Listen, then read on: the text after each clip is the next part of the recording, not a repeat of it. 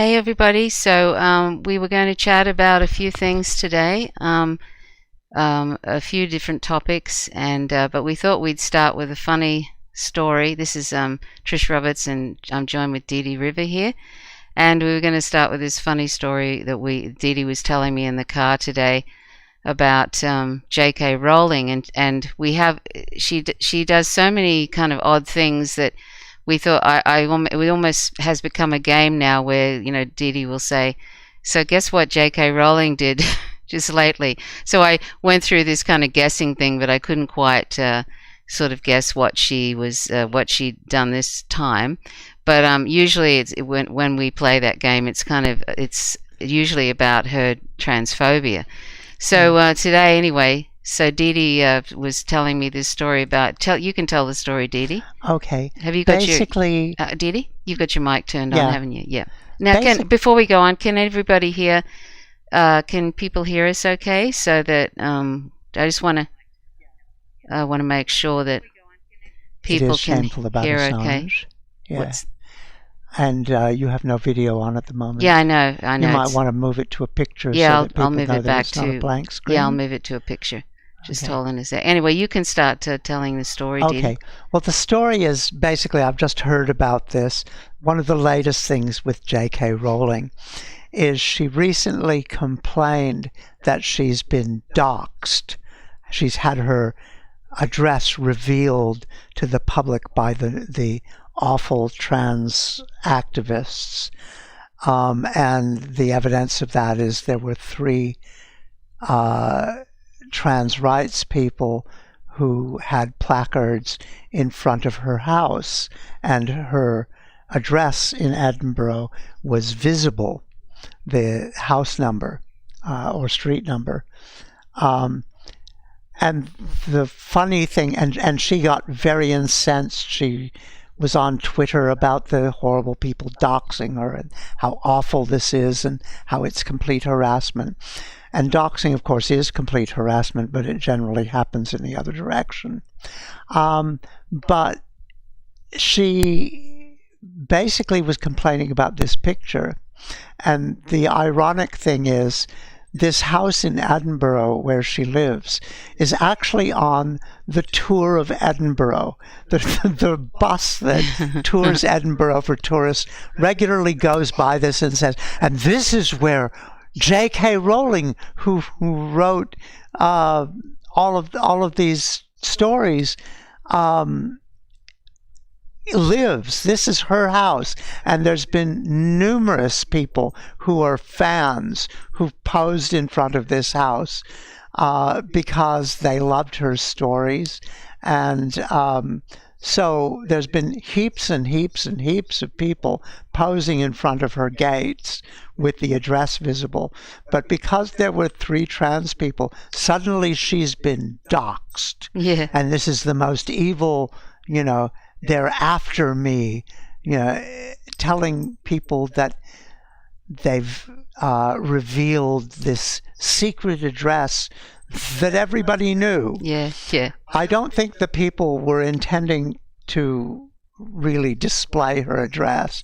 I think they just wanted to have a picture of them in front of J.K. Rowling's house, because everybody knows it's J.K. Rowling's house, and everybody knows where the bloody house is. Yes. She actually owns apparently several houses, but this is the one in Edinburgh. Yes. And this is the kind of famous one that everybody knows.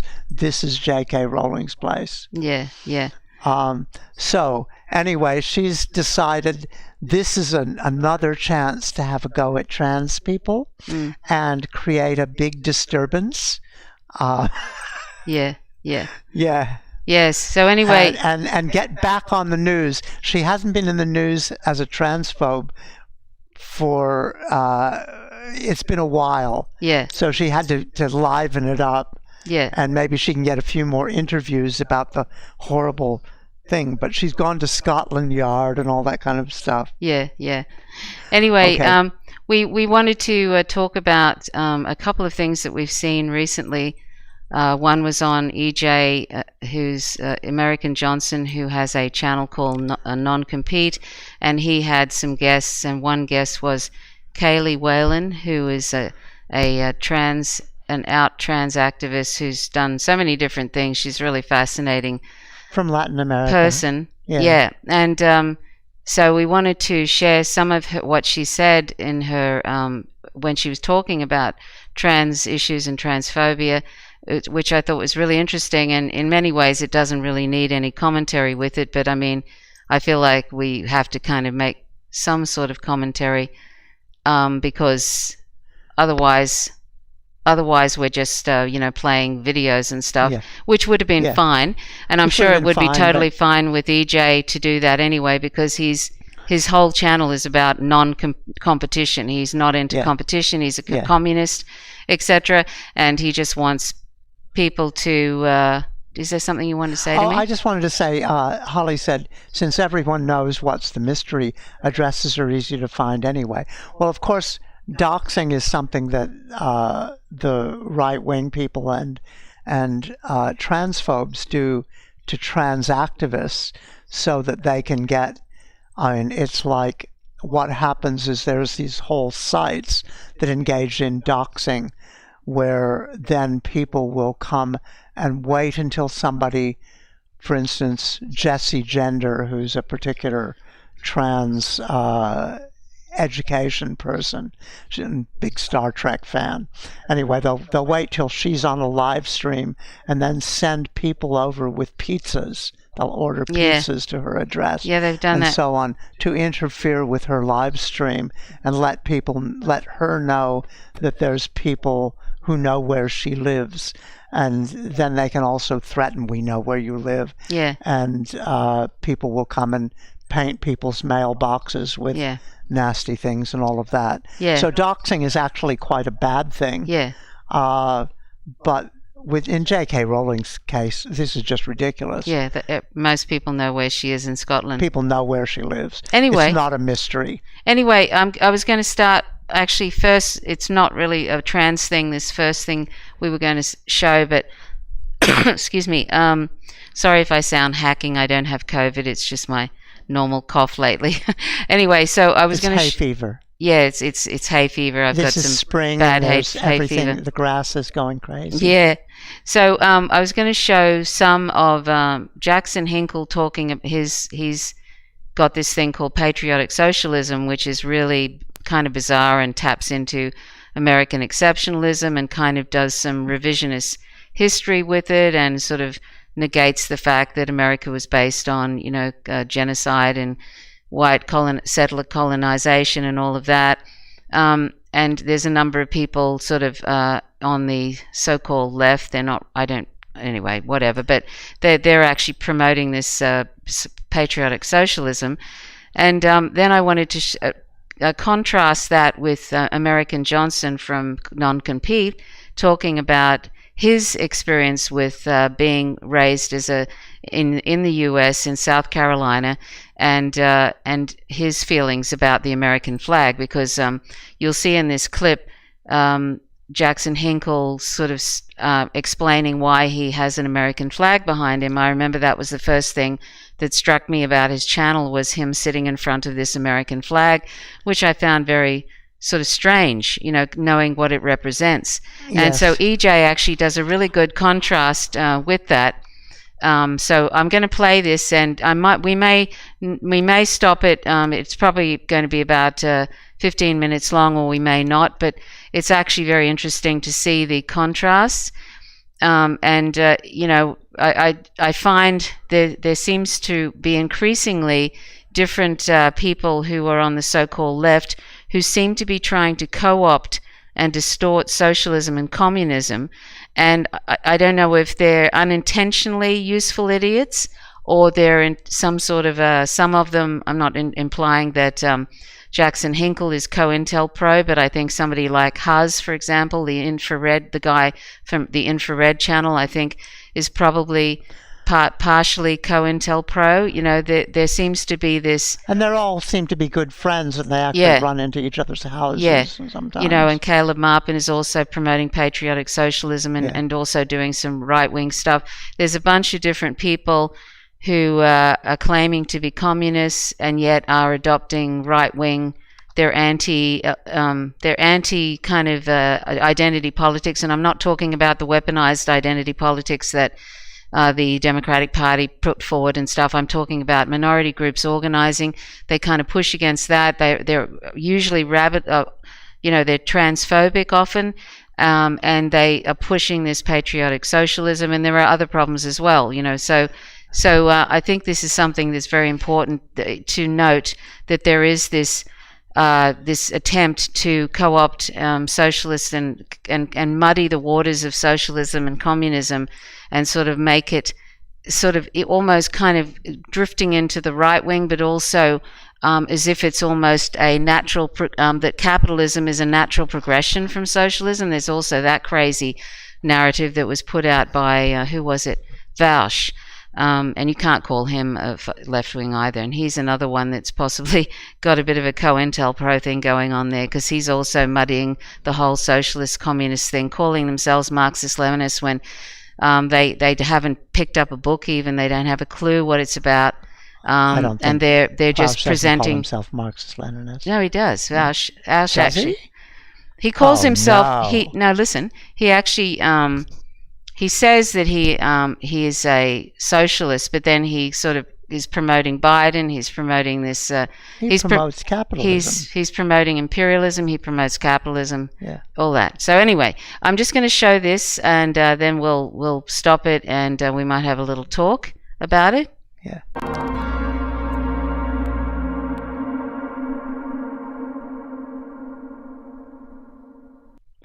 Vaush is a piece of work. Jesus Christ, why are there so many comments about the American flag? I'm very much a patriot. For all of you that are just like, oh my God, burn it down, burn this country down. First of all, I just don't agree with it. But second of all, like, if you actually think that that is the type of strategy, that's the wording, that's the verbiage that you think is going to convince working class Americans to join on with your movement and to believe in a movement to fix this country, you got another thing coming. Socialism isn't about like tearing this country down or anything like that. Socialism is about using the mechanisms that we have in this country to build a 21st century socialism that is based on a history of American progressivism that will actually help this country and help the working class people in this country, which is the overwhelming majority of this country. I believe in patriotic socialism because I want to help people. Socialism is about improving this country and improving the lives of Americans. And if you don't see that, again, I encourage you to maybe broaden your horizons, open your mind a little bit. I think the topics in question are so-called American patriotic socialism and the idea of land back or decolonization or indigenous liberation. Both of these subjects have really blown up on Twitter, in live streams, all over the internet, all over the leftosphere, whatever you want to call it. Marxist-Leninists are arguing about it. Anarchists are arguing about it. It's just really become a big thing. These two topics are very related, I think. And it's funny because the camps that are forming, it's like the Venn diagrams of people who are considering themselves American patriot socialists and who oppose land back and decolonization seems to be more or less a circle. So this brings us to the subject of American patriotic socialism. There's a new, I guess you could call it a movement with certain corners of the left of United States of American communists, some anarchists, who believe that we should try to take over the symbol of the USA flag and other symbols of the United States of America. They claim that American patriotic socialism is rooted in the people of the United States of America and love for the working people of the USA. And they look to examples of great American socialists and liberationists like John Brown, Fred Hampton, the martyrs of the Haymarket massacre. There's like all these American, and I agree with you. There are a lot of great people in United States of America history who did great things and worked very hard and sacrificed their lives for the people, for the working class, to liberate people who were oppressed in the USA. Some of them used the United States of America flag, or at least have been like photographed with them and such. And so these American patriot socialists say that what we need to do is take command of the imagery of the United States of America flag and all the other symbols of the USA. And that's the best strategy forward. for creating and building a successful communist movement in the USA. I feel like I've seen too much to hold this view. I've lived in Vietnam, again, since 2013. I've been to the War Remnants Museum. I've been to the Cu Chi tunnels, where they bombed every square meter of that entire region. Just bomb after bomb after bomb. I've seen the after effects of napalm, where there's, still entire villages that have just been leveled. I've seen Agent Orange victims on a daily basis in cities like Ho Chi Minh City. I've seen the eyes of an old woman in Hanoi who told me that when she was a little girl, she was walking to school and she saw one of her friends and she saw a dog on the street. Little kid, these are little school kids. And a bomb dropped. There was a flash, loud sound. She was dizzy. And the next thing she could see was just, I'm sorry this is graphic, but there were just pieces of flesh and blood all over the place. And she didn't know, she said, what parts were her friend and what parts were the dog. I've spoken to Luna's family members. Her grandfather died in the Tet Offensive in 1968. His body's somewhere in the South. She's never been able to go to his grave. Something we were going to do this year, except we couldn't because of COVID lockdowns so far.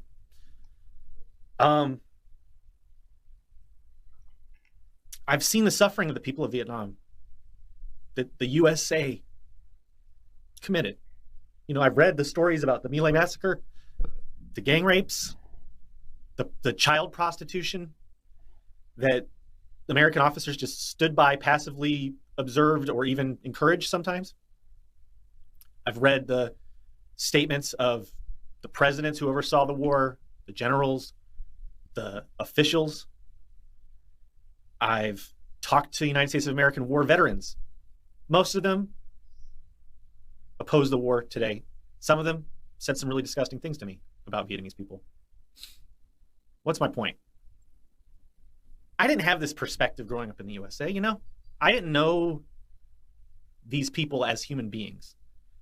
They were abstract. I had textbooks. I went to the library. I read a lot of books about war when I was a kid. I was kind of into the military and stuff like that when I was a kid. I remember when I was in elementary school, the first time I saw the picture of the little girl who was the napalm victim. They were all running in terror and the look of horror on her face. She wasn't wearing any clothes. I was a child when I saw this, and it just shocked me so much. And I read the little caption underneath that photo, and it said that the USA had attacked her village, and that's what she was running from. I don't know how old I was, 7, 8, 9 or something, but that picture has always been with me.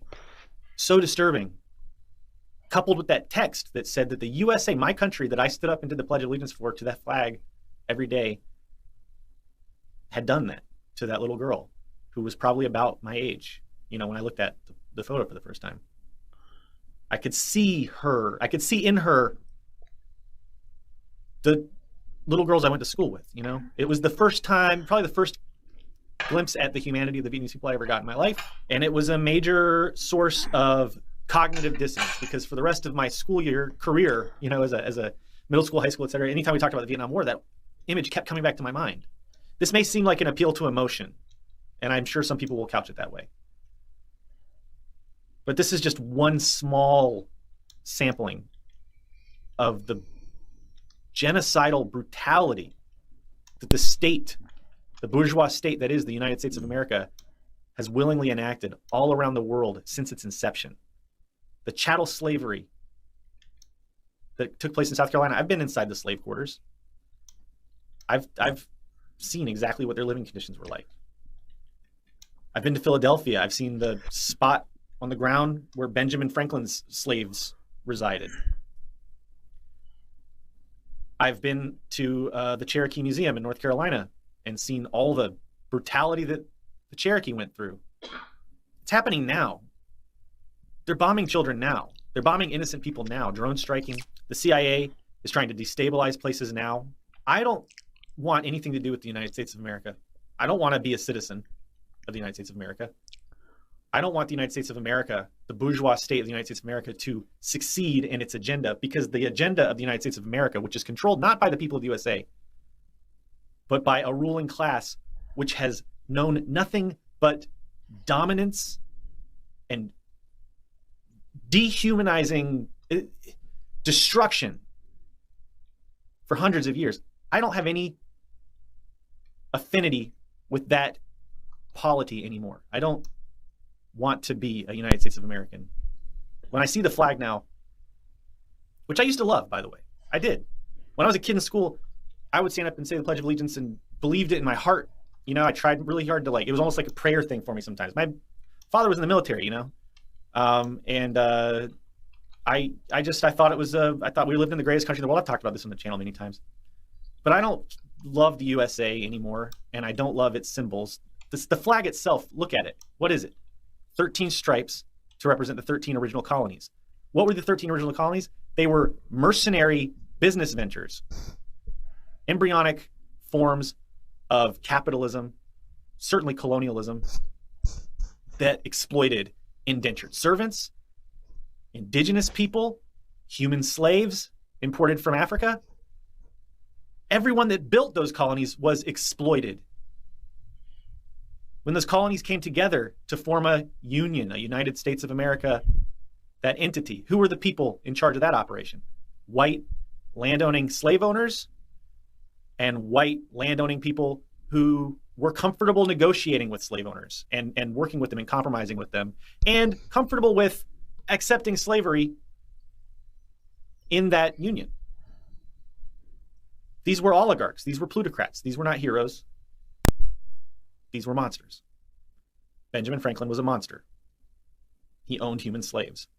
Thomas Jefferson was a monster. He owned and, you know, sexually exploited little girls that were human slaves. These people, I don't want anything to do with them. It goes beyond ideological difference. It goes deep into the darkness that human beings are capable of. And I want nothing to do with them. Now, the symbol resonates, right? Americans love the flag. We love the flag. I did when I was a kid. I'd already said that. So perhaps it's a great strategy to drape yourself in the flag. Maybe put an American flag on this shoulder, hammer and sickle on this shoulder, big anarchist symbol right here. March out there and say, hey, comrade Americans, I know you love America. Check out this communism stuff. Now, for one thing, anyone that loves the American flag so much that it's going to have like that kind of emotional impact on them, they're already going to be conditioned to run the other way when they see symbols like a hammer and sickle or an anarchist symbol. That doesn't make a lot of sense to me from like a marketing and design strategy. I do have a background of those things, but take that or leave it. That's not what's more important. What's more important is this. What's the chief barrier that's standing in the way of class consciousness in the developed imperial core, especially the USA? False consciousness. False consciousness. Hegemony. Capitalist hegemony. American hegemony. Most working people are so steeped in capitalist and American hegemony, and not just in the USA, by the way, because American hegemony goes all around the world. There are people here in Vietnam I've met who are subject to the false consciousness of American hegemony. And they believe a lot of lies about the USA. That's been falling apart a lot because of COVID, and COVID's been unworking a lot of that hegemonic dominance because people in Vietnam can see what's going on over there and realize how fucked up things actually are. But anyway, in the USA, there's still a lot of false consciousness related to the myth of the United States of American Empire. How do we dissolve false consciousness? It's not with more false consciousness. It's not with lies. It's not with deception. It's with the truth. There's too big of a contradiction to say, I love the American flag with all of its symbolism of, oh, by the way, not just the 13 stripes of the original colonies, but then the 50 stars, which represent every piece of stolen land, including that 40th and the 49th and 50th, which represent, you know, Alaska and Hawaii. Go ask the indigenous people of Alaska or Hawaii if they want to be represented by one of the stars in this flag. Go ask Silver Spook. who's got a YouTube channel and Twitch channel, Indigenous Hawaiian, you should definitely go see what Silver Spook has to say about that. It's a symbol of colonialism. That's all it is. It's a symbol of subjugation, dominance.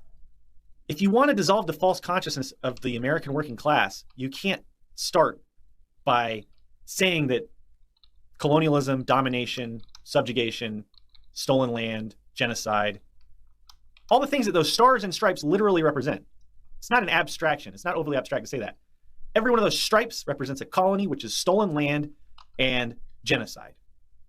It's a direct one-to-one comparison. You can't separate it out. You can't filter it out.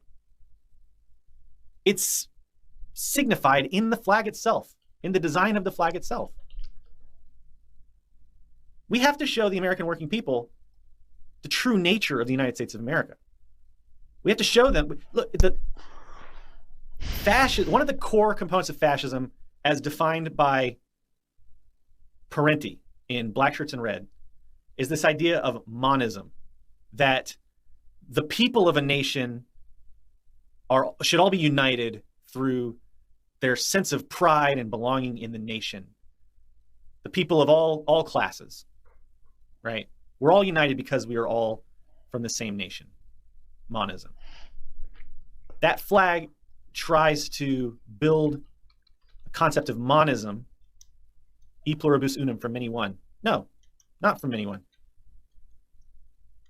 From many, one ruling class of the bourgeoisie, the former slave owners, the white supremacists, and then the rest, the many. The many are the workers, the many are the slaves and the descendants of enslaved people, the undocumented people who have no protections or rights, the indigenous people who have just been slaughtered, had every treaty we've ever had with them broken, treated like garbage on their own land, you know?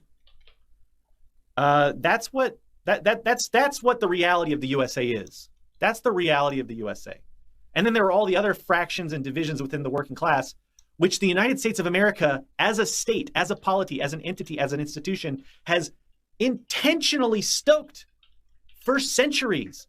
The state built police forces to catch slaves. The state built police forces to bust up unions and immigrants who were trying to collectivize in their workplace. The state built genocide apparatuses to cleanse the land of indigenous people, send them onto other lands, and then break treaties over those lands and send them all over the place, separate them, destroy entire civilizations. That's what the state has done since its conception. And that flag represents the state of the USA. There are so many other symbols that we could use. Powerful symbols. Symbols that could resonate. That don't come from a genocidal elite class of plutocrats who have lied to, fractured, aggressively attacked the working class, the proletariat of the USA since the very beginning. I believe in anti-patriotism for the people of the United States of America. Now, my partner Luna has a great video on nationalism in colonized nations. Ireland, Vietnam, Hawaii, et cetera, et cetera, et cetera. I will put a link to that in the description.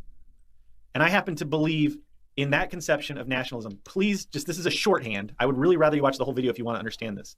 So if you just go and comment in the comments about what I'm about to say, and you haven't watched the video, I'll know, because she explains it very, very well. But the basic idea of like indigenous liberation or indigenous nationalism is self-determination and autonomy within your nation, which was essentially stolen from you by colonizers, such that you can build up your own people and restore your people back to the way they were before they were attacked by colonialism, bring them back, into our current age, with an eye towards internationalism and eventually dissolving all boundaries and borders and creating an international community without national divisions, right? So it's a dialectical process where first we have to, and Marx said this in the Communist Manifesto, we have to first settle the matters with the bourgeoisie in our own nation, and then we start working towards internationalism. So that is a form of nationalism that I'll let Luna describe in her video if you want to learn more about that. Let's talk about nationalism in colonizer countries, in the imperial core. Now, how this applies to Europe or, like countries like that, I'm not even going to begin. I mean, I know a little bit about Ireland stuff. I'm going to talk about the USA. And this probably mostly applies to Canada too. Maybe even Australia. I don't know enough about Australia. But in the imperial core of the USA, I am an anti-nationalist. Because the United States of America is a prison of nations. Indigenous nations, black people who were taken away from their land and they now have no conception of their own histories. They are in the prison of nations. I don't want the United States of America to exist anymore. I don't want to have that nationality. It's an albatross around my neck. I want that nation, the United States of America, that colonizer nation, which began as a brutal collection of mercenary business ventures that then grew into an empire, which terrorizes the world. The largest terrorist organization in the history of the world is the United States military.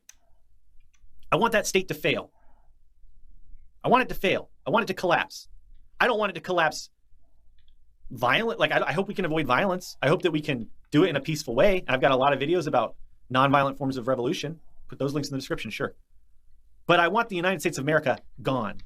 I don't believe that you can just start pulling the levers of the state and transition something that has been only ever built and designed for mass oppression. I don't think that we can just resurrect that. I just don't think that. And I don't want those symbols around anymore. I want them gone. I'm saying that as somebody who grew up loving the United States of America. Don't anymore. I want them gone. I am a defeatist as far as the USA goes. Because the USA exists as a fiction. Everything about it is a lie. And it's not a nation of the working people. It's not a nation for the working people. It's a nation of oppressors and capitalists and murderers, mass murderers. Pure and simple. That's all it is. I'm a defeatist of the United States of America. I'm an anti-patriot. I'm an anti-nationalist. I'm only a nationalist in the sense that I believe that the nations which are currently confined in the prison of nations that is the United States of America deserve their own autonomy and self-determination. And that brings us to the subject of land back and decolonization. Now, this is something that I'm not going to get into in detail, but I really, really encourage you to read the article that I'm going to put in the description and in the pinned tweet.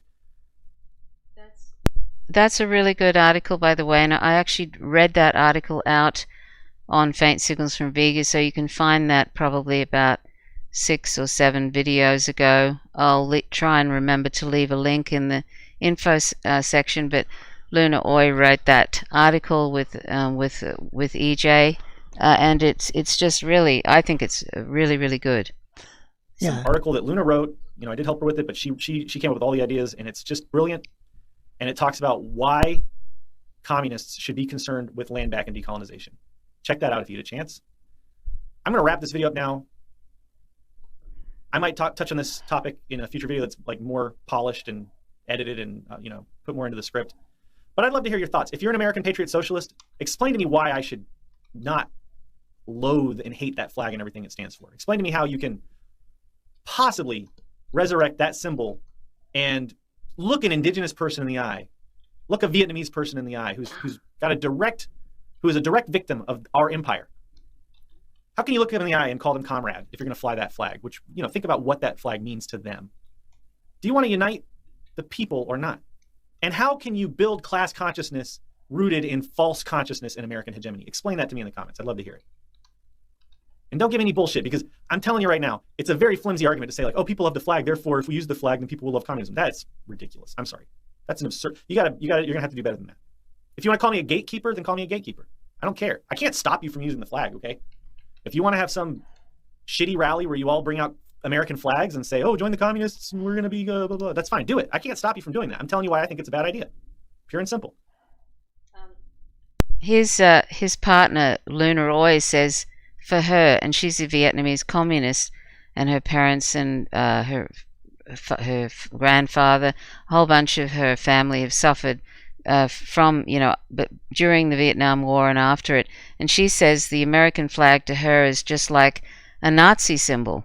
That's how she feels about it. And I'm not going to trust you if you use that symbolism. I'm not. Luna's not. Every indigenous person that I work with is not going to trust you if you use that symbol. Most of the black people that I talk to do not want you using that symbol if they're socialists and communists and anarchists. Of course, there are exceptions. You could probably, go out and cherry pick your examples, but I don't want the flag of the USA to fly over any territory on earth. That's a dream come true for me. Take down that flag, raise the black flag of anarchism, the red flag of communism, proudly. But the USA flag's got to go. That's it. I'm EJ. Thanks for watching. Bye. So about, and speaking of Nazis, during the in 14, Canada and the US and another country, I can't remember which one it was, actually refused to denounce Nazism. That was in 2014, and I think that's been the case since. So I mean, that tells you a lot of what we already know about the US, and also that the US has the 14 defining characteristics of fascism. Anyway, so there was a lot did of you support for the actual fascists? Yeah. Before they actually went into the war, there was debate which side they would go on. Yes, that's right, exactly. And they came in at the last minute, didn't they? Really, Yeah. when they sort of felt like. Anyway, but you've grown up in the United States, Dee Dee, hey, and you had to do that whole Pledge of Allegiance, didn't you? And you refused to do I think I it. had a really formative experience when I was young. I was probably about 5, and somebody had this little American flag on a stick. It was one of these tiny little things, and they gave it to me, and they said, "I bet you can't break this stick." And I thought, Really? I can break this stick. It's just a little stick. I was just a little kid at that Yeah. point. And so I just took it across my knee and broke it. And the person had an expression of horror, and they went, "You broke an American flag." Really? Yeah. Why did they say, "I bet you can't break it," and then when you do it, then they get horrified? That's Well, I don't so know. weird. I have no idea. Yeah. I mean, I was 5. I didn't know Sure. what this was about. But it just struck me that, what do you mean? You said you bet I couldn't break this little stick, and all it is a bit of, I don't know if it was cloth or plastic on the stick, and I think that kind of I realized that this was something that these people were making a big deal of, and I think partly because I missed a lot of early school type stuff. I didn't get quite as indoctrinated, and I remember thinking, this Pledge of Allegiance thing is crazy, and I used to not stand up for the Pledge of Allegiance. I just thought, no, I'm not going to pledge allegiance to a flag. Yeah. Yeah, this is stupid. And I wasn't very popular at school, needless to say. But like growing up, I think by the time I was 14, I was very aware of the Vietnam War, and thinking, what on earth is this country doing, going to the other side of the world? Yeah. To kill people who were living in small villages. Yeah. Yeah. Who are absolutely no threat. Yeah. There's no way that somebody who is living in a small village in Vietnam and planting rice and harvesting it is a threat to the United States. Yeah. I thought, what the hell is going on? They're sending all these people over to kill that. And of course, by the time I was sort of 15 and 16, I was very aware of the My Lai thing, and I was working with the draft resistance and putting out information. And Dee Dee was a little doing bit all later, I helped smuggle deserters into Canada. Yeah, and you were doing all good things. Doing that kind of thing. I was very into the anti-war movement. Yeah, and belonged to the resistance. Yeah, which at that point, the resistance had a red and black symbol. It was a black omega on a red field, and that was kind of like anarchy, but omega is the electrical symbol for resistance. Oh, yeah. Yeah. Yeah. So that was our symbol, and we worked against the draft and encouraged people to become declared non-registrants and help people desert from the military. Right. And get out of the U.S.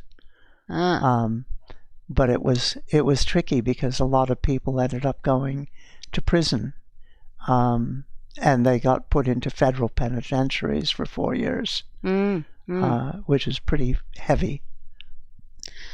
This person's determined to troll. He's come back as another. He's stupid.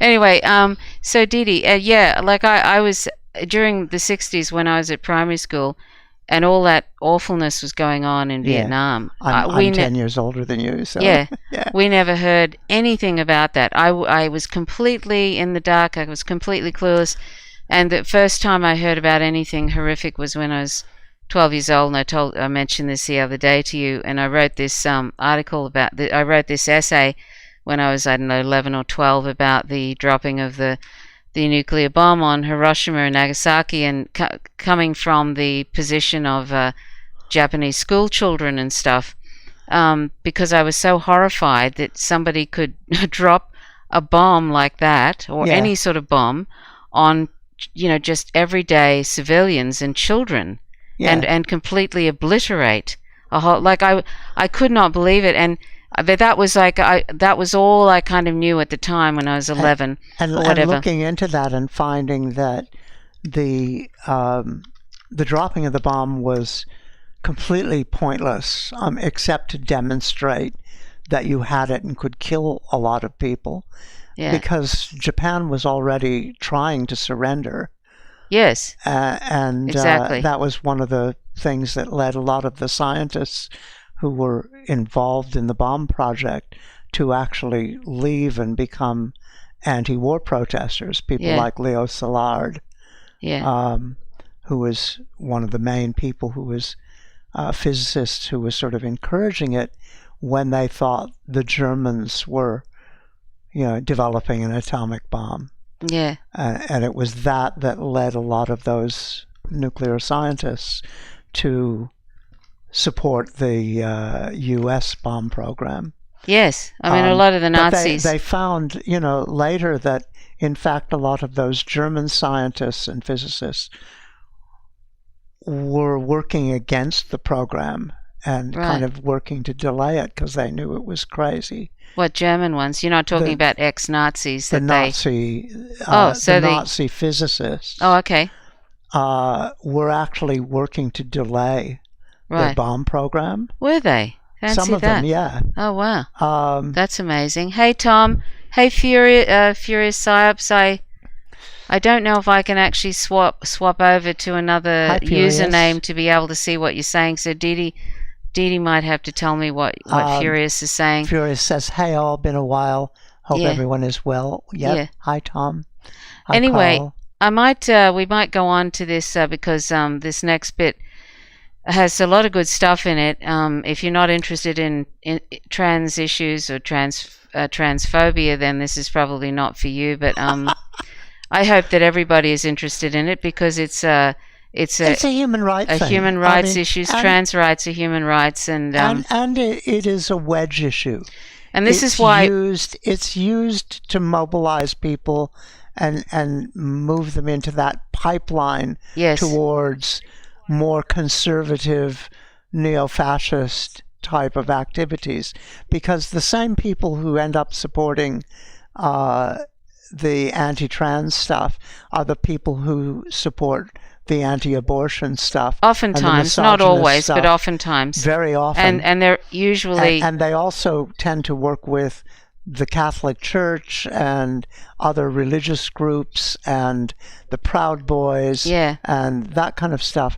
I mean... A lot of TERFs link arms with the Proud Boys, and TERFs being trans exclusionary radical feminists. We don't consider them radical feminists. They're not feminists just call them... All. No, they're not feminists at all. We consider them just transphobic people. But they oftentimes link arms with very, very right-wing and Proud Boys, that kind of thing. Yeah. It's and now so transphobia is being used as a kind of a pipeline to this fascist thing, and we all can see, in particular the United States, kind of really, really not the UK almost not worse than cantering the US. anymore towards fascism. It's galloping towards fascism. Yeah. Overt fascism. It's already got fascist elements, of course, but overtly fascist. But anyway, we'll go on to this, and I don't know if there's another topic in there. There might be actually a thing with Rogan and the guy who does the Surf Times interacting, and we may want to stop and do that. But anyway, I'll just continue on here. Yeah. These are just a couple of... Racist, xenophobia, impunity for killer cops, mass incarceration, ICE raids, and checkpoints, left-right ideological convergence to erase blackness are all part of the racial management process that still enjoys majoritarian support in the U.S. American exceptionalism and American innocences focus on the insidious and corrosive impact of white supremacy throughout the book is a necessary and valuable corrective to the growing tendency toward marginalizing the issue of race, even among left forces. The reason I was playing this bit is because Ajama Baraka in this book, he did part of the forward, and he was talking about how there's this effort to excise identity politics, and I'm not talking about the weaponized version of identity politics. I'm talking about people, minority groups organizing, trying to excise that from and just focusing on a class reductionist sort of thing, and trying to basically get rid of, and sort of. It's basically. Hang on a sec. Can we just watch the end of that? But I just wanted to sort of basically say that's an effort by the left. I'm not talking about the. I'm talking about some on the left to kind of get rid of identity politics, and as if that's not inextricably linked to class, right? Yeah. Anyway, I'll just continue this. The guise of being opposed to so-called identity politics. Centering the role of white supremacist ideologies and its connection to American exceptionalism and innocence, Servant and Haifong argue that communities and activists will be better positioned to dismantle them. American exceptionalism and notions of U.S. innocence not only provide ideological rationalizations for colonialism, capitalism, empire, and white supremacy, but also a normalized theoretical framework for how the world is and should be structured that inevitably makes criminals out of the people opposing U.S. dominance within the nation and abroad. Accusations of being un-American usually come as a knee-jerk response to criticisms of U.S. domestic and foreign policy. They are themselves a manifestation of American exceptionalism. To be un-American is to insult everything that is mythologically great about the American nation-state, such as democracy and freedom. This framework assumes that the U.S. is beyond criticism, or that its supposed flaws are mere shortcomings, imperfections, or stains that can be washed away. To be American is to be loyal to the nation, regardless of the exploitation and oppression that lies at its foundations. Anyone who believes otherwise, the argument goes, doesn't deserve to live in the exceptional land of the free and the home of the brave. To be called un-American, then, is to be delegitimized by those who have, or believe to have, vested interests in the preservation of American exceptionalism. Many avoid being labeled un-American by remaining silent about war, poverty, racism, and the many ills that U.S. imperialism inflicts upon the world. Some activists have even suggested that approaching people from where they are by appealing to American exceptionalism will help recruit more Americans to the cause of social justice and transformation. If Americans believe democracy and freedom are worthwhile goals, we are told, then these sentiments should be utilized in service of the development of a more just social order. We believe that this is a monumental error in political thought and action. It not only assumes that the American population, especially the oppressed, primarily identify as American and will identify as such for the foreseeable future. So, that's sort of a commentary, even though that was actually written 3 years ago now, I think. That's actually sort of backs up that whole thing against this idea, this kind of ridiculous. I mean, I don't know how people come up with these things. I honestly don't. Patriotic socialism. I seriously don't know how anybody could think for a second that kind of loving the American flag and kind of basically mushing American exceptionalism in with socialism is just like oil and water. You know what I mean, Dee Dee? Yeah, it's just sort of absolutely. like crazy. Yeah, there's I'm so sorry. little. I mean, they're almost opposed notions. Yeah. And the kind of authoritarians and neo-fascists and so on have already co-opted any kind of nationalism and all of that nationalist propaganda. Yeah. They've co-opted it, taken it, and use it for just to promote the same their fascist ideas. I mean, it's like you listen to that whole. I hear when I hear like USA, Yeah. USA. Yeah. I mean, it's worse than Sieg Heil. Yeah, yeah. You know, really, it is. Well, you know what? It's You know a what? mindless chant. You know, I don't even. That is just Yeah. and it's violent. Yeah. The way they do it. I was just sort of the whole thing. This trying to hold on to that flag, right? While you're supposed to be a Marxist-Leninist is so. It's so bizarre to me. You know, these people Well, who it are moves against any kind of internationalism too. No, but it's sort of, but it's weird in that, I've kind of lost my thought. But anyway, it's basically, it's almost like because the people, you know, the United States is one of the most propagandized people on the planet, right? Sure. And that whole indoctrination, the whole flag, Pledge of Allegiance and all of that, right, is so, it's almost like, it's like a prayer, like EJ said, it's like a prayer. And it's like after a while, people start to see the flag as almost like a deity, Well, Didi. I mean, It's almost like, you know what I'm saying? I pledge allegiance to the flag. Yeah, that's right. And God is mixed in with all of Yeah. it, right? God and the flag. And I feel like under God. And so with people that have been so indoctrinated, right? Yeah. It's so hard for them. It's like, I'm sure with EJ, right? You can see that it makes him incredibly sad that the country he was brought up in is such a shit show, right? Yeah. It's such a fascist and oppressive shit show, and it's actually it's helping destroy the world and bringing people to a kind of helping bring the planet to an ecocidal end, right? Yes. And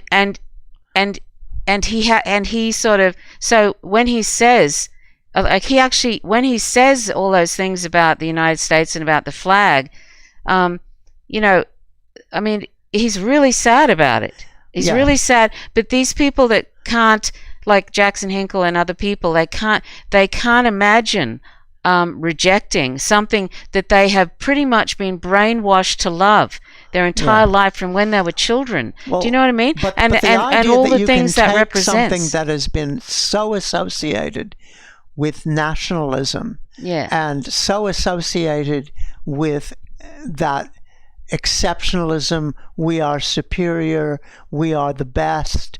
I mean, we've got the best healthcare in the world. Oh, come on. Look at the disgusting state of healthcare. Do you know what I mean? But they will say that unironically, that they have the best healthcare system in the world. I'm not sure for whom. Maybe if you are rich enough, you know, you can buy some specialist doctor, you know, for your treatment, but it doesn't apply for most people. And it has been so associated with movements like the Proud Boys, like, you know, all of these, like the white Christian Minutemen, all of these militia types and stuff like that. They all kind of have this thing with the flag. The what's the name of that stupid, the Q people? Yeah. The QAnon people. Yeah. I mean, well, like, you know, QAnon when we drive around, is so linked to the American flag. Trump is so. I mean, you look at Trump or almost any politician these days, and it's just Behind them is a sea of American flags. They can't have just 2 American flags. No, they've got to have 20 American flags. Yeah, we often joke and say, I don't think they've got ridiculous. I don't think they've got enough flags there. They could at least squish another couple in there. But Didi, you know, when we're driving around Australia, right? Yeah. When we're driving around town and everything, you might be lucky if you see one Australian flag, and we sort of say to ourselves, "Oh my God, what is wrong with that person?" Yes. Honestly, because that to us is really abnormal to see somebody with an Australian it looks flag. Dangerous, actually, to me. What? From my standpoint, coming from the U.S., it looks dangerous. When it does. For me, Australian flag up, I think, what the fuck? You know, why are they doing this? I thought we were better than this. And we often joke and say that's just to remind them where they're living, you know, because you know, you'll only see 1 or 2, and we often think that to us is an unhealthy sign. Yeah, and when you see people putting flags up. Nationalism with the whole Anzac thing. They've been doing that, but Australians don't really. They don't really take it on. We're not very big lovers of governments, being a lot of people are convicts, you know, they're descendants of convicts, and so or migrants. So we don't have this. We're not really big on the kind of that sort of nationalism. But you can see we have neo-Nazis in the country, and they're actually joining with a lot of anti-vaxxers. Usually they go together in this country anyway, and I've noticed in the US too they do as well. And you'll have a lot of neo-Nazis infiltrating different and exploiting different kinds of movements to create conflict and stuff. But anyway, we're getting off the particularly Melbourne with the Antipodean resistance and groups like that, which are kind of pretty explicitly neo-Nazi. They're trying to do their best to sort of turn this country into like a fascist shit show too. The gun lobby are been putting in tons of money to try and overturn our gun laws so that we can all have automatic weapons. They can't use Australia as an example of why gun control works. Anyway, I was going to show this next bit, which is Jackson Hinkle. Now this is what I'm talking about that usually the same people who are for patriotic, in quotes, patriotic socialism, which is just really American exceptionalism and a thin veneer of socialism on top, are also often anti-identity politics. And I'm not talking about the weaponized one. But I'm talking about real organizing of minority people. They're often against that. And so identity politics is really about, there are identities which are identities of oppression. They've been created. It's just like white was created as a counterpoint to all those other people, those bad people of color, and that was put on people to the extent that, like, the U.S. has the 1-drop law, 1 drop of dark blood and you're a darky, that sort of thing.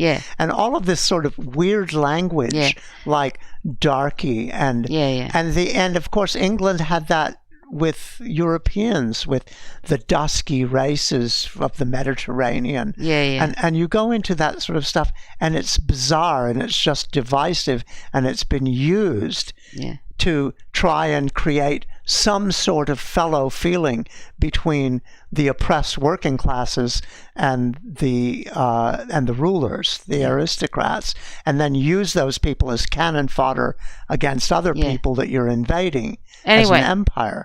Can I just go on just for a minute? With sure. It's just that it's getting off we have a lot it's to get. It's a little bit off the topic, but it's not. We have to get through a lot though, darling. Okay, it'll only be a minute. All right, go on. Okay. Yep. You have these identities of oppression, where people have been identified as, black or whatever to oppress them, or identified as queer to oppress them. And ultimately, after a while, those people get together around that identity and say, no, we're not going to be oppressed, and they become identities of resistance. But really, honest to God, you look at something like race or ethnicity, and there's so much intermixing of people that it gets almost stupid. We're really just people. Yeah, sure. And gender too. I mean, it's like we're really just people. I mean, you can see things through these gendered lenses, which you've got the pink filter and the blue filter, for God's sake. Yeah, but you move a little way away from that, and we're just people. Yeah. And it's all just human diversity. Anyway, go on. Yeah. So now I can't remember this. We've been meaning to do this. This is Demon. We've been meaning to do this live stream for at least like 2 weeks, and so I've forgotten what exactly is said in this. So if it's not really particularly relevant, I might skip. I think this is Jackson Hinkle talking about people who are nurses and so on aren't working class. Then he retracted that. Which is ridiculous. Yes, as being a former nurse, I can tell you it definitely is working class, and we didn't get paid much. But anyway, so I'm just we'll play some of this, and if it doesn't seem very relevant, I'll just give it a skip.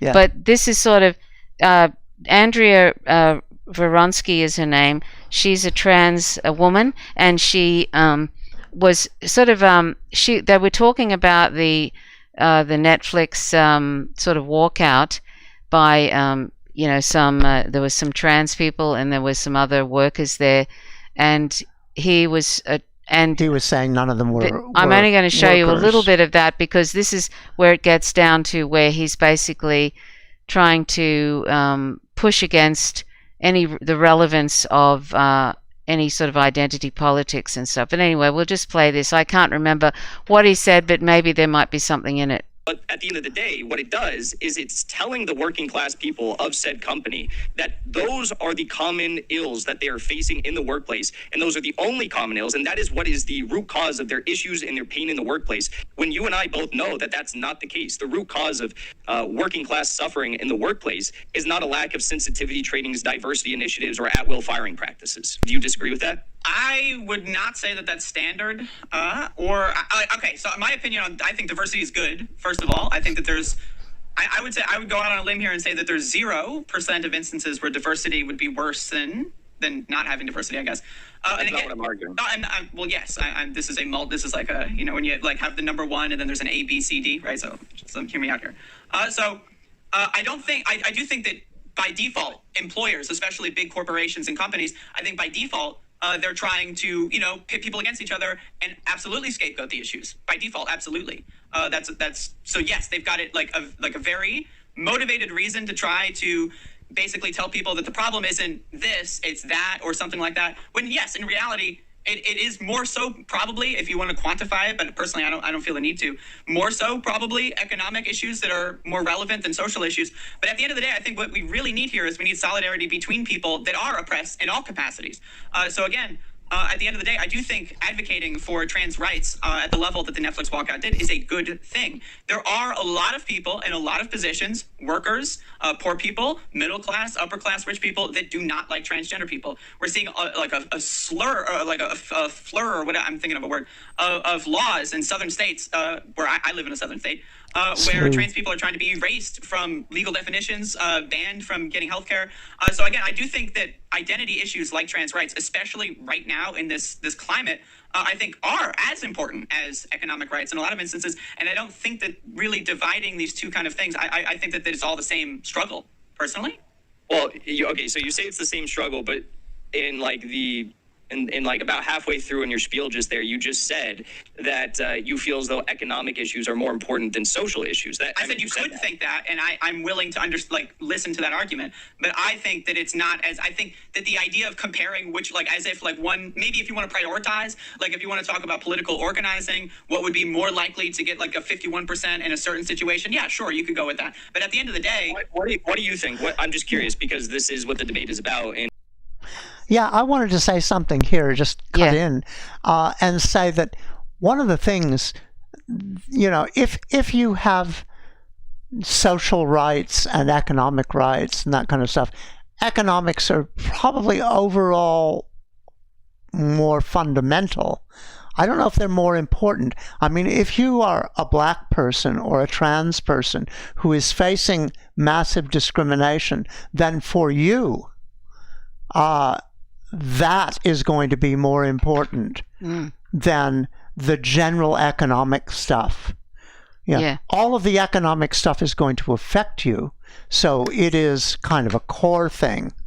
But on top of that, you're being shat on and treated badly and killed in the street and that kind of stuff because you're black or because you're trans or whatever.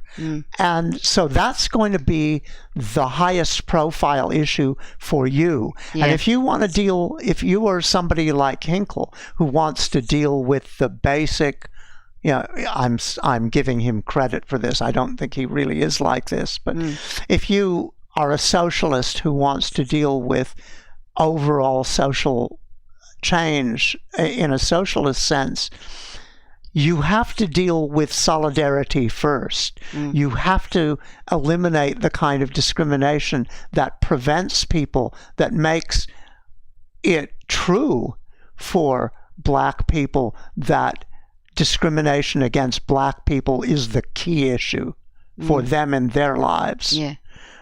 Because if that is actually the key issue for you, if that stops you from getting decent jobs, if it stops you from getting housing, if it has you mistreated, if it has you dumped shit on all the time, if it has it so that police will arrest your kids, will shoot you for going for a mobile phone and kill you, then that's going to be the essential issue for you.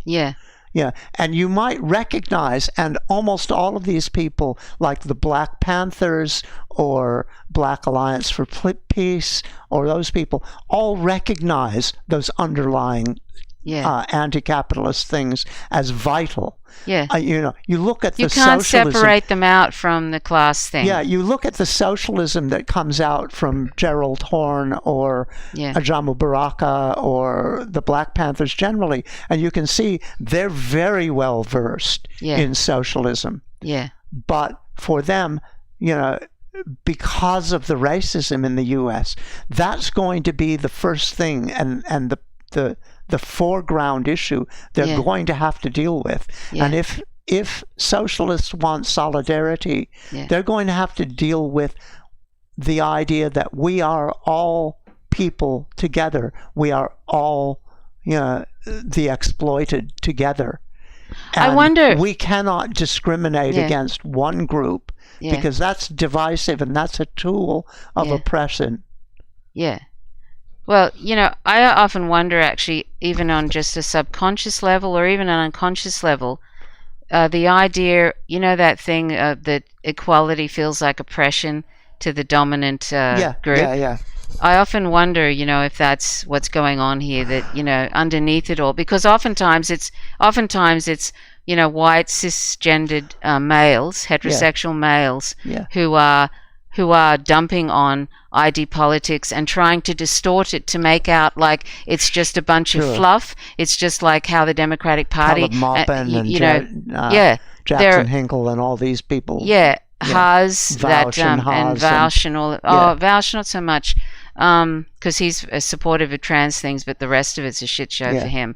But but it just sort of feels like. To me, it feels like there's probably underneath it all, there's that, but it's also this shut the fuck up, Didi. It's like, shut the fuck up. It's not relevant to me. I'm a white person, and I want this. So it's once again the whole, you're not relevant because you're minority groups and stuff. I'm the relevant one, and what I want is going to happen.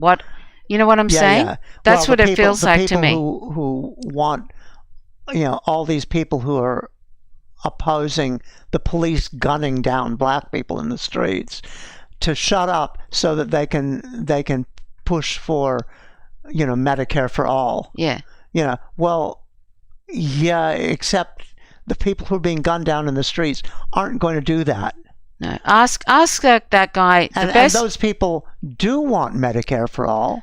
Yeah, exactly. But But ask that guy Kareem from Bet Media, who was on the Revolutionary Blackout thing. I actually posted a video of theirs, and he does this great. It's really great. I could never talk like that about that issue, but he's from Iraq, I think, that guy, and he says this most amazing spiel about what is wrong with this whole this attempt to excise ID politics from the class thing and making out like it's irrelevant. That's just he does this, not wanting to deal with your discrimination. Yeah, he does this great thing, and if I can find it, it's probably about 7 or 8 videos ago. His name's Kareem. I can't remember his last name. You probably know it, Holly. Anyway, so he did a great spiel about that, and I think everybody should listen to it. I had some pushback from that too. People that I don't know. There's this sort of right wing.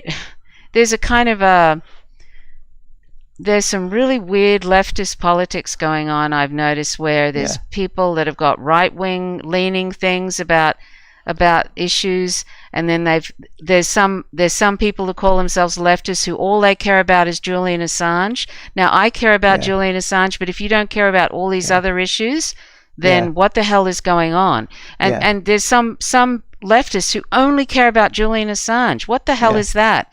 So anyway, and what's going on with him is absolutely appalling. Solidarity and have discrimination between groups. Yeah. That discrimination has been put in. That discrimination has been created by the ruling class to divide people. Yeah. And we can't let ourselves be divided. And when I say we can't let ourselves be divided, I don't mean that we should ignore the discrimination. That's not the way to move towards solidarity. Yeah, but you know, we can walk and chew gum at the same time. Yeah, but we can deal with equality, which is what we all want. Yeah, that's right. And deal with the class issues. Yeah. Yeah. I mean, liberation for all beings. I mean, I wish that included non-human animals too, by people going vegan, but that's another story. But liberation of all people, that's what Ho Chi Uncle Ho talked about. Luna Oy mentions that. Yeah. And I mean, so where that includes all people, and if we're not intersectional about that, there's people that sort of say, oh, all this ID politics, it's actually distracting. It's distracting. Look who are the people that are saying that. Yeah. Just look at those individuals. They're the people who are not in those groups. And see. They're the people who are in the privileged groups. See the other things that they're saying too. So I feel like there's two problems. There's many problems, but there's 2 problems that are going on right now.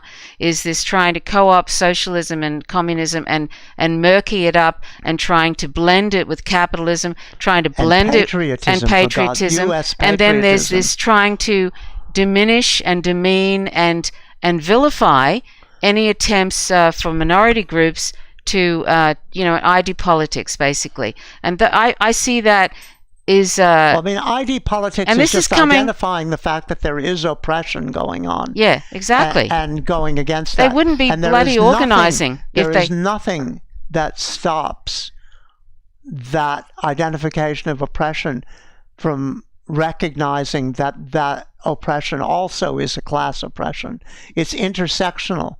That's where, we need those intersectional understandings that one of the major ways people of color are oppressed is by keeping them in the lowest realms of economic class. Yeah. That needs to stop. But don't you find that it's fascinating? I find this fascinating. Yeah. That here we are, supposedly people on the left, trying to once again marginalize groups that are marginalized by the Democratic Party and the GOP and all of that. They don't give a shit about oppressed people. They're quite happily oppressing them and stuff, right? Yeah. And exploiting their identities too. Yeah. Pretending like they are for those people.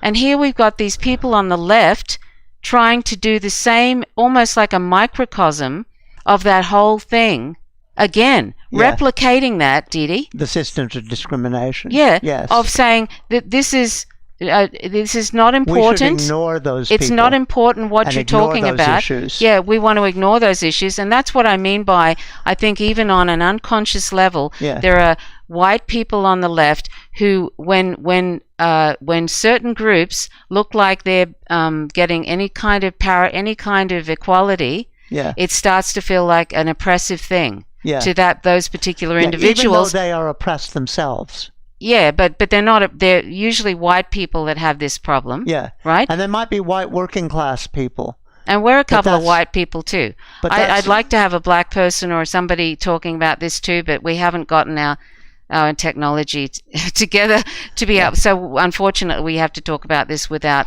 a black person here or a person of color or whatever. But I'm just giving it my sort of feeling about this particular issue and what I feel I'm seeing, and that is they're almost replicating in a smaller version of the bullshit that's going on, just generally speaking. And that to me is just fucking outrageous. Do you know what I mean? Yeah. Like, what the hell? That's why I love visiting Lunar Oi. Is your chair disintegrating, Didi? Yeah. Is it really? What? Oh, Didi's chair's falling apart. No, my chair's fine. My keyboard is tangled up in the wires. That's why I like going to Lunar Oi and EJ's channels, non-compete, because they're not doing that, and what a relief. It's nice to go to their channel and see that they're not shitting on identity politics, Didi, and they're not doing patriotic socialism, and they're not shitting on trans people. In fact, they have trans people all the time. And why the fuck do I have to go to a channel that is from Vietnam, right? Yeah. To have that? Why can't I go to other so-called leftist channels from the US and whatever and see them supporting trans people and talking to trans people instead of talking about them, or not talking about them at all, which is actually more the case. They don't talk about trans people at all. They don't interview them, and then they and that silence in itself, shitting on them. And that silence in itself is a problem, right? It shows either that they're ignorant about it, or they're afraid. They're grifting to the right, and they're afraid of mentioning it. And that's another thing. The grifting to the right, and I've talked about this before, is off the charts right now, I feel, on these so-called leftist, some of these so-called leftist channels. They're grifting and grifting. And did you see, talking about a grifter, did you see Tulsi Gabbard tonight? Here's another one that's an eternal shit show. Yeah.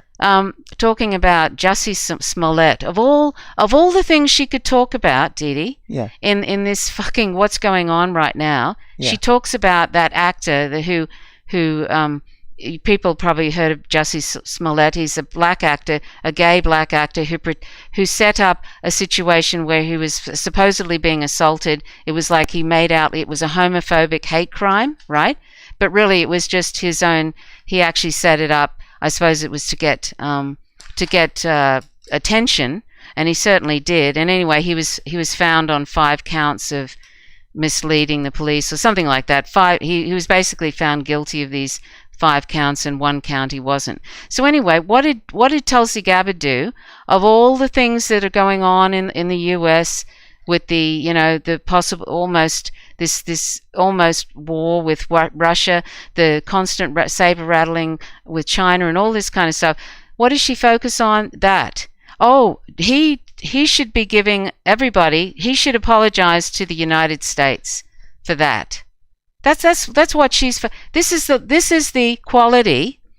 I know she's not a politician anymore, but I think she's going to be one again and probably run for 2024 or something, but for the president of the United States. But this is the quality, Didi, of politician, or politician to be, ex-politician that we're witnessing now. Anyway, it just kind of I just thought, you've got to be effing kidding me. Anyway, so I'm sorry we haven't been reading the comments. I'm just going to continue on with this, and I promise that we'll get to it. And there's been some really good ones, and we really appreciate it. So anyway, I'm just going to play some more of this. So what do you think is more important? Workers who are fighting for better salaries, better, hourly conditions, better contract negotiations, more benefits. Otherwise, the economic issues are more important. Or do you think that social issues such as, getting a Netflix special taken off of the air and sensitivity trainings, diversity initiatives, and at-will firing practices are more important? I mean, again, it depends on the context. I think the idea of having a conversation about what kinds of rights are more important, like I would say, like if you want to talk about prioritizing things, I would prioritize like healthcare. I would say that the idea that workers don't by default get health insurance plans or whatever. But like, yeah, we can talk about prioritization. My point, though, and the whole reason why I engaged in this debate is because I think the kind of juxtaposition that you were making when this debate initially happened, and it was a couple of weeks ago, right? So it's it's not fresh in the mind anymore. But you were calling Netflix workers specifically parasites while this was a trending news story, and I feel like that was just kind of I felt like that was pointless. It was rude and it was divisive. That's exactly right. What he was saying during that time was calling them parasites.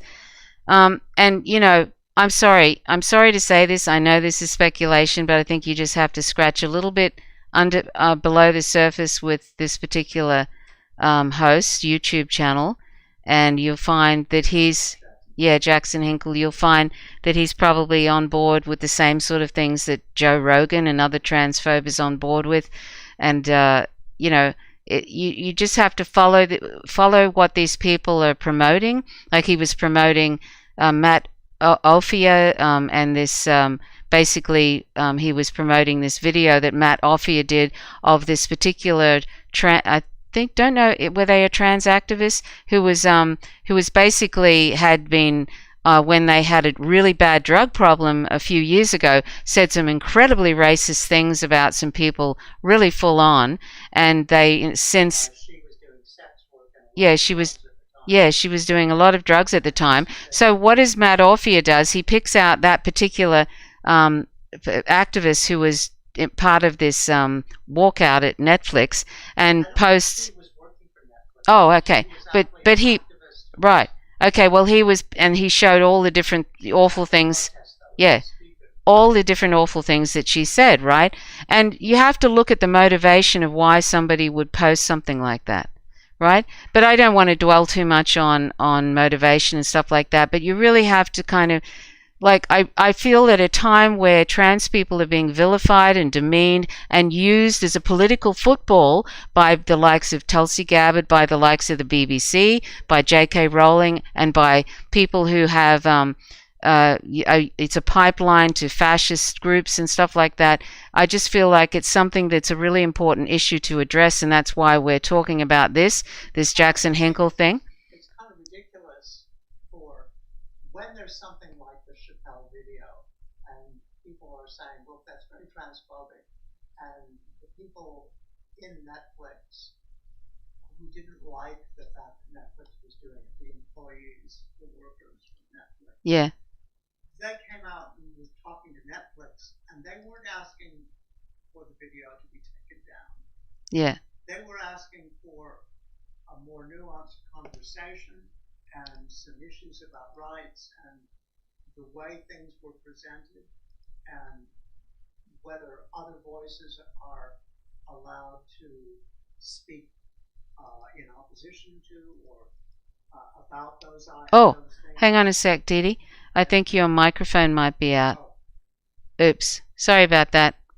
Yes, I was wondering why there wasn't any sound coming out through the thing. Oh, sorry. Do you want to start that again, I'll start Didi? that again. Yeah, sorry. I was just saying that, the issue, as I see it, is as trans people, if they have an issue with the Dave Chappelle video and are working in Netflix, when they were going out, it was about Netflix refusal to negotiate with them.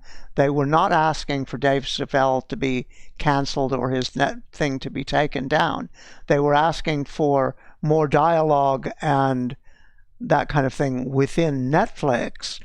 And trans people in that case certainly have a right to be talking to Netflix about that. Yeah. About something as transphobic as that Chappelle special was. Yeah. And there's been a lot of people who've pointed out how transphobic that is, including a lot of black people who have. I did a video on my channel where I included the views of a number of black people about some of those issues. Anansi's library, Anansi has done a really good thing about Chappelle recently. But there's been several things from black people about what's wrong with that. And one of the things that's really wrong with that is that Dave Chappelle has never acknowledged how many black people are being affected by that transphobia. And the fact that a lot of the black people who are being killed are black trans women being killed, black trans women being killed by black men. And that to say that, try and frame it as trans people are just a bunch of white people is ridiculous. Now that was all going on. Certainly trans people have a right to talk about that. They don't have to say, oh, I shouldn't talk about this because we need Medicare for all. That would be ridiculous. It's like saying when George Floyd is killed in the way he was, black people shouldn't say anything about that. They should be fighting for health care. Okay, now health care may be very important, and very important for trans people, for black people, for all kinds of people. Socialism is important, and those economic issues are important. But that doesn't mean that groups who are affected by oppression shouldn't be calling out those oppressions. Really. And in a sense, that's what Jackson Hinkle is saying. And sorry if this seems like a beat up on Jackson Hinkle. It's not meant to be. It's just that when I see that white people, and particularly white cisgendered heterosexual men, sort of hitting kind of trying to make out like identity politics is actually completely irrelevant, right? I have a real problem with that. I have a problem with anybody saying it, but I have a problem with white cisgendered heterosexual men, which is often the case that they do that. Anyway, we should continue watching this, Didi. Otherwise, there's nothing. I mean, trans people will fight for all kinds of things. They'll fight for Medicare for all. They'll fight for reproductive rights for women. They'll fight for all kinds of causes. You look at Black Alliance for Peace, groups like that, and they're very clearly taking a Marxist perspective. And black socialism is a very strong thing. So to be saying, oh, well, those are just black issues, get off. But that's crazy to even say, well, that's just black issues. Aren't we just people? Aren't we people? And like, shouldn't we care if another human being is being fucking shot in the street for being a certain color? You know what I mean? Just shot because they happen to be driving, or they're reaching for their coffee, or they're running away, all this bullshit. Anyway, we should continue. Okay, well, you're going to have to monitor that yourself, Didi. I'm sorry. My cords are so tangled up. So let us know. I think my mic was on. Let us know if it sounds like if there's dead air, because Didi might be talking on. And she forgets to turn her mic on. My mic's on. Okay, all right. So I'm going to play some more of this. And again, at the end of the day, I think it was an accurate assessment of who they are. Because if you look at the Netflix workers, I mean, as I just explained, what they're doing is not explicitly, combating the corporate capitalist class, which I would even argue that they themselves have become a part of based on their, position in the workplace. But also, I mean, they have a long history of being openly hostile to workers. So every organizer and every person that participated in the Netflix strike, you have found that their history within that company is harassing people below them. If that's true, I haven't seen that. And so that's something I'd like to read, but I haven't seen that piece of information. So there's two main organizers, Tara Field and Ashley Marie Preston. Do you know of any other main organizers? Because I know of those two as being the. I saw Ashley say herself that she was the lead organizer, and Tara said that, or Tara was labeled in an article as being like a co-organizer. Sure. I don't think that the organizer's personal history has. Like, I think it's important to think about it. You don't think how they've treated working class people in the past will necessarily dictate their feelings about working class people? What were their feelings about working class people in relation to the specific walkout? Well, I can give you the walkout wasn't about class analysis or anything like that. It was about opposing the Dave Chappelle special. So I can't give you an answer for that. Well, that's not true. The walkout was after trans employees were fired in retaliation for their online posts. So that's when the walkout occurred. It was not like, immediately after the closer broadcast, and then like the CEO went out there and said, "Yo, Dave Chappelle's my bro, man." And then they walked out.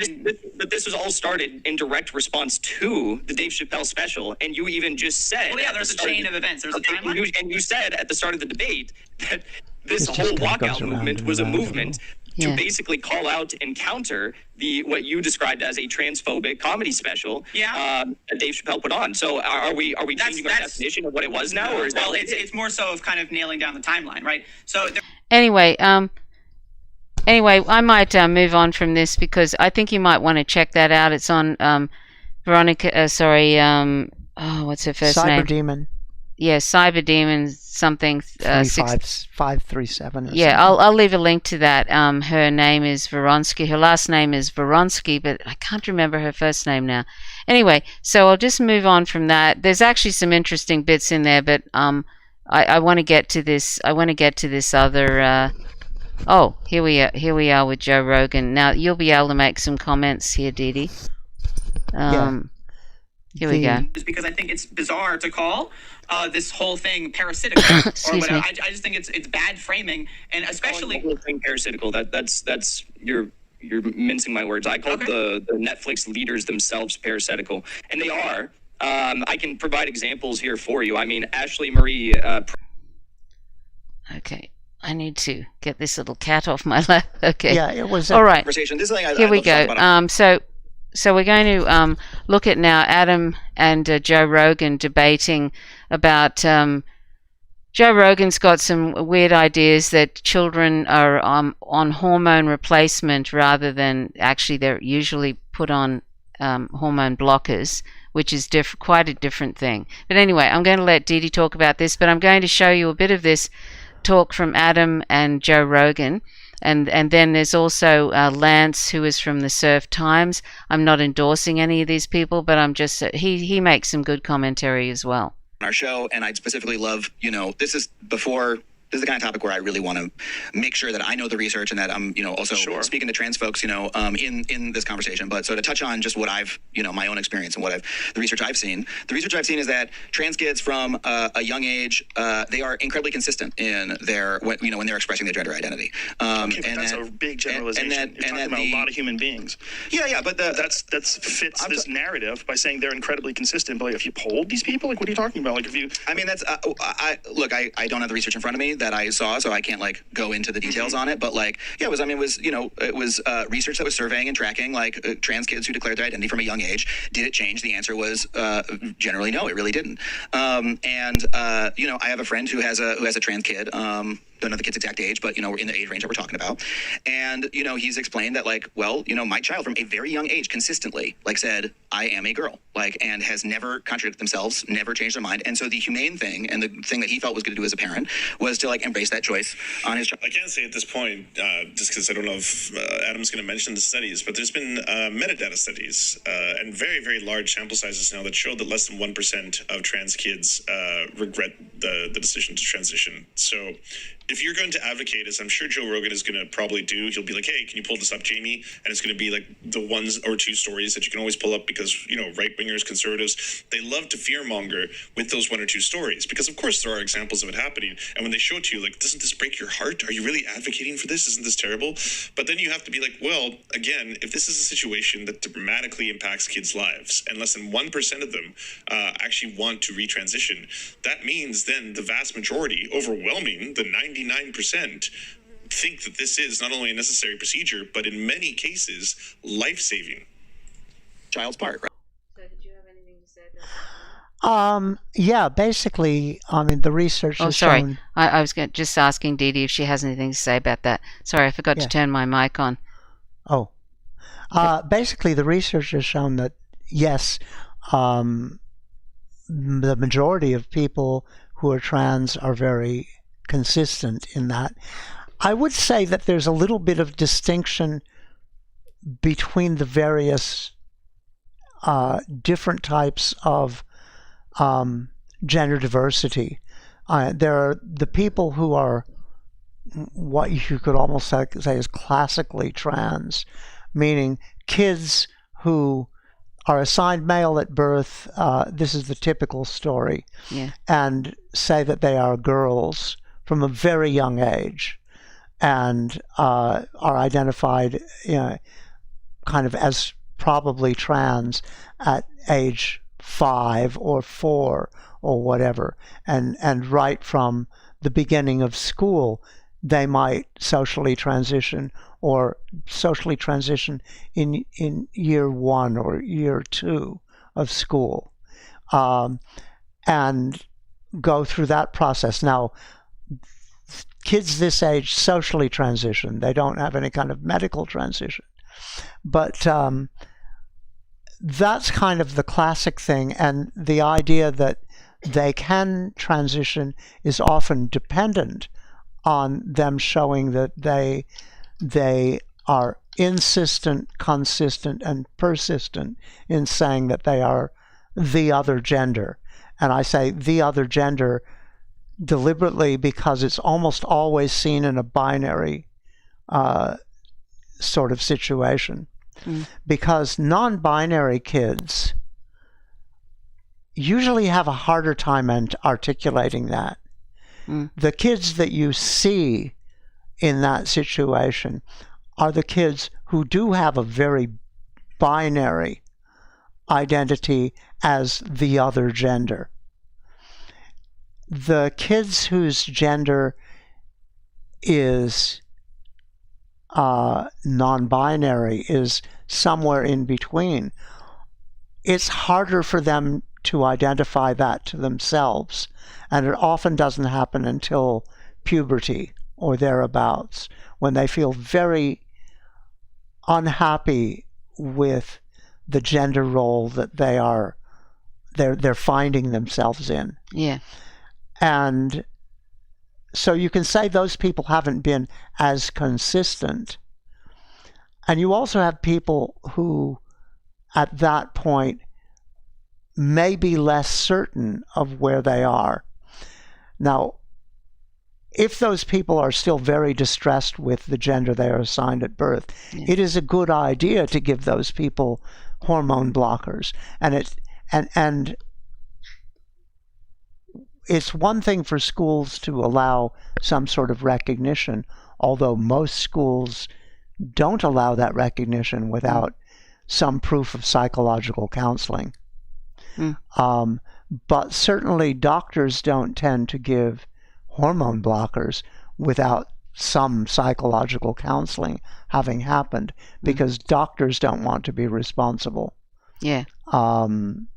Anyway, the number of people who regret or who detransition is very small. It's less than 1%. And of those people, many of the people detransition because they live rurally and they get a whole lot of shit for transitioning, and they find it's too difficult, particularly if their family is not supportive, if their social environment is very unsupportive or openly hostile, they will detransition. Now, a number of those people retransition later in their life when they can get away from that particular environment. And a number of people who've been surveyed who've detransitioned will say they didn't regret transitioning. They just found they couldn't personally do it in their situation. Yeah. So all of that stuff gets left out in these kind of discussions. Let's play some more, shall we? Right. And yeah, that's embrace that choice, meaning hormonally. I shouldn't even phrase it as a choice. Like embrace that identity. But it is a choice, right? I mean, if you're choosing to add hormones to a child's body, that's a choice. It's a choice on the choice on the part. You don't add hormones. They don't go in hormone therapy. It's puberty blockers. It's in order to suppress the transition that's going to naturally happen to turn them into the wrong gender. That's what goes on. Part of the parent. It's not a choice on the part of the child to like in the same way that being gay isn't a choice. Yeah. Okay, but if that's who they are, if they think that they're a girl, why do you have to give them hormones to make them more of a girl? Again, you're not. And unfortunately, I don't know if Adam was prepared to just drop this on its surface, but yes, it's to prevent dysphoria and it's to prevent all the terrible things that can happen from that. And again, the example that I've used before, but I think it's really useful for trying to get this across to people who don't believe you. Because okay, I'll just say one of the reasons kids need hormone blockers is because if they are trans and they are forced to go through puberty, those are irreversible changes. There are a number of skeletal changes, there's changes to the voice, there's changes to body hair, there's breast growth in people who are assigned female at birth. There's a whole range of things that happen that if you, to sit there and say, all of this should happen, and then later on, if you decide from you're trans, you have to fix all of those things. And the thing is, some of those things aren't fixable. No, it's like Mia Mulder, who's on YouTube.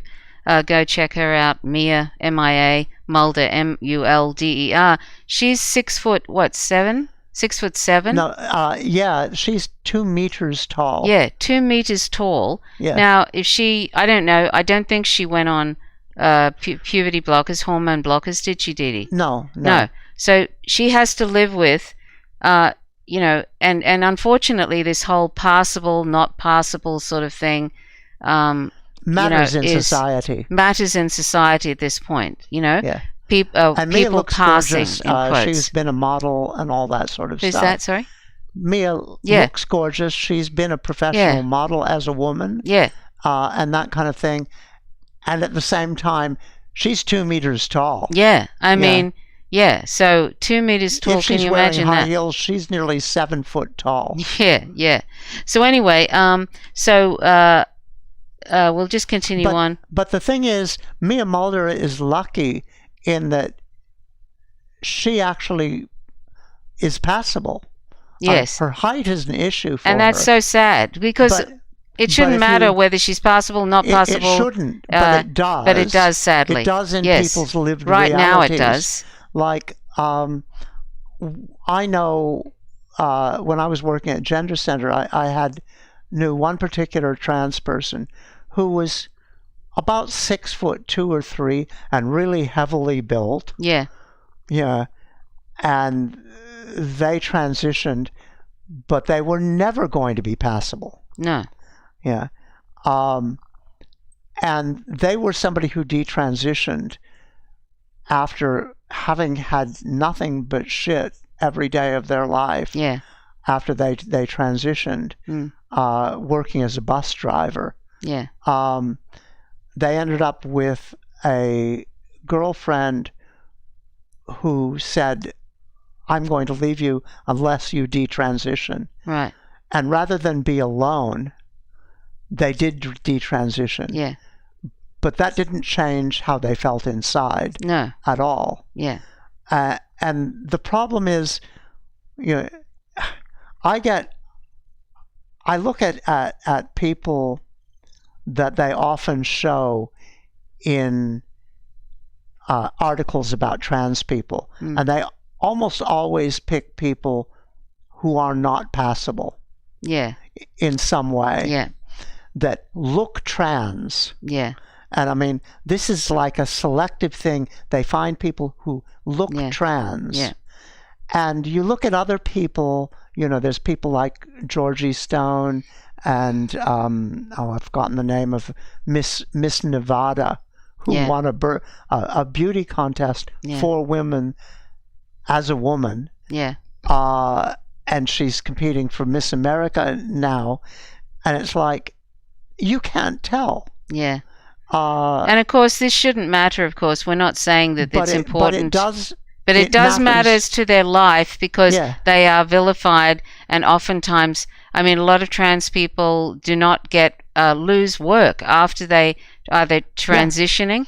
They have great difficulty getting employment, because particularly when they're in the middle of transitioning, because they don't quite look, the stereotypes, and they get pushed out. And you get people like Kat Black, who transitioned fairly young, and as she said several times on her channel, she never has problems in her day-to-day life. Yeah.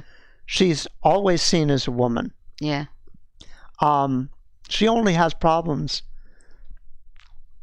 because she identifies herself as trans. Yeah. And has a whole YouTube channel. Yeah. Yeah.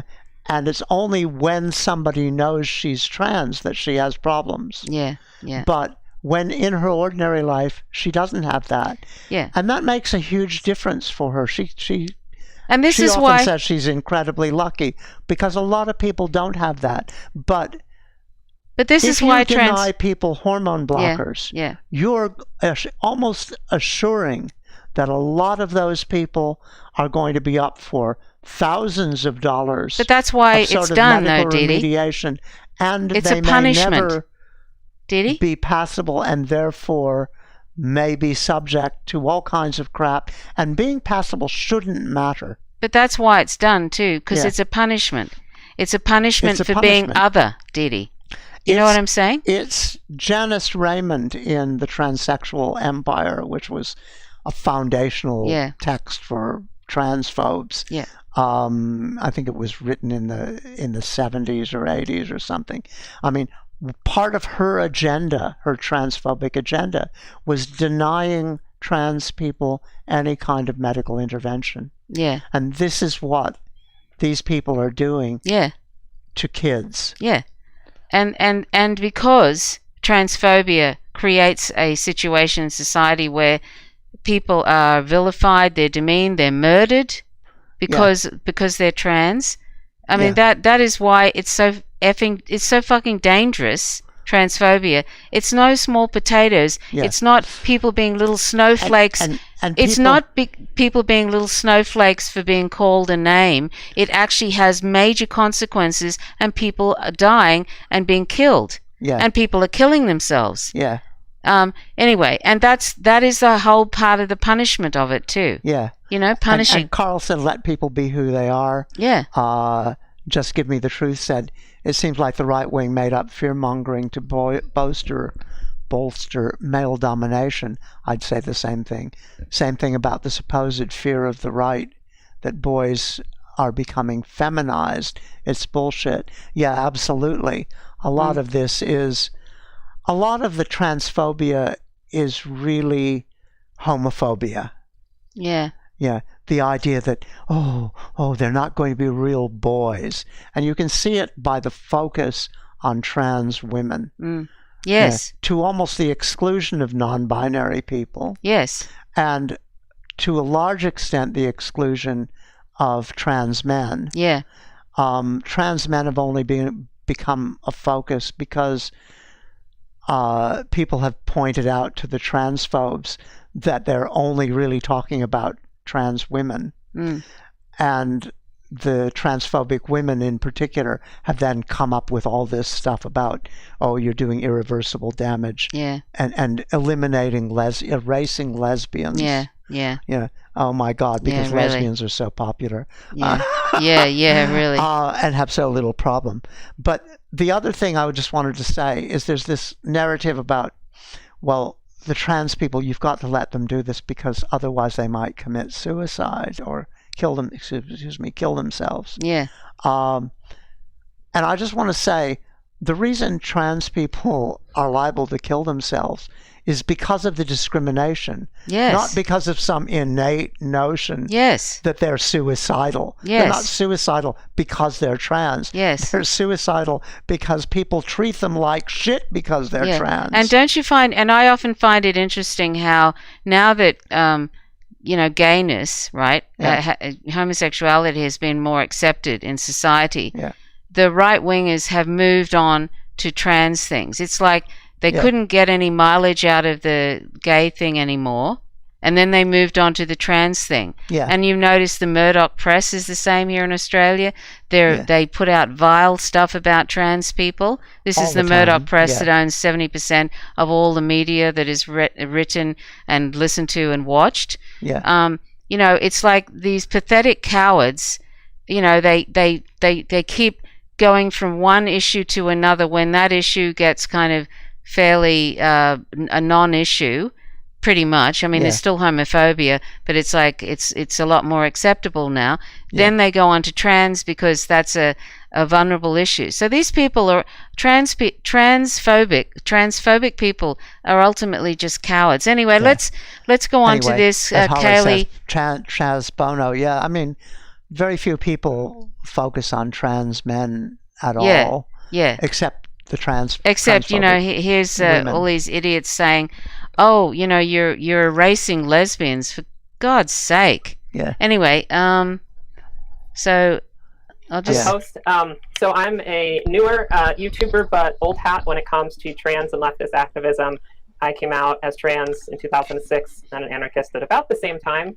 And since then, I've worked in liberal and progressive and leftist activism my whole career. And a lot of that has been as a digital strategist. I was part of Occupy DC, Occupy Wall Street, a lot of the early Black Lives Matter work I was doing as in solidarity. I just wanted to say this is actually from EJ, that's non-compete. I put a link in the chat of his channel, and Kaylee Whalen is a trans woman, and she's talking about various issues in relation to this issue, and she has her own channel. She has her own channel too, but I'll put a link to the whole video, which is 2 hours long. We picked out different things that she said in this video, which are really great. She's a really great speaker, and I think you'll find it interesting. We certainly did. It's also part of the Trans Latina Coalition, which was doing Protect Trans Lives rallies, often coordinating with Black Trans Lives Matter. And I'm a Latina trans woman. I'm Guatemalan American, and I'm actually recording this from Guatemala. I'm in Panajachel, which is the traditional land of the Mayan, and they are here. There are many Mayan tribes, and I'm not going to get all their names right now, but I will look those up. But I was just in Huehuetenango, which is the traditional land of the Mam Mayan tribes, and that is where my grandmother is also from. So what else can I say? I'm just happy to be on this because I started my YouTube to really expand beyond just kind of like the blogging and social media I was doing and to have my own voice. Right now, many people may not know me, but I'm actually the voice generally behind some of the larger LGBTQ social media accounts in the United States. I've run the National LGBTQ Task Force's Twitter and social media and YouTube. Currently, I'm now working with the National Center for Transgender Equality, running their social media. I run the social media for the Autistic Women and Non-Binary Network, being autistic and neurodivergent is part of my identity. And I've ghost-written and guest-written blog posts and speeches and YouTube videos. I was a script advisor on the most recent ContraPoints video, but I'm not really as well known as Natalie, but just kind of started out. So that's me. I just didn't have. Did you leave? You were Miss Transgender USA 2020. Yeah, you were trying to skirt by that. I'm currently the reigning Miss International Queen USA. That's so amazing. So how did that happen? Because I have a lot of transgender friends in Southeast Asia and specifically Thailand. I was at the kind of a regular in the transgender community in Thailand at the Miss Tiffany show, cabaret show. And they actually asked me. Oh, I went to that. Beauty pageant. I've seen that show. Yeah, Tiffany show. Yeah, I was on that stage. I walked that stage. And no way, that's so cool. Yeah, and as a guest, I bought a ticket one day, and they like scouted me out, and they saw I had like a U.S. passport, and because they're all trans, they could tell I was trans, even though my passport says female and everything. And so they were like, "Hey, do you want to apply for our pageant?" And at first I thought it was like a little bit of a grift because like it came with like an $800 price tag and I didn't pay it. But they're like, send us photos. And I sent them photos and I forgot about it. And I like didn't really think much of it until like they kept emailing me. And then finally they said, you're selected if you choose to accept. You know, we vetted all the candidates. We want you to be Miss Transgender USA for the 2020 pageant. And I did a lot of soul searching and I wrote like a post for my blog, Trans Worldview, about why I would enter for political reasons in order to spread a message of like international trans solidarity and to get to know trans folks from around the world. So I didn't really enter it to be like, I'm not like a glamour girl, but it was fun.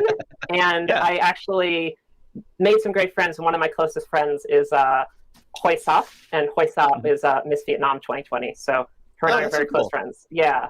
I was on Vietnamese TV a lot because of this. Oh, that's really, really cool. I mean, I'm hoping we can talk about all this stuff a lot more like in the long term. And just so everybody knows, I myself am non-binary, and BP, you want to talk a little bit about your I'm gender fluid, so fluidity? Yeah, I'm gender fluid specifically. Mm-hmm. So that means depending on the space, I divide between genders, but I generally just have people call me by my name because you can't just tell by looking at me unless you like intimately know me, like where I'm at any given space. Right. So, yeah. Right. Yeah, I just want everybody to know kind of, how we all identify and all that. So, okay, I guess it's time to dive into the actual topic of the show. And the topic is transphobia, violence against trans people. It's a lot of dark stuff, but we're also going to talk about hope for the future and trying to, build trans rights and, trans liberation. So I don't know. I guess Anansi, you're the first person who reached out to talk about this. So I think I'll let you sort of, make the opening statement and let us know what you where these attitudes come from, because transphobia is not a new thing. It's a very old thing. And sorry, I'm getting my thoughts mixed up. Transphobia is a very old thing, and it's very old and very connected to like the rise of fascism, especially like the rise of like Hitler's fascism, where some of the first books and medical procedures that existed on trans people were in Germany at that time, in Berlin, and those resources were destroyed by reactionary forces because of transphobia, because they did not want to allow that kind of like freedom of interpretation regarding like one's own gender and stuff like that, and that movement away from tradition, and like the same attitudes that the same attitudes that guided transphobic violence then are still guiding it now. This desire to like erase us from the public eye, to make it impossible to even talk about trans people existing, to just completely phase us out of reality, Yeah, and I am aware that like the LGBTQ Institute, it was called Institute for Sexual Wissenschaft, was burned down by the Nazis in 1933. Yeah, so you're right that we lost a lot of comrades, we lost a lot of trans people, we lost a lot of medical information, all kinds of knowledge and culture was lost during that time. Yeah, you're right about that. 20,000 books were burned. Wow. But it was May 6th, 1933. They burned 20,000 books. And if I can jump in, they also destroyed some of the first venues they destroyed were venues that were known for having large populations of trans people and guests who were, LGBT at the time. Things like the cabarets that when we think of Weimar Cabaret, were very trans and queer, and those were destroyed along with the books and Magnus Hirschfeld's works. So. Yeah, but Berlin in that time period was a very like a lot of parts of Berlin were like a haven for queer people, the same way like parts of New York were, in the US in like the 80s, in that same the same kind of spirit of like community among like LGBT people. Mm-hmm.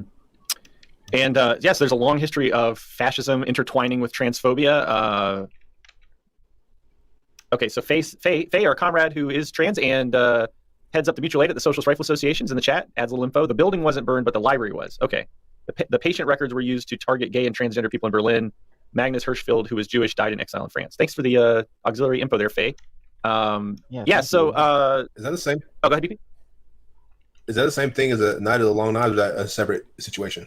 No, the Night of Long Knives was a separate situation. That was the night where like a lot of like the internal, a lot of like the internal members of like this fascist party were like turned on each other, and they killed a lot of people that they just didn't find find useful for the movement going forward. Like I know one of the people they killed was like a prominent gay Nazi. Like it was that. Yeah, actually, there's an interesting connection there, because actually they talk about this in Black Shirts and Reds by Parenti, because there were a lot of at the beginning of the Nazi movement, there were quite a few like LGBTQ plus Nazis. Yeah. And at the beginning, the standard party line was that they don't care about what you do privately as long as you're like a national socialist, blah, blah, blah, blah, blah. But then a lot of those gay people also happened to be like Strasserite and more like anti-capitalist forms of Nazis.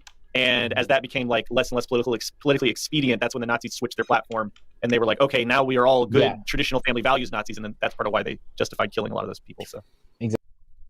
And that's what we were saying, Didi, about, how the people that are going to act like the brown shirts in this current day and age in the US are eventually going to become irrelevant and probably going to get knocked off by the, the dominant oligarchic fascists. Do you know what I mean? Yeah.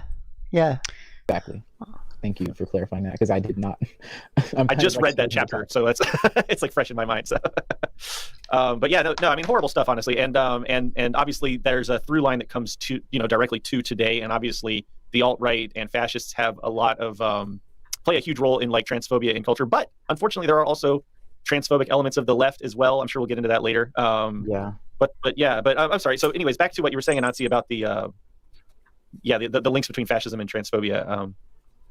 Like the way that we look at gender has always, like, especially like in regards to like the colonial period, like there's always been this kind of like excluding some people from the concept of gender entirely. Like Black women during slavery weren't even like considered women, right? And like a lot of those same attitudes are the same that structure like the way people are transphobic now.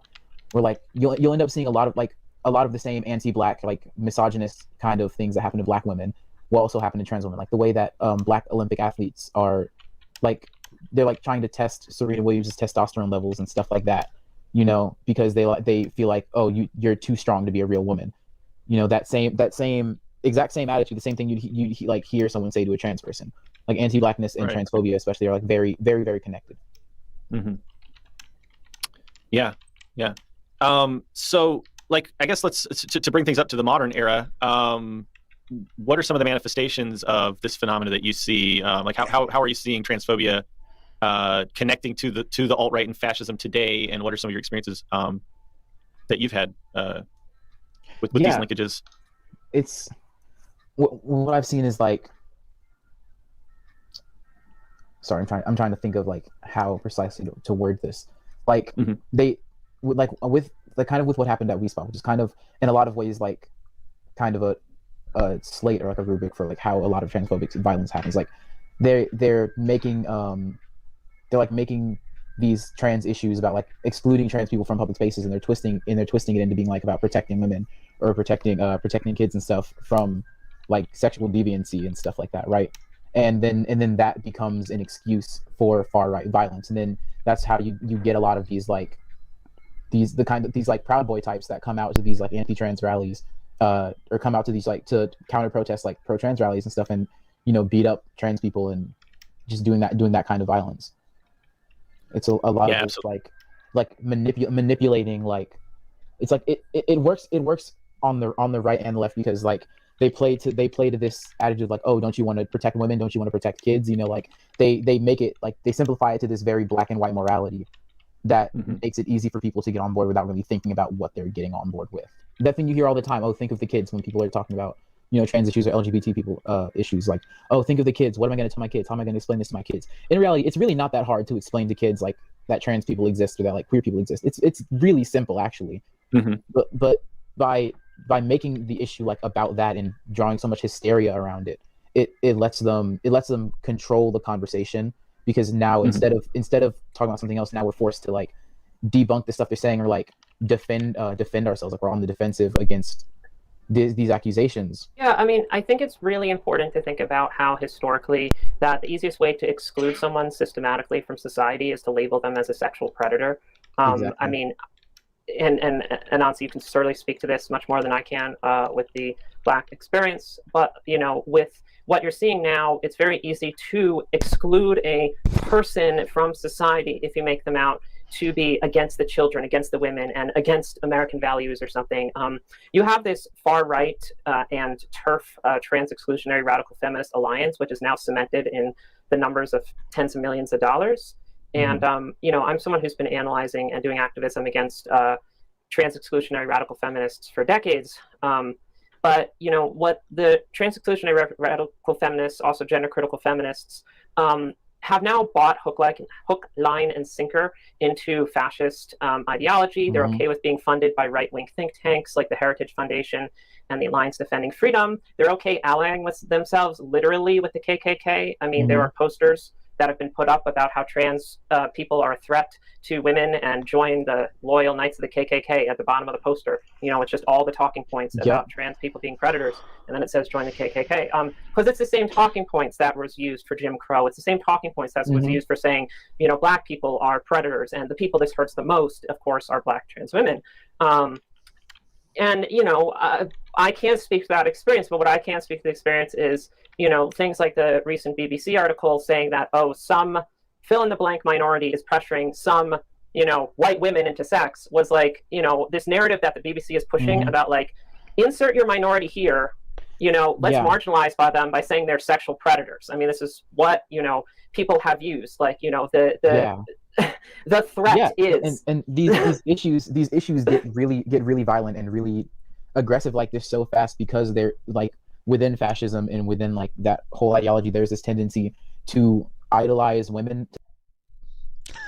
I just wanted to say something cut in here and say, the particular transphobe groups that worked here, I mean, their alliances were with the Australian Christian lobby and the Catholic Church, who put heaps of funding into basically transphobic efforts against the laws that were trying to liberalize our birth certificate laws. Yeah. And I mean, they were more than happy to work with the Catholic Church. And it's so ironic to have the Catholic Church talk about, trans people as, maybe predators on children, when all of the inquiries into institutional pedophilia, particularly ends up talking about pedophilia in the Catholic Church. Yeah. And what a scandal that is. Yeah. But it's just crazy. I mean, it struck me the other day, the transphobic group here in Tasmania is basically, I think, 3 women. There were 2 women originally who went around, and they're just persistent. They go on and on and on and on. And of course, the Murdoch media gives them major coverage every time they say something. Yeah. And they get it on TV, and they get it in the newspapers, and they keep pushing this stuff, and they've been doing it now for years. They're just always pushing transphobia wherever they can. Yeah. And it just struck me, how incredibly dishonest this is for them to be pushing this idea of the threat of trans people. Yeah. Because they must realize, they must know somewhere that trans people are just not that threat. That doesn't happen. That trans people have been around for, decades and decades at this point. Thousands of years. Different genders, third genders, fourth genders, fifth genders. Gender diversity has been around for thousands of years. Trans people as trans people have been around for, pretty much a century. And specifically in a medicalized sense since, the 60s or 70s. Yeah. But that whole narrative about trans predators and stuff just hasn't happened. It doesn't happen. No. And they must know that. It's another that these trans bogeyman. people are there, and they're not assaulting people in bathrooms. There's and they're not that assaulting people in... There's not that many trans people in the world either. You'd swear that there was like hundreds of millions of trans people. Yeah, I mean, yeah. it's It's like a few million. And the idea that trans people can convert people about their gender or something like this. Yeah. I mean, trans people know better than almost anyone that a person's own sense of their own gender is something that's not easy to change. Yeah. If it was easy to change, there wouldn't be any trans people. Yeah. Yes. Yeah.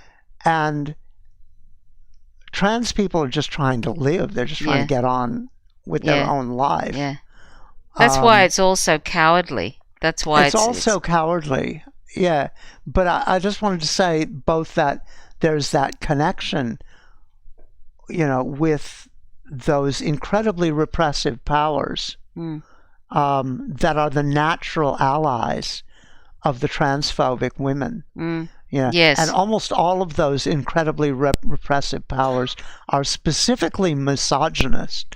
I mean, there's hardly any organization that's more misogynist than the Catholic Church. Yeah. And if it is, it's the Australian Christian lobby. Yes. Who are the most right-wing and kind of fascist and, rigid fundamentalist Christians. Yeah. Who They're are never also fighting. Political. They're never really fighting. The Australian Christian lobby isn't fighting for poor people or anything like that. No. They're fighting against minority groups, basically, against people, and against the rights of women. Yeah. Absolutely. Against the rights of women. Yeah. A lot of times they're involved in racist stuff.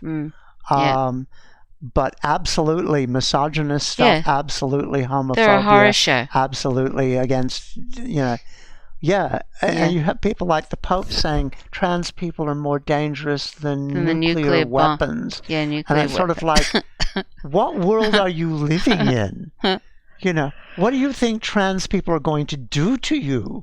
Yeah, My God, trans people just want to get on with their bloody lives. Yeah. Do you think he's revised that? Kat Black did it. Made it in this latest thing that she did. Made the point that most trans people don't want to be political. They don't want to make their trans thing political. They want to just get on with their lives. Yeah. Yes, the that's last right. thing they want is to be high profile. Yes, exactly. Anyway, we should keep on with this. Idolize white women, like in a way that's simultaneously like a denigration. Like they're not giving white women like respect or like real rights or anything, but like this idealized image of a white woman that they're like worshiping and stuff. They're like, and of white children, like there's that trend of a lot of like far right radicalizing propaganda featuring like white children, like little white baby girls or like white women, and there's like phrase like, oh, this is what you're protecting, blah blah blah. The whole 14 words, we must secure future for white children, blah blah blah. It like that kind of veneration of white women as like the vehicle to carry on the race is like it's the same thought process that ends up structuring how Turks view gender, where it's like, oh, like, well, trans women can't have babies, so they're not really women. So like, oh, like this concept of an eternal breeder is your ideal version of a woman. Like that's not exactly feminism. Right, and you saw this thought pattern evolve from 70s cultural feminism, lesbian feminism, which I've written quite about, but also I've attended the Michigan Women's Music Festival, which is infamously the breeding ground for a lot of these radical feminists who were originally lesbian.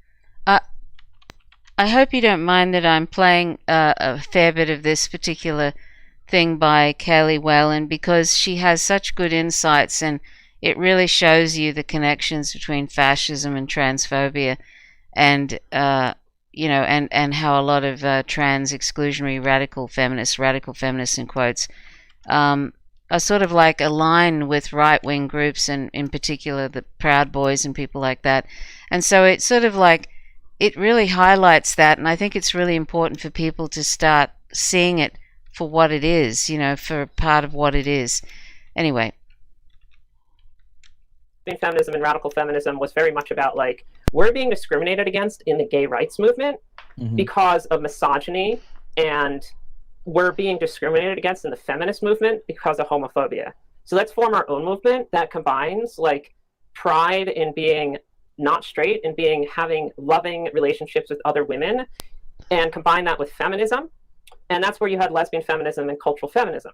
And the thing that gets lost and written over because the victors write the history is, you always had women of color part of the lesbian feminist movement. I mean, thankfully, people still, know and repeat the name of Audre Lorde, who's incredibly influential to the lesbian feminist movement. And it's a disservice to paint radical feminism with the brush of trans exclusionary, because this is a later outgrowth of kind of a more radical, kind of misguided sect within the lesbian feminist movement. But the thing is, you had, lesbian spaces, lesbian feminist record labels, and the most famous, aspects of lesbian feminist culture, in addition to poetry by people like Audre Lorde, was the music.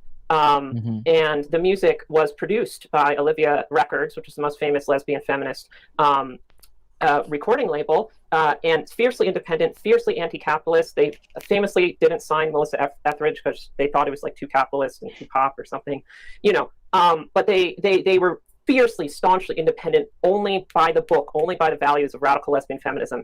And they had a trans woman producing all their albums, all their records. It was all Sandy Stone. And that's what gets lost, is that like the original lesbian feminist movement, which was formed around music, poetry, philosophy, had trans people in it, it had people of color in it, and it was much of it was trans inclusive. And then later, it was actually a write-in letter campaign by someone who became infamous as a transphobe, Janice Raymond, who was a fan of Olivia Records. And she started writing into Olivia Records, I love your music, your records are so great, you've inspired me, but do you realize you have a trans person? Do you have a man on your staff? Do you realize you have to get this man off your staff? And Olivia Records was like, we know she's a transgender woman, trans women are part of our movement, But now radical feminism has eclipsed kind of that early trans inclusive strains. It's been co-opted.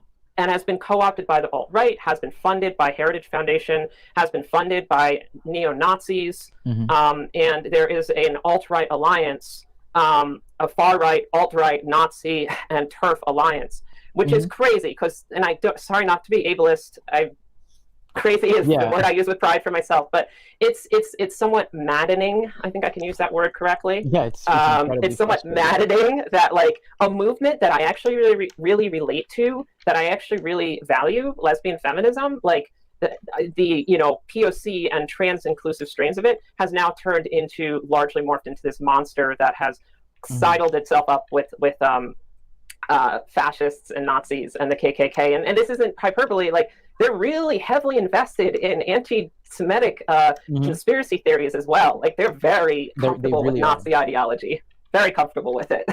Yeah, and a lot of, to be honest, like a lot of TERFs are like white women who want to retain like the social benefits of being like a white woman, because that does come with a lot of like clout and a lot of power.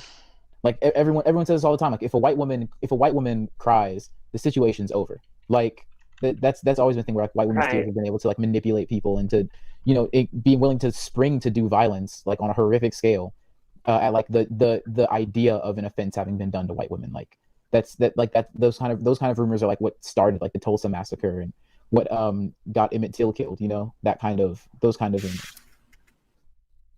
Big problem now is that like we think of, I think us on the left, really much, I mean, I've been part of Antifa, like we very much feel the real threat of fascists. And when we say Nazis, like we know they are out there, right? Like we know they're there, they're waiting, they will beat the shit out of us. But like for other people who are kind of liberals just in the trans rights space, like a lot of them don't realize the stakes have become so high around trans issues that trans issues has become the starting point from which many white women enter far-right conspiracy theories. It's a gateway drug, to use that really awful term from the DARE days of the drug war in the US.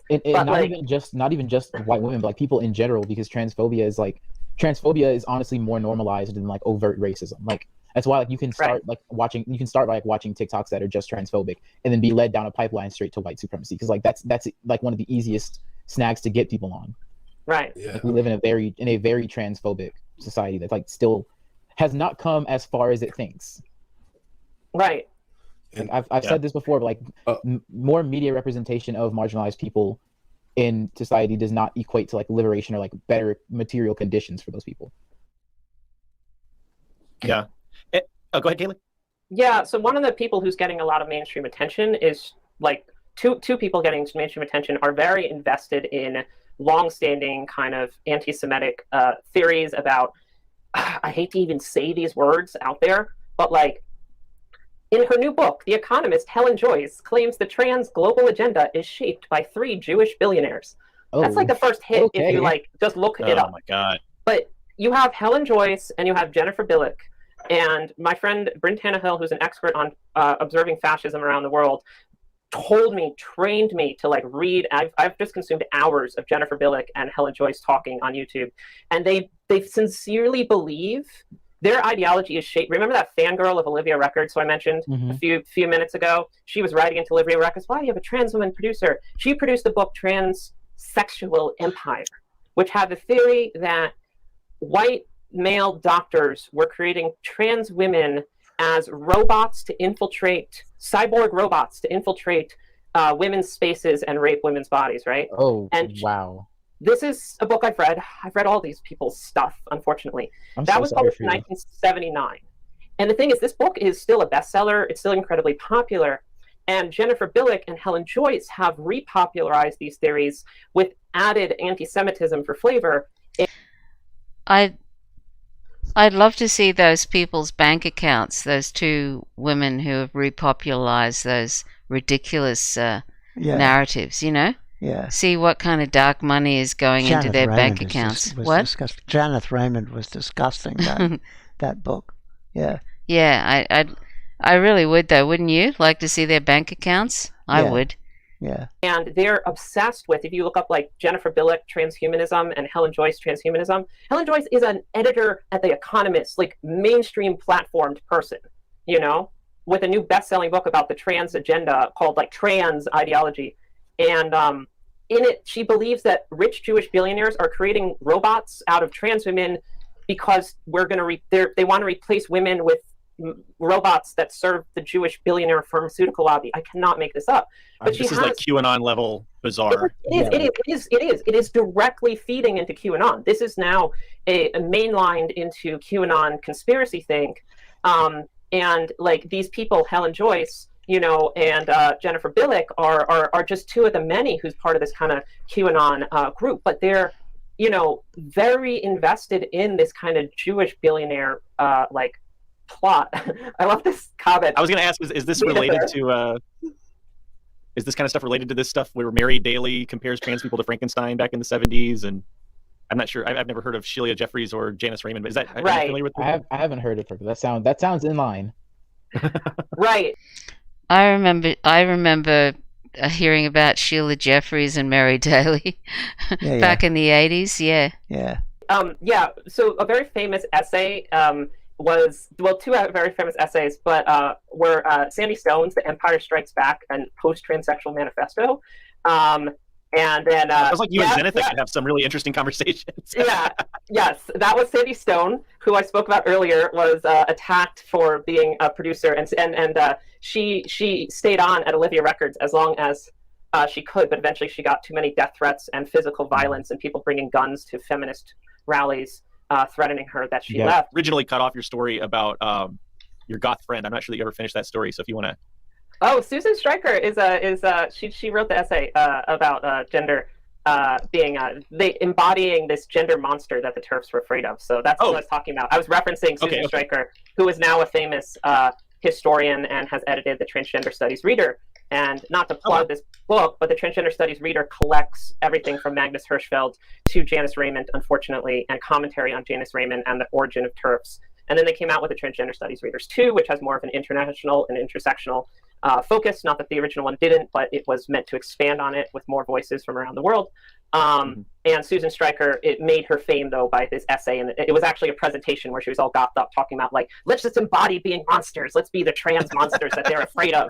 And it was her talking back to Victor Frankenstein, being like, no, you didn't make me, I made me, you know, like claiming embodiment. Like this catchphrase of the TERFs is disembodiment. They're saying that like trans people are part of this Jewish billionaire, like pharmaceutical industry cabal. Like these are the terms they use. I'm so sorry to speak them into the world, but you have to understand this is the language they're using. But they're saying that trans people are part of this vast conspiracy to push transhumanism and disembodiment, and by that they mean they believe that literally like tech. They don't sound very well, almost, these women, do they? No. I mean that No, it's not. That's not mentally well to be talking like that.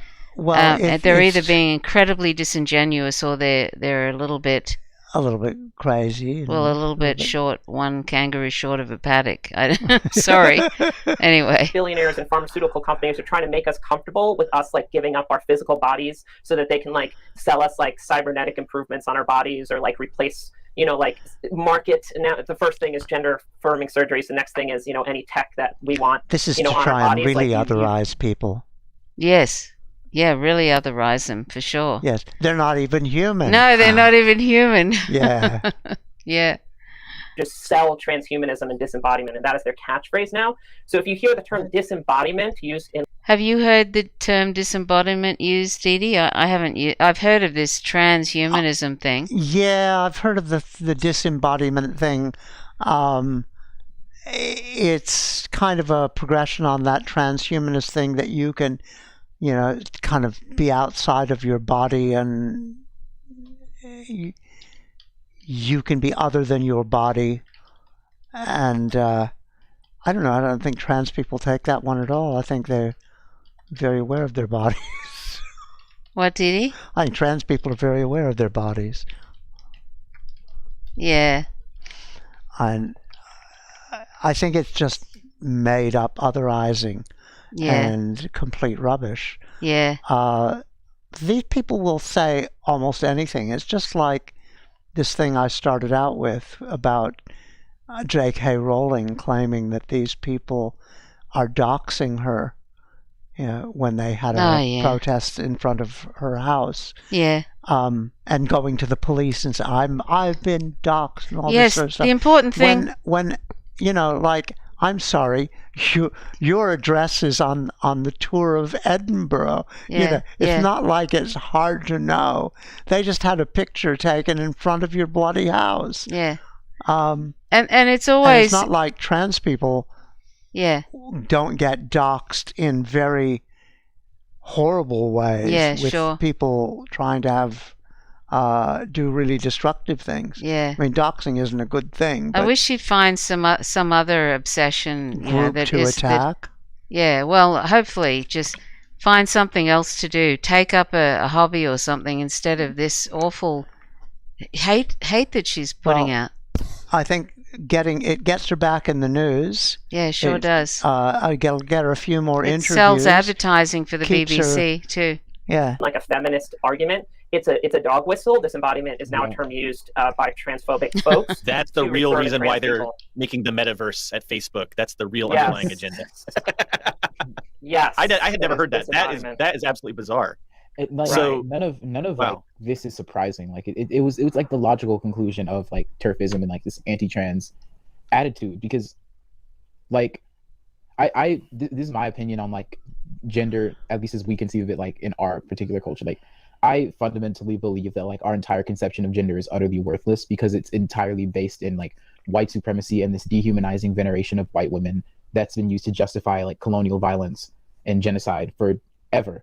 And without like genuinely unpacking like your gender, even if you don't like become trans after unpacking your gender, like not doing that and allowing those base assumptions of like what gender is supposed to be to prevail, it's like such an easily exposed avenue to get radicalized.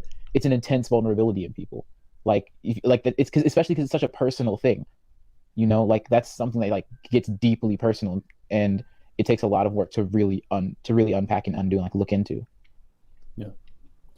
We had a question from the audience, and I know a little bit about this, but I'm sure the panel knows a lot more than I do. But how do TERFs feel about trans men exactly? I mean, one thing I've seen a lot of TERFs talk about is that trans men are like women and lesbians who are like being denied their, I don't understand how they make this connection, but like they're being denied their womanhood or something, or like that it's anti-lesbian because women are afraid to be lesbians, so they somehow that it's like more comfortable for them to become trans men, which is just, I don't know, like, you know, this is an interesting one, because like in the 80s, you didn't get it. I didn't hear any lesbian feminists concerned about trans men and being lesbians being, kind of going extinct because they're becoming trans.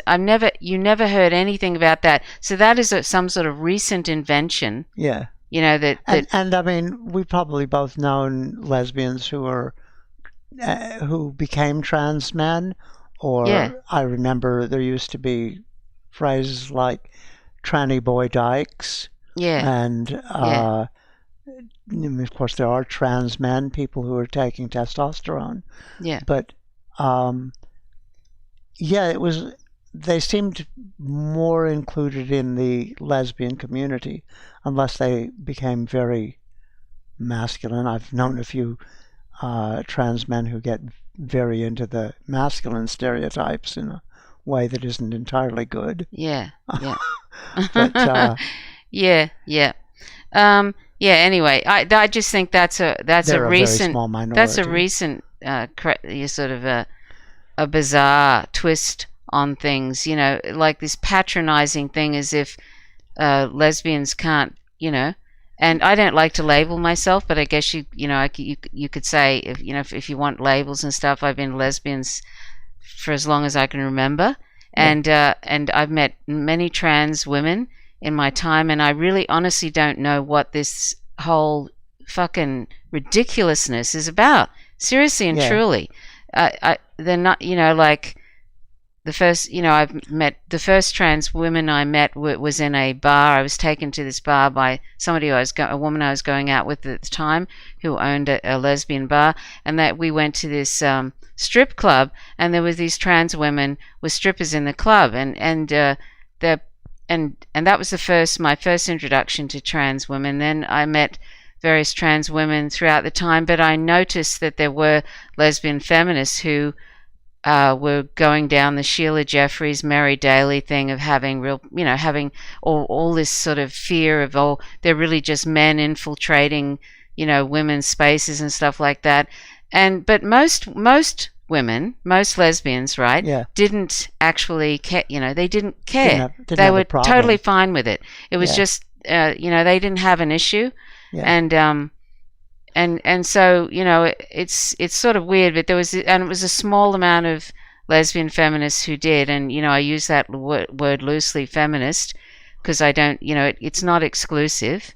It shouldn't be exclusive to sex workers or trans women or whatever. But anyway, I just find the whole thing head scratching to me, of like being the age I am and 40 years, excuse me, 40 years, traveling in lesbian circles and anarchists and socialists and all of that, and then and seeing this sort of ridiculousness at this point, like 40 years later, is so sad, because it feels like it's going backwards. I know people say things are going forwards, but to me, it feels like it's going backwards in many ways, and that this is one of these issues.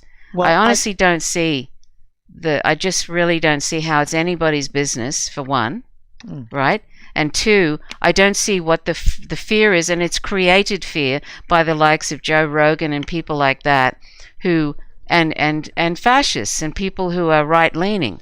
That's what it is, and like they've just said, it is a pipeline to fascism, because it's always these people, right, who push that fear-mongering, and they never, ever, ever interview a trans person.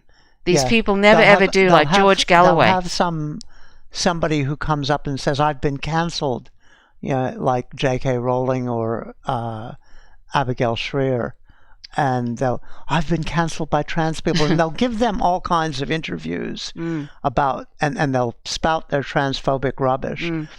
But they'll never talk to a trans person and say, what issue do you have with this person?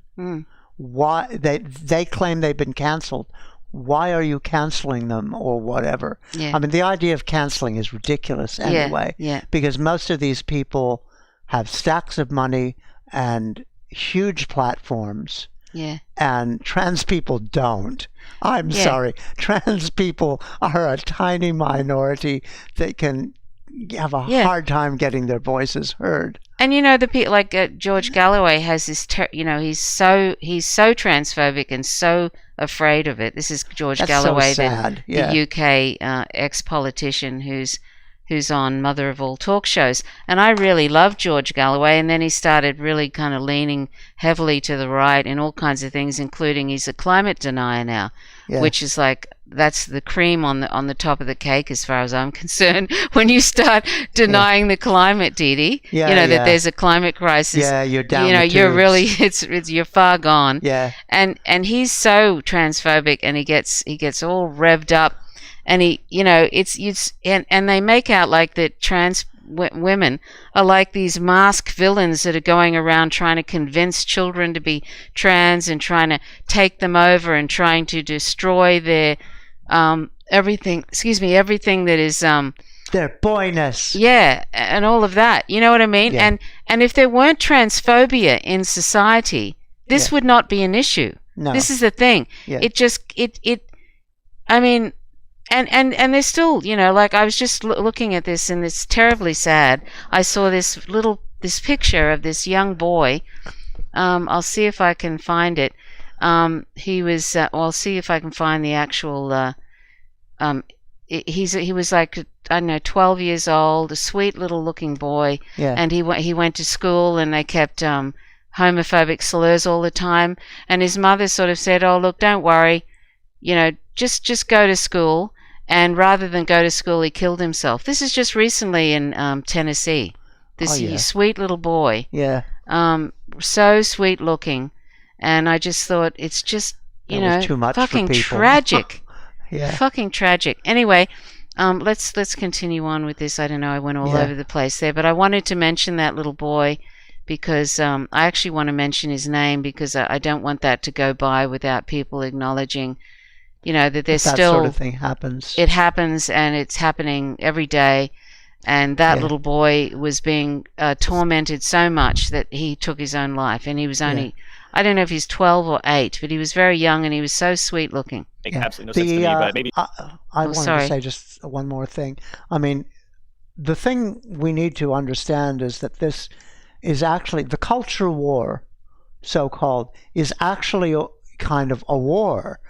Yeah. And it is fairly well organized by the right. You get these international family groups. You get people like Tony Abbott, a politician from here, or Morrison, going overseas to these international meetings, and they're working out how to push homophobia and misogyny and all of these things.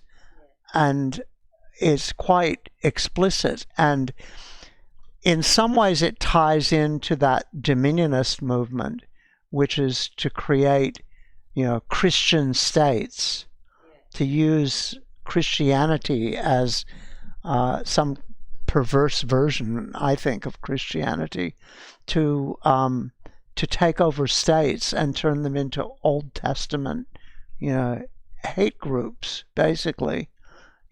Where you can, control women, and you can stamp out, perversion and all of that kind of stuff, which the idea of perversion is, oh my God, it's so sex negative that. Look at this trying to end up, like, look at what they're doing in the US now with the anti-choice stuff. Oh my God, it's like the Handmaid's Tale. Yeah.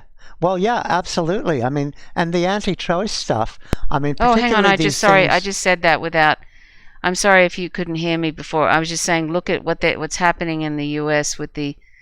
I hope everybody heard what I said about Eli Fritchley, who was who killed himself. He was only a young boy of 12. Has your mic been off? He killed himself because of homophobic bullying.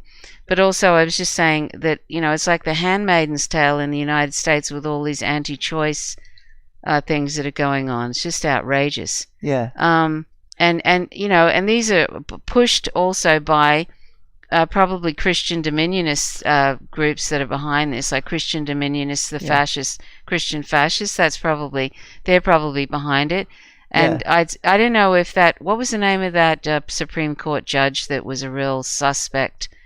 The one that's ended up helping. Oh, yeah. What's her name? I forget. That woman who was just put in. Yeah. Yeah. Anyway, I've forgotten now.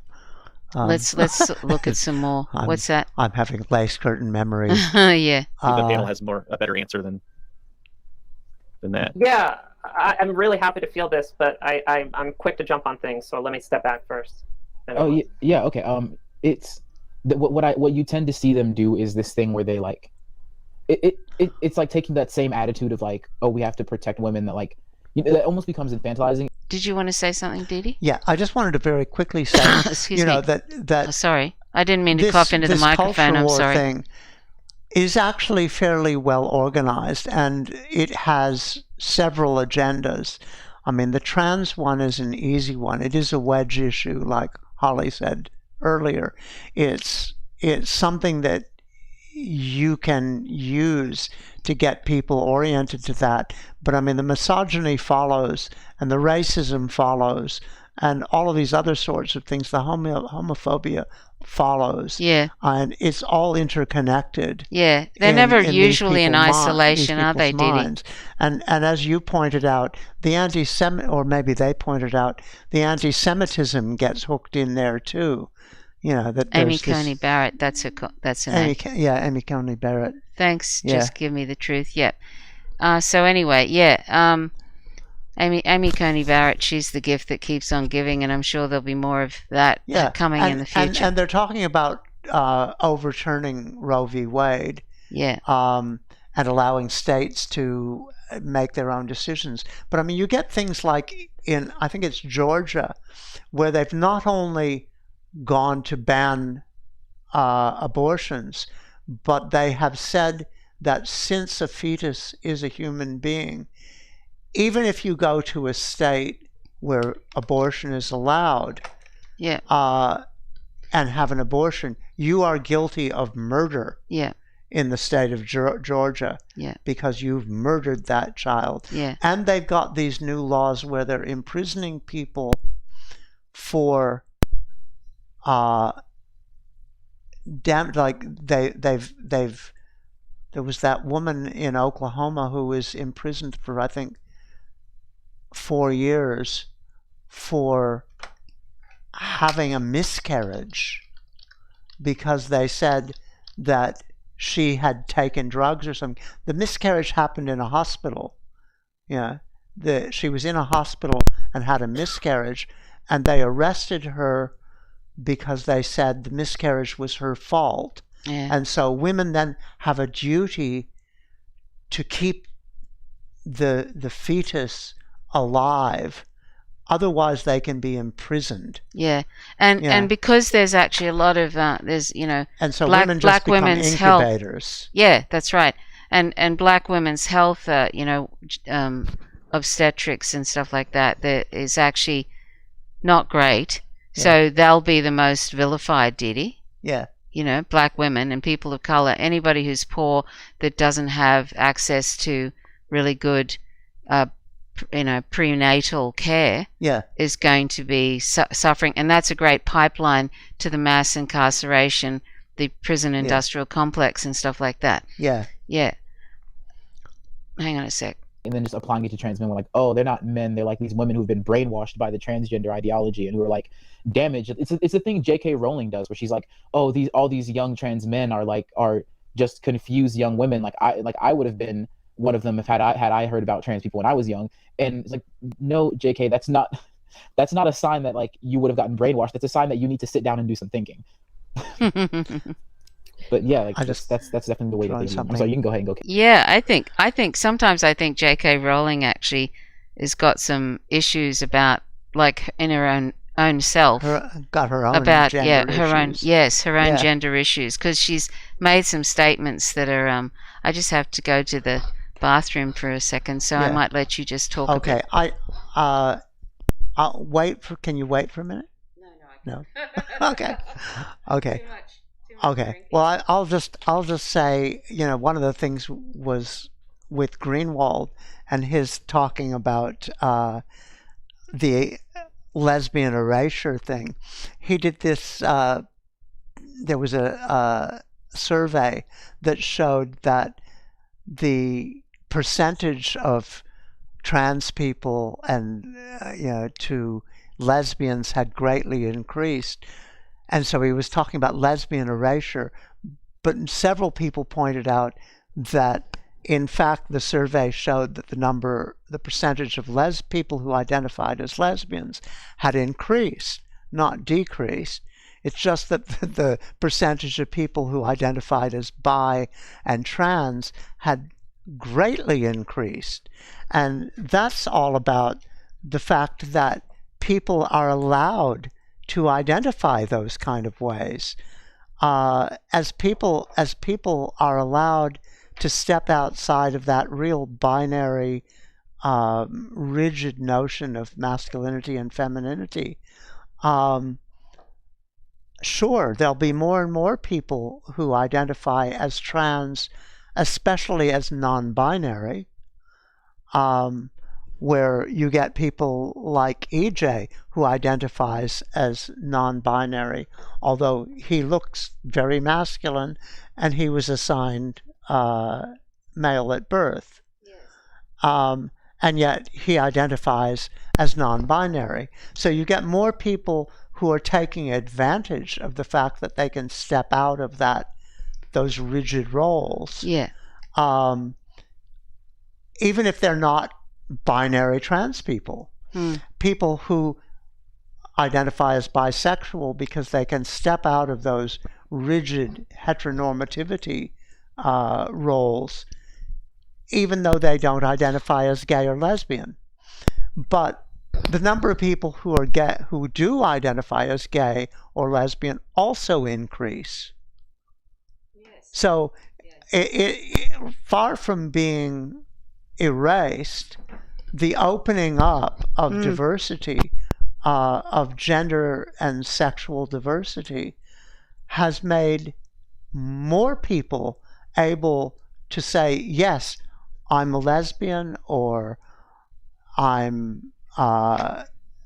don't follow the rigid binary, or yes, I might consider sleeping with people of either gender in various circumstances. And people who are bisexual, of course, may have a partner of either gender. It doesn't mean they have to have sex with various people. There's no requirement. It's just like heterosexual people don't have to have sex with everybody of the opposite gender. Yeah. And people who are bi don't have to have sex with anybody they don't want to. Yeah. Yeah. It just means I'm that sorry, they're I not missed stuck. I missed that thread. What is that about not having sex with people? I was going into the Greenwald things. Oh, about, yes, about I the see. Stats and stuff. Yes. And the fact that he's a lot of fun, Glenn Greenwald. He's a lot of fun. He's somebody who's gone right over the top. He's like J.K. Rowling. He can't resist throwing in something transphobic whenever he sees an opportunity. He's absolutely fixated on identity politics in the weaponized version. Yeah. Like when he did this recent debate with Judith Butler and Cornel West, and I posted a link in the community section of this channel. All he seemed to be talking about in the beginning is his version of identity politics, and he wasn't really listening to Judith Butler. And good old, Cornel West is very supportive of trans rights and stuff, but it really didn't get to what I was hoping it would get to, and they kind of glossed over the. Did they talk about the? No, that was another debate. Anyway, anyhow, it wasn't. Anyway, in the comments. Oh, okay, Carl Tom. And just give lovely you the to truth, see you. We're talking about the whole business of the miscarriage laws. Thanks for joining, Tom. Being murder and that kind of thing, and how crazy that is. Yes. Carl said Michigan is allowing non-binary in the driver's license. Well, Australia has solved a lot of those issues. They just don't put gender on a driver's license at all. Who's that? In Australia? In Australia. Yeah, and in most states, that's been the case for over 10 years. Yeah. And nobody noticed. No. When Tasmania was doing its gender law changes, Didi wrote a lot of the legislation for that. Our prime minister came out and said, well, I would never let, gender be taken off driver's licenses. Yes, and somebody pointed out it hasn't been on there for over 10 years. Yeah. And you just haven't noticed. Yeah. And that's how much effect it has. Yeah, really. Yeah. Anyway. Basically, you leave it off and nobody notices. Yeah, that's right. Nobody tries to prove their gender by their driver's license, for God's sake. I'm just going to play some more, Didi. Here we go. Yeah, and, I will mention my own channel, youtube.com/Kaylee Whalen, because I featured... Subscribe. I just dropped a link in the chat. So subscribe. I'm going to drop Anansi's YouTube again as well. By the way, last time we talked to Anansi, everyone gave me shit because I said... I was pronouncing your name Anansi, I guess people said. I did not mean to call you a Nazi. I'm sorry, Anansi. It's okay. I'm sorry, Kaylee, go ahead and go. Yeah, so Eric Tannehill is a young trans man who I featured on my channel. It got bombarded by TERFs. But we did a video about conversion therapy. And basically, the hate we got was incredible. But it was like hate directed at me for being a trans woman. Hate, and then like condescending, we love you, you're just a confused woman, directed at Eric. That's exactly. And it was interesting seeing TERFs take like two different tones for like two people who had clearly just shot a video together and were friends, because Eric is a trans guy, he got like, oh, these gender radicals, these gender ideologists, whatever term they want to use, they've converted you. Their stuff has brainwashed you. You're just a confused young lesbian. And never mind the fact that Eric is like super gay, like has always been attracted to men, will always be attracted to men. Like it doesn't matter to them, the fact that Eric's this young gay boy, who really, really love Eric Tannehill. I've actually now shouted out Eric Tannehill and Bryn Tannehill. They are related. Bryn Tannehill is Eric's mother, and they both ended up being trans, which is funny. That was Bryn's surprise and my surprise as well when Eric came out, but now they are a young trans activist. And yeah, they're the exact type of person that TERFs love to condescendingly pat on the head and say, you've been brainwashed by these evil trans women and evil trans ideologues you're surrounded with. You should be a lesbian because we believe in lesbian community and we believe, and it's like J.K. Rowling, who's like this great lesbian hero for writing all these amazing lesbian romances into her amazing like pro-LGBT pro-LGB like book series, which like I got through. I don't want to say anything bad about the Harry Potter franchise, but I will say it's not some sort of like lesbian feminist. It's not exactly a lesbian feminist like book series. You know, she's not some great hero for writing amazing queer women's stories or even feminist stories. I mean, she wrote like slavery and patriarchy right into her books, and now she thinks she's some hero slaying the demons of the. Well, she went back and said that Dumbledore's gay, like. After the fact. Oh yeah, and that werewolfism is a metaphor for AIDS. Right, which is super not problematic, right? Yeah, and there's this. That was sarcasm in case. and there's this thing that like that J.K. Rowling that you kind of hit on earlier, what you're saying, where like. I'm not familiar with that joke they were just making about somebody being after the fact gay, and then some reference to which was supposed to be about AIDS. What was that? I don't know. Oh, okay. It's all right. It was something. I'm not familiar with that whole Harry Potter thing anyway. Yeah. It's all right. She talks about trans men in a way that's very infantilizing and very condescending. And like, oh, like you're a victim, blah, blah, blah. And then like in her books, like when she writes trans women, she writes them as like serial killers and stuff. And it fits into this pattern of TERFs like portraying trans men who they perceive, like they portray. How did that book go anyway, that thing about the serial killer? Did you know that she wrote under a different name? How... was that? I don't know how well it went. Yeah, it was hopefully on the bestseller list because it's J.K. Rowling. Hopefully it took a dive. It was panned. That'd be good. Trans men as victims and trans women. So many people have had trans characters as serial killers. Oh God, yes. I mean, it's a real trope. The Lambs, Wire in the Blood.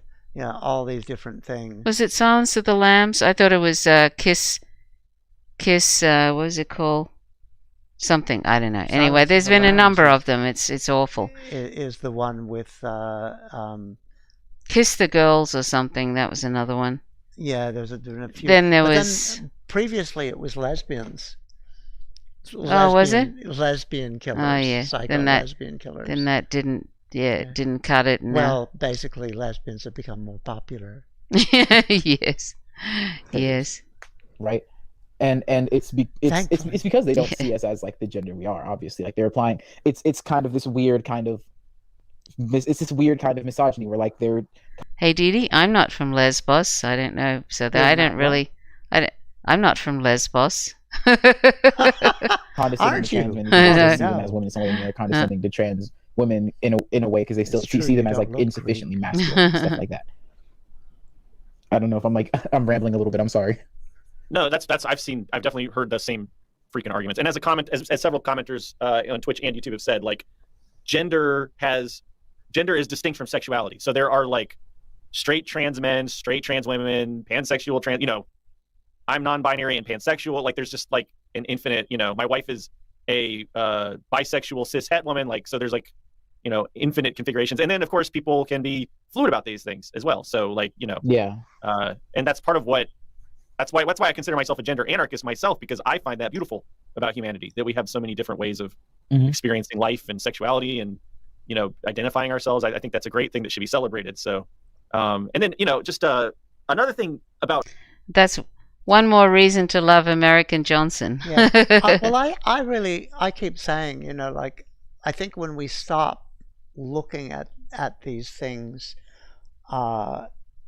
these rigid gender things, and it starts breaking down, it'll be so wonderful, because I think what will happen is that instead of gender diversity, we just have human diversity. Yes, really. And that's what we need to understand. It's only human diversity. Yeah, exactly. Yeah. Trans men, I guess, this is kind of a transition, I guess, to another topic, but I think, Kayla, you touched on this a little bit earlier, but like the ways in which TERFs will just super essentialize people with wombs as like only existing for childbirth. So it's like, which is like the striking thing about that to me is that right into feminism up until people with wombs being important for childbirth. Yeah. Well, that fits right into the religious right-wing narrative. Yeah, really. Yeah. The 60s and 70s was all about like de-essentializing women so that they weren't just seen as like breeders. Yeah. And then they have to do all this weird backpedaling to sort of like it's one of the things that I find most baffling and like incoherent and inconsistent about the TERF ideology. It's like simultaneously they are calling themselves feminists, but they're also saying that women are only defined by like their ability to breed and have children, and I just find that so bizarre. Judith Butler wrote an article where she talked about that exactly. Where they were saying like there's no that entire ideology is completely incoherent. Like there's no consistencies within it at all. It's just like this pure vitriolic reaction to trans people existing. Right. I have been inside the womb of TERF ideology. Like literally, I've been a volunteer at the medical center called The Womb at the Michigan Women's Music Festival. So many TERFs have received medical attention from me, which is ironic. But I figured because I have knowledge of herbal medicine and healing methods, I was a volunteer. And while volunteering at the Womb, which was on Womb Way, which is the name of the road in Michigan Women's Music Festival, which is where a lot of TERF ideology was born. Yeah, there's these very essentializing ideas of like women's anatomy and like women as healers and like women like there's such it's interesting because at the same time I love lesbian feminism for like trying to stake out like a place without men, and I relate to that. I relate to like wanting to do away with the harms of patriarchy by kind of removing yourselves and being separatist. I mean, as someone who's been part of like anarchist collectives, like I relate to that strain of lesbian feminism. But like the language people use on the land of Michigan Women's Music Festival, like, women spelled with a Y, Womb Way, it is very essentializing of like what makes a woman. Women are mothers and carers and healers, and it's unfortunate that some of this gender, like they talk about trans people having gender ideology, but like this gender ideology from TERFism has led to all sorts of unfortunate things. Like, we've talked about attacks on trans people, and we use the term TERF, trans exclusionary radical feminist.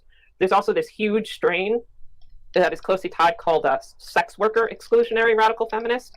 Yeah. And you see this swerf. It's a really funny word. Swerf, not smurf. Swerf. It sounds a lot more fun than it actually is. It sounds like something fun. Yeah, but these strains of like women are selling their bodies to men. They're degrading themselves by doing porn. They're degrading themselves by being into BDSM. Oh my God! Like, there's so many layers and layers of hypocrisy piled on here.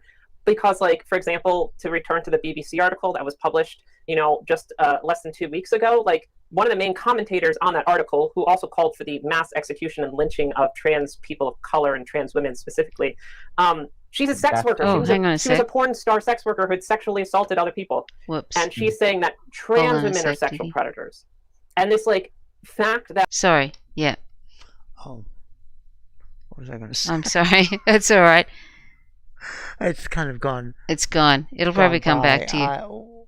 There was, I think it was something in terms of the swerfs and that kind of stuff. Oh, yeah. About how, it really ties into that whole thing where these transphobes connect with the religious right, really, and it's very sex negative.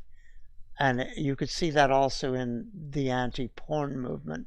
Now, I'm not a big fan of pornography or anything like that, but the anti-porn movement was really very sex negative.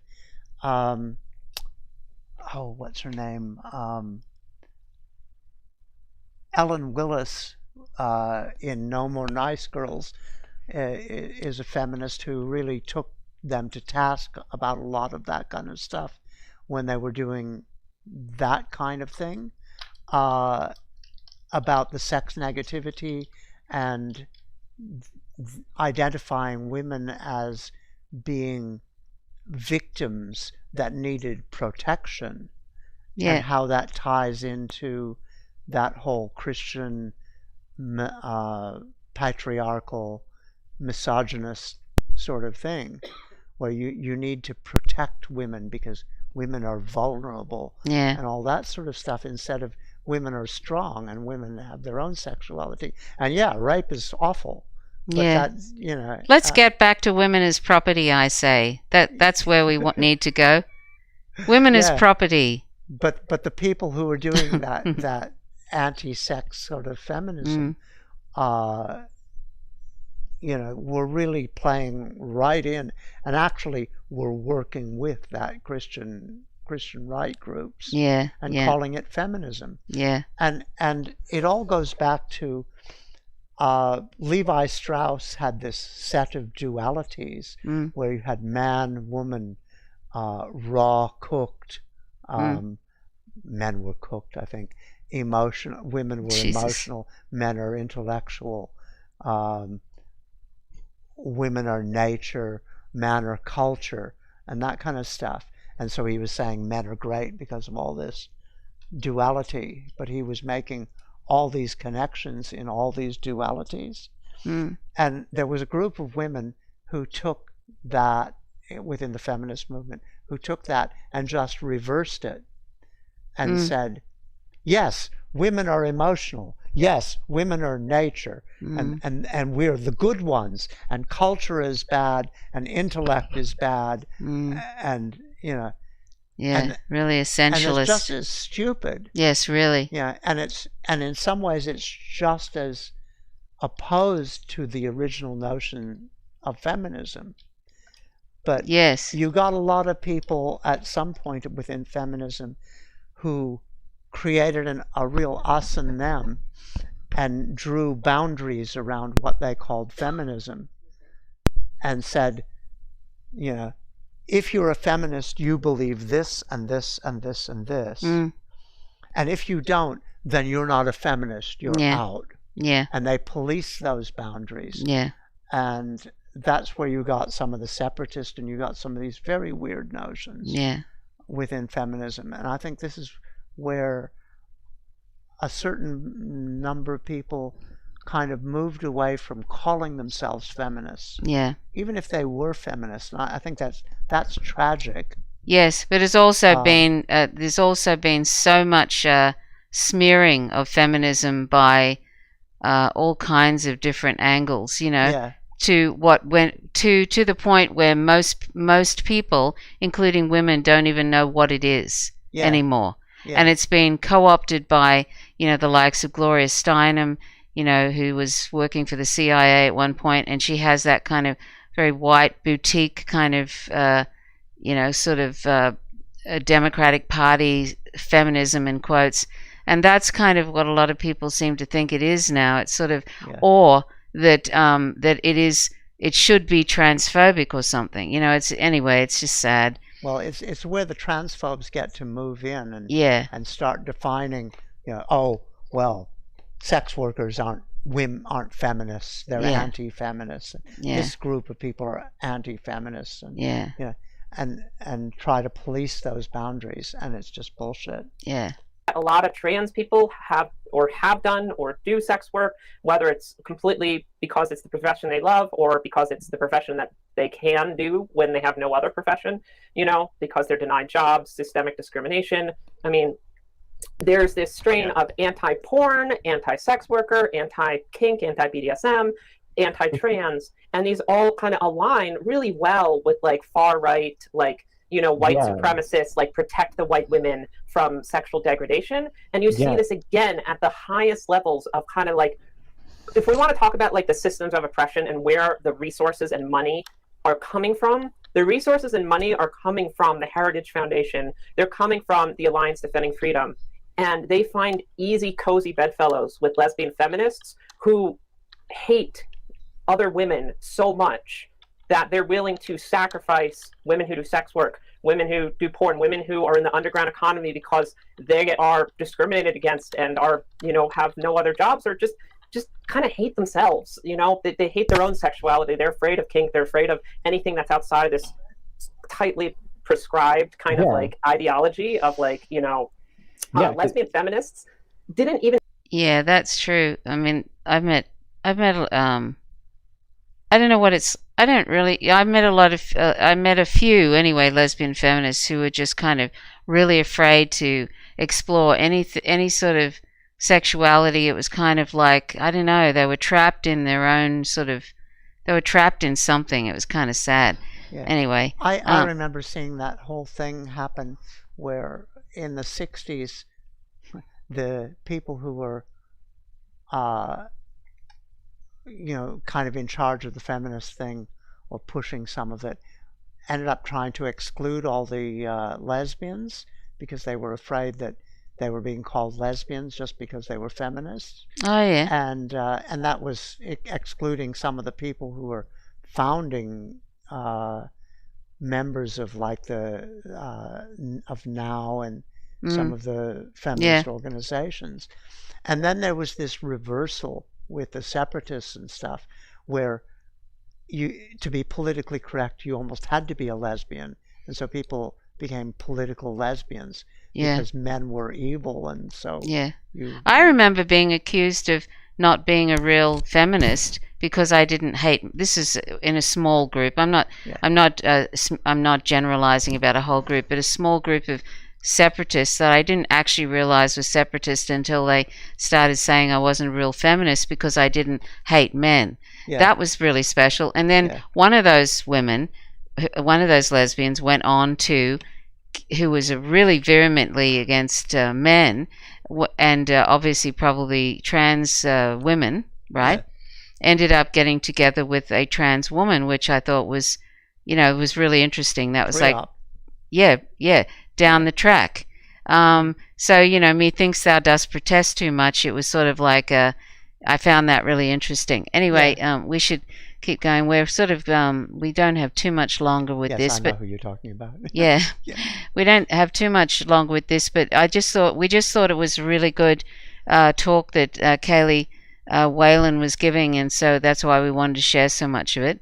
Believe penetrative sex was okay. Like, they were against it. Dildos were also not okay. Like, some of these things. This whole like sex negative attitude is so typical of fascists, and like their attitude, like of just being completely self-sabotaging in terms of like supporting other women. It just shows how like everything they're doing is less rooted in feminism, which is like what they'll call it, and more just rooted in maintaining like a very specific kind of social clout that they have because they're white women.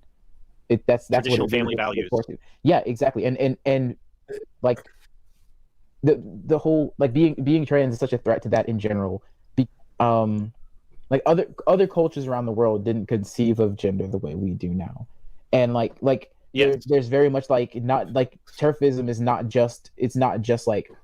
And this is really interesting, this next bit, how really white colonization was basically stamping out any third genders and whatever of indigenous people around the world. So that's I find this a really fascinating point. Yeah. A transphobic thing, it's overtly a racist thing, it's overtly like a xenophobic thing. It's this idea of like other cultural conceptions of gender cannot even exist near me, like that. It's literally like colonial shit, or sorry, colonial like attitudes. Yeah, and I guess this also brings us to the role that capitalism plays in all of this, because Kayla, you were hinting at some of the systemic forms of oppression that trans people experience, including poverty and not being able to get jobs, not being able to getting fired, and all kinds of stuff like that. Do you have any thoughts on where that all enters into the mix with transphobia? Right, and I'm so glad you brought this up, because I think we want to talk about like avoiding false consciousness, on this channel, in this community. Yeah. And some of the feminists who have turned into these TERFs or SWERFs are examples of false consciousness. Like, they use language of anti-capitalism. They use language of like, oh, capitalists are exploiting profits of us through the pharmaceutical industry to push the trans agenda, which is absurd, that like somehow trans people are profiting from a healthcare industrial complex that like is so set up to like make them fail.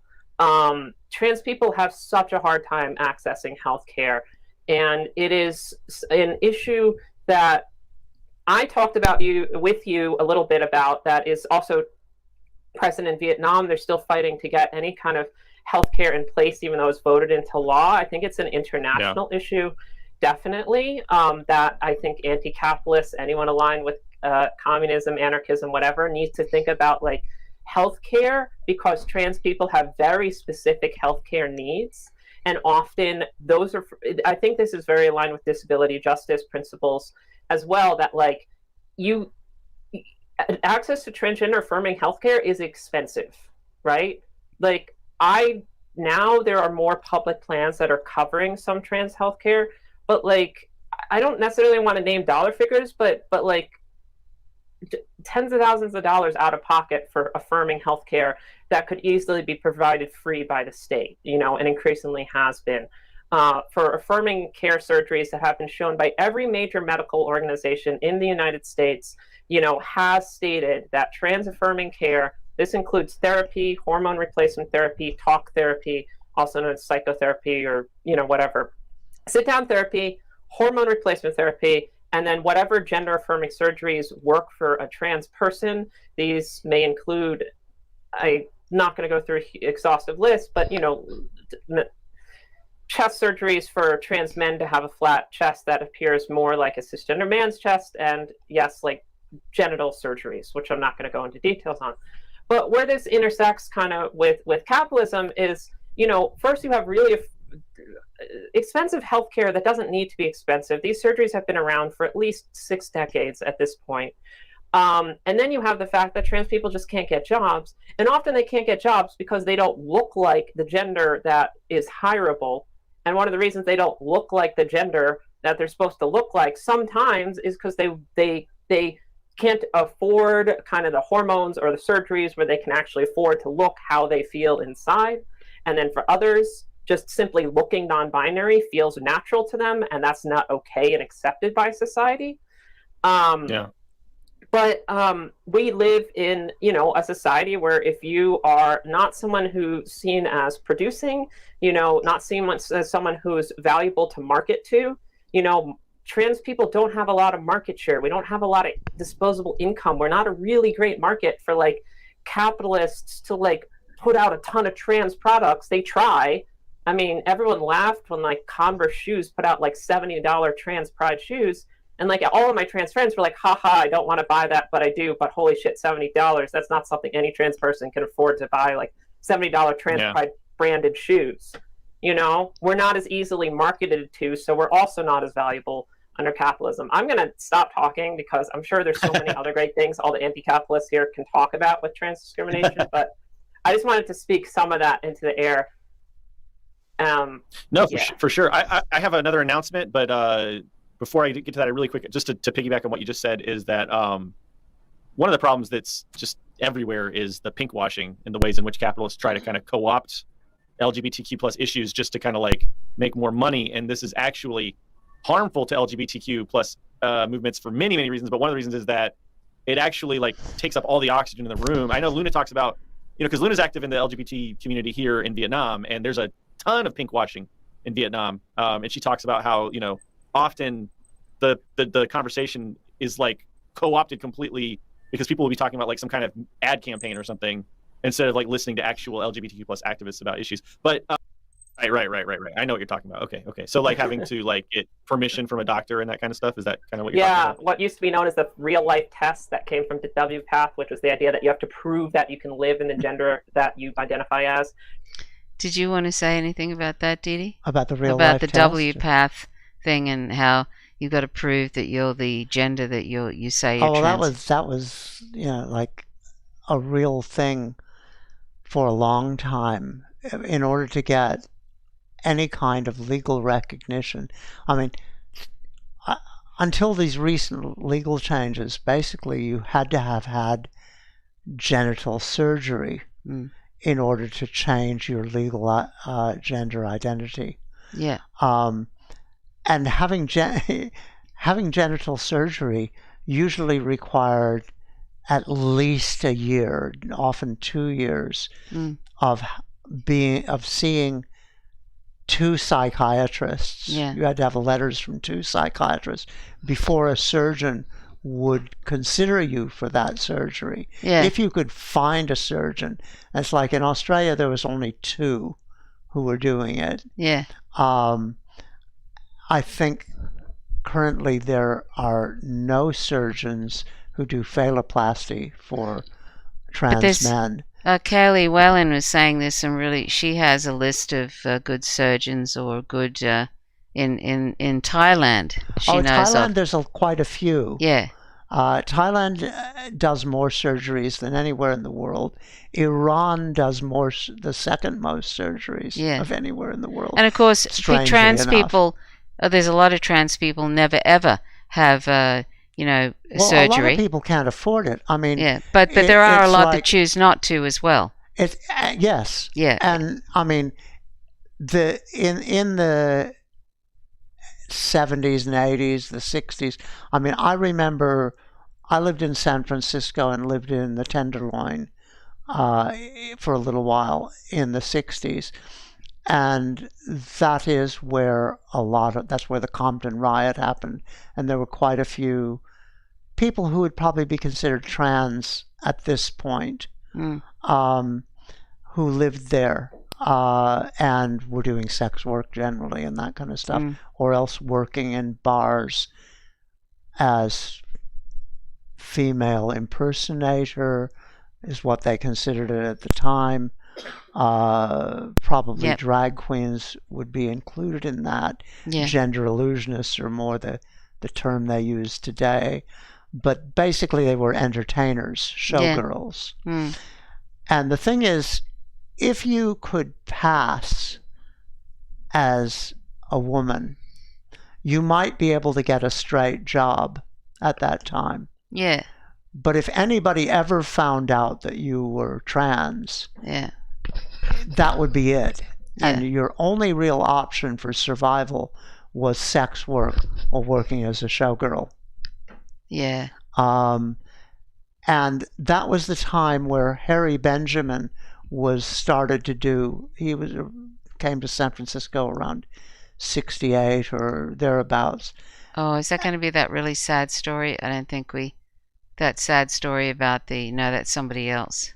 Yeah, that's somebody else. Okay, Harry that's all right. Benjamin was one of the people who studied with Magnus Hirschfeld, who was in that sex institute in Germany that the Nazis destroyed. Yeah. And he ended up becoming the person who set up the standards for trans people to be able to access medical help. It was the HBIGDA, the Harry Benjamin International Gender Dysphoria Association. Oh, standards. Just give me the truth. Said Iran. That is strange. Yeah, Iran. It is strange. Iran is quite happy to do trans surgeries because they don't approve of homosexuals. That's kind of sad, so isn't it? out of homophobia, they're quite fine with changing gender, because then you are a heterosexual. Yeah, that's kind of sad. Anyway. And it's kind of crazy. Yeah. But Iran then has very good surgeons and is the second most surgeries in the world are done in Iran after Thailand. Right. And that's great. Yeah, it's kind of bizarre. Yeah. And really ironic. Yeah. Yeah. Anyway, the Harry Benjamin standards provided were the thing with the real life test, where you had to live as your gender of identity for a period of time to prove that you had the strength of will and were able to deal with the crap, but you weren't allowed to change your legal gender while you were doing that. Right. So you had to have all of your papers saying you're male mostly, because at that point nearly all the trans people who were going through this process were trans women. Were binary trans women, because they were almost the only ones who could deal with this. Who were so desperate that they would deal with this stuff. And so to get access to any kind of medical thing, you had to be living as a woman with all of your papers saying that you were male and without any medical intervention until you could get these papers from the psychiatrist and you could get some, and you might be able to get hormones early, but you couldn't get surgery for at least a year or 2 years. But since surgery cost somewhere around $25,000 in the U.S., most people who are working as sex workers or showgirls aren't going to make that kind of money. No. And so people would go for years and years and years. These are people who wanted surgery before they could get it. Yeah. And then I remember looking at the online community. This was before the web, when it was the Usenet community and the bulletin boards. Yeah. And there started to be discussions about, whether you really needed to have surgery. And kind of the overall thought from people was that if you felt you needed to do it, you should go ahead and do that. Yeah. But if it wasn't like a real driving necessity for you psychologically, why should you? Yeah. Sure. And that it isn't some sort of magical train that you get on and the first stop is, doing this, and then the next stop is hormones, and the next stop is, surgery, and then you've made it. Yes. Yeah. But I mean, part of that idea of making it is if you'd had all of that surgery. And of course, one of the other things about the money thing is, okay, it cost $25,000 for surgery around that at that time. Yeah. but to get electrolysis was more important. Yes, it should be because electrolysis was what people see. Sure.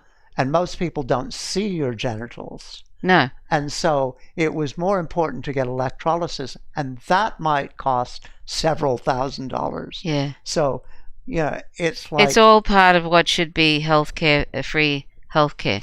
We've got somebody... Didi? Some troll. Oh, not you again. Want to get rid of them? Not again. Hang on a second. I'll get rid of them. Yeah. Yeah. I'll get rid of them. Yeah. Let's see. Yeah. Some idiot. It's probably that same. Probably. Yeah. They're just stupid. Well, it's funny, isn't it? It's probably the same person. Yeah. It's come in 3 times now. Can you block them so that their name doesn't Yeah, that's appear, all right. Since their name is actually their major objection. Their name is pretty bad. They haven't actually posted anything. They just wanted their name to appear again and again and again. It's all right. Anyway, let me anyway, happy everything. We got a troll. That's all right. Anyway, misogynist, Didi, racist, homophobe. Let's not pay attention.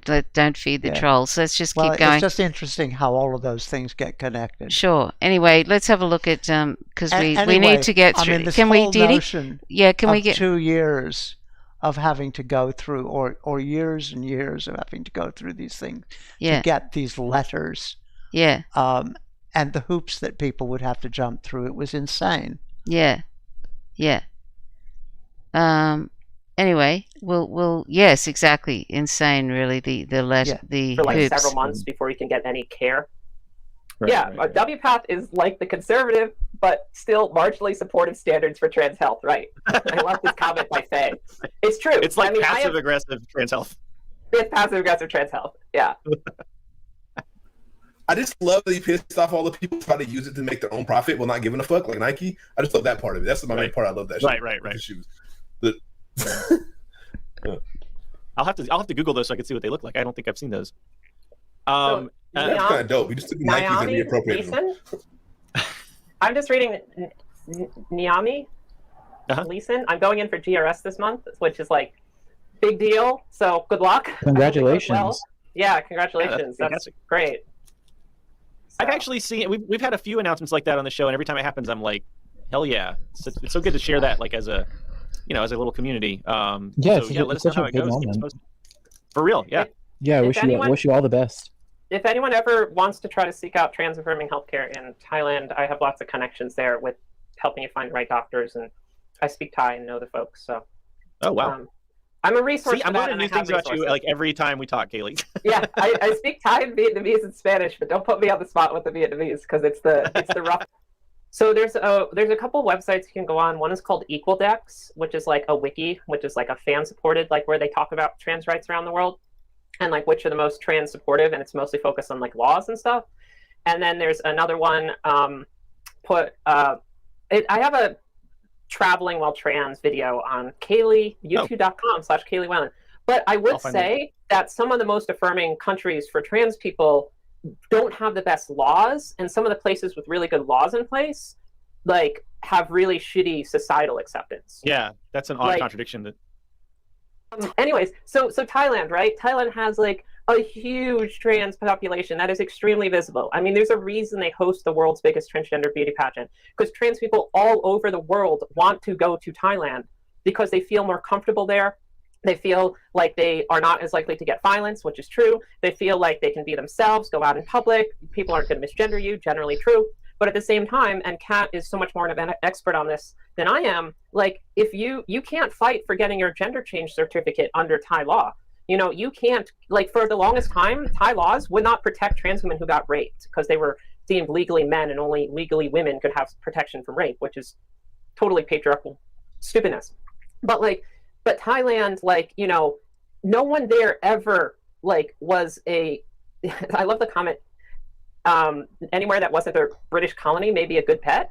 And yeah, Thailand, one of the reasons that it's so good, so Neve, Lisa? So it's one reason Thailand is it retained a lot of kind of pre-colonial gender norms from Buddhism and such, where there were traditional beliefs that there are more than two genders. And there remain kind of folk beliefs that are very strong in the Buddhist animist kind of blend of Thai religion and cultural practices that make it pretty normalized in Thai society that people feel like there's more than two genders. Like there's the, this is not polite language for if I was not Thai necessarily, but the word that I would say in Thailand with other Thai trans women would be gatoi. And there is a former member of parliament who used that term for herself. And gatoi is like a trans feminine, non-binary identity that is not exactly woman and not exactly trans woman, but some kind of blend that goes back to thousands of years of Buddhist tradition. And then you also have terms like Tom, which is like a not quite trans man, not quite butch lesbian, but somewhere in between kind of identity. And in Thai society, Toms can use male pronouns pretty seamlessly, dress in male clothes. People will use male pronouns for them, but they're considered a different gender identity than man. And then Thai Katois use female pronouns, female, and you use your first person pronouns, and your pronouns are gendered in first person language. So it's very obvious in Thai society. Thailand isn't the only Southeast Asian country with a lot of trans acceptance. Vietnam is a very trans accepting country, I would say, as well. But it does have, it's a very trans open country, but it does have more laws that are holdovers from colonialism, and cultural practices that are holdovers from colonialism. But they, this is a whole topic, but I'd say Thailand's one of the most accepting trans places in the world. It's one reason I learned to speak Thai and lived there for a while. So that's interesting to hear your perception. We accept any good faith questions. We actually, and like, you know, if you're new to these ideas, that's okay. Like we had somebody ask, you know, what exactly trans means, and I figured that would be kind of a nice, you know, because there are some people who are watching who might not know any of this stuff. Kaylee and Nancy, do you want to give a basic intro to this stuff for anybody who's kind of like new to these ideas, new to this, this movement? Yeah. Okay. Well, trans, like when someone says that they're trans, that they're transgender, that essentially means that they don't identify as the gender they were assigned at birth. So like when you pop out of your mom, you know, when you pop out of your mom, no, or sorry, that's not true. When the stork delivers you, the doctors will, you know, check between your legs to anatomically decide if you have, you know, either of two forms of genitalia that they accept as signifying sex and gender, right? Now there's a debate as to how consistent that really is, like when it gets like intersex people and stuff who don't necessarily like end up fitting into those boxes, and that's a whole like movement and problem in and of itself. But so basically, like they look between your legs and they say, okay, it's a boy, right? And that's the gender you're assigned at birth. That's your gender, right? But then a trans person might have that be assigned their gender then, and then get older and be like, you know, that's not me. That doesn't fit. I want to switch it, so they'll change their gender, and thus that's being transgender. Now, the opposite of that would be someone who like never decides to change their gender. They're like, oh, I'm fine how I am. When the doctor called it, he called it. That man don't miss. And they stick with that gender their whole life, and they're cisgender, and that's what that term means. I don't know if I explained it well. No, that made sense to me. Kayla, do you have anything you want to add, or any other thoughts on that? Well, transgender discourse, I mean, when people like to think of transgender as like this new phenomenon, and it is and isn't, a lot of us here identify with Marxism, and a lot of kind of the discourse that gets really misleading is with dialectical materialism, is people say like, oh, transgender is a new phenomenon, it's not a material reality, right? And I have so many thoughts on that, yes. Right. And we had a question here, probably worth talking about leftist transphobia and trans misogyny and how to combat it. Yes. I would say. Yeah, absolutely. Because trans identity is a recent phenomenon. Because our words to understand this come from recent understandings of society, which are based off of modernization. And part of modernization is like race is a modern phenomenon from a bunch of, you know, nutjob white, you know, quote unquote scientists who decided to measure people's skulls and come up with concepts like, you know, the Australoid race and the Mongoloid race. Like that is about the level of understanding of gender that predated, when we started talking about trans identity and heterosexuality and transgenderism or transsexuality. These are all concepts that have entered our language recently because the science of understanding human bodies in order to categorize them, in order to make bodies able to be controlled by the mechanisms of the state under gender is a recent phenomenon. So there's this boogeyman that like trans identity is somehow something that's new from like the 50s, or some people say it's from the 1990s. That's a Helen Joyce, a TERF talking point, that like transgender ideology was exported from the US and is a colonial import from the United States to the UK, which is like a Communist Party UK like talking point that like American transgender ideology is like colonizing the UK, which is like really oddly like, false consciousness talk. But I've muddied the waters and probably confused some people. But like, yes, like the term transgender largely became popularized in the 1990s as a term to unite people who did not feel that their bodies matched, what was in their heads and what society told them that they should be. So you had a movement that combined people who were gender fluid, people who might have previously used the term crossdresser, transvestite, now started using the word transgender, along with people who had previously used the word transsexual, started using the word transgender, in addition to people who would have now call themselves non-binary, started using the word transgender, in order to build a unified class of marginalized people who could fight for social change. And the push for the transgender, which then later was more popularly shortened to trans, was in order to build an umbrella for a wider kind of anti-oppression movement that was transgender liberation. Mm-hmm. And this was formulated most famously by a Marxist feminist named Leslie Feinberg, who wrote Transgender Warriors. And Leslie Feinberg was a wobbly IWW who believed that by building a bigger kind of umbrella of all people whose genders don't like align easily with like male female binary, that by building a bigger kind of class of oppressed people that was as inclusive as possible, trans people could win rights. And so like, transsexual was a term that predates transgender, and now people are like, why do transsexuals call themselves transgenders now? Or transgenders is also not a great term to use, somewhat of a slur, but it was a specific term used in the 1990s to build kind of more of a shared consciousness.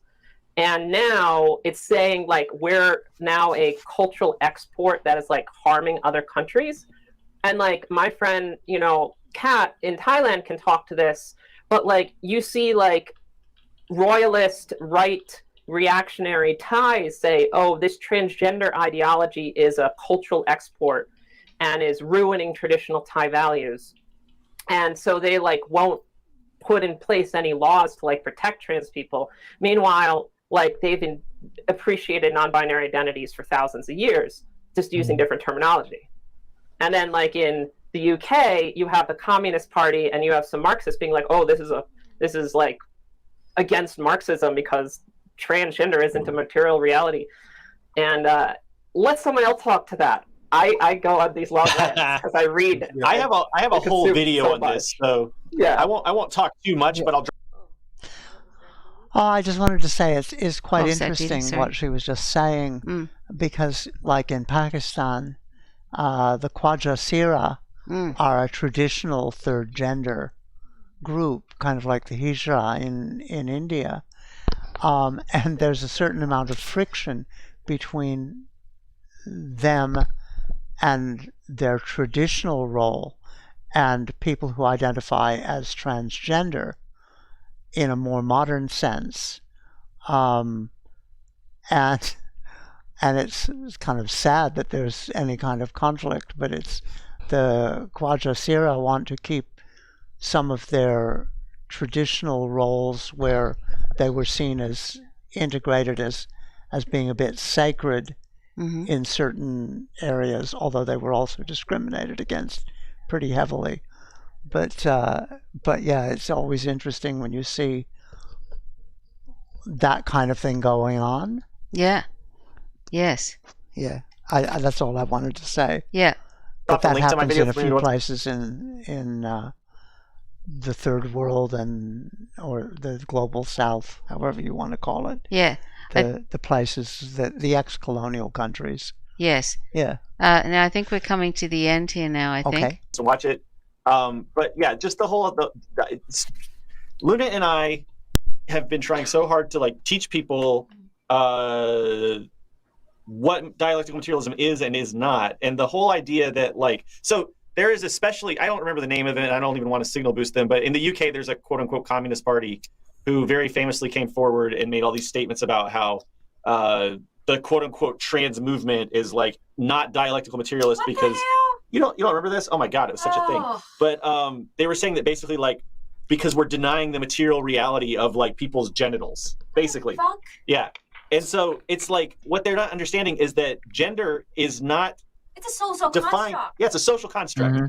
And this is something that Marx and Engels talked about all the fucking time, is that we have these objective social relationships, but they're like not like material. The material reality might define like human society, but certainly human society is not a material thing. And like what we think, the best way I can explain is like this: there are not like dog men, there are not horse men. You know what I mean? Like animals don't have gender. Nobody forced a horse man to act like a man to be like. Yeah, we don't put little like neckties and like and like fedoras on and horses and train the horse to act like a man, quote unquote. Right. I mean, maybe in like a circus act, but like we certainly don't see it in nature at all. So it's just absolutely bizarre. I like I said, I have a whole video on it, so I just dropped the link if you want to learn more. But we'll let you. When we talk about colonial exports, do you know what really is a colonial export? Heteronormativity. That's a colonial export. What the colonial export is transphobia, homophobia, because every other place besides the Euro-colonial empires had peoples who completely recognized queerness. I mean, they wouldn't call it trans, but transness across the globe. That's talking about Africa. That's talking about the Americas. That's talking about Asia. That's all everywhere but the European colonialists. So when we talk about colonial exports, transphobia, the homophobia, and the heteronormativity is the export. Yeah, that's basically what I was about to get into.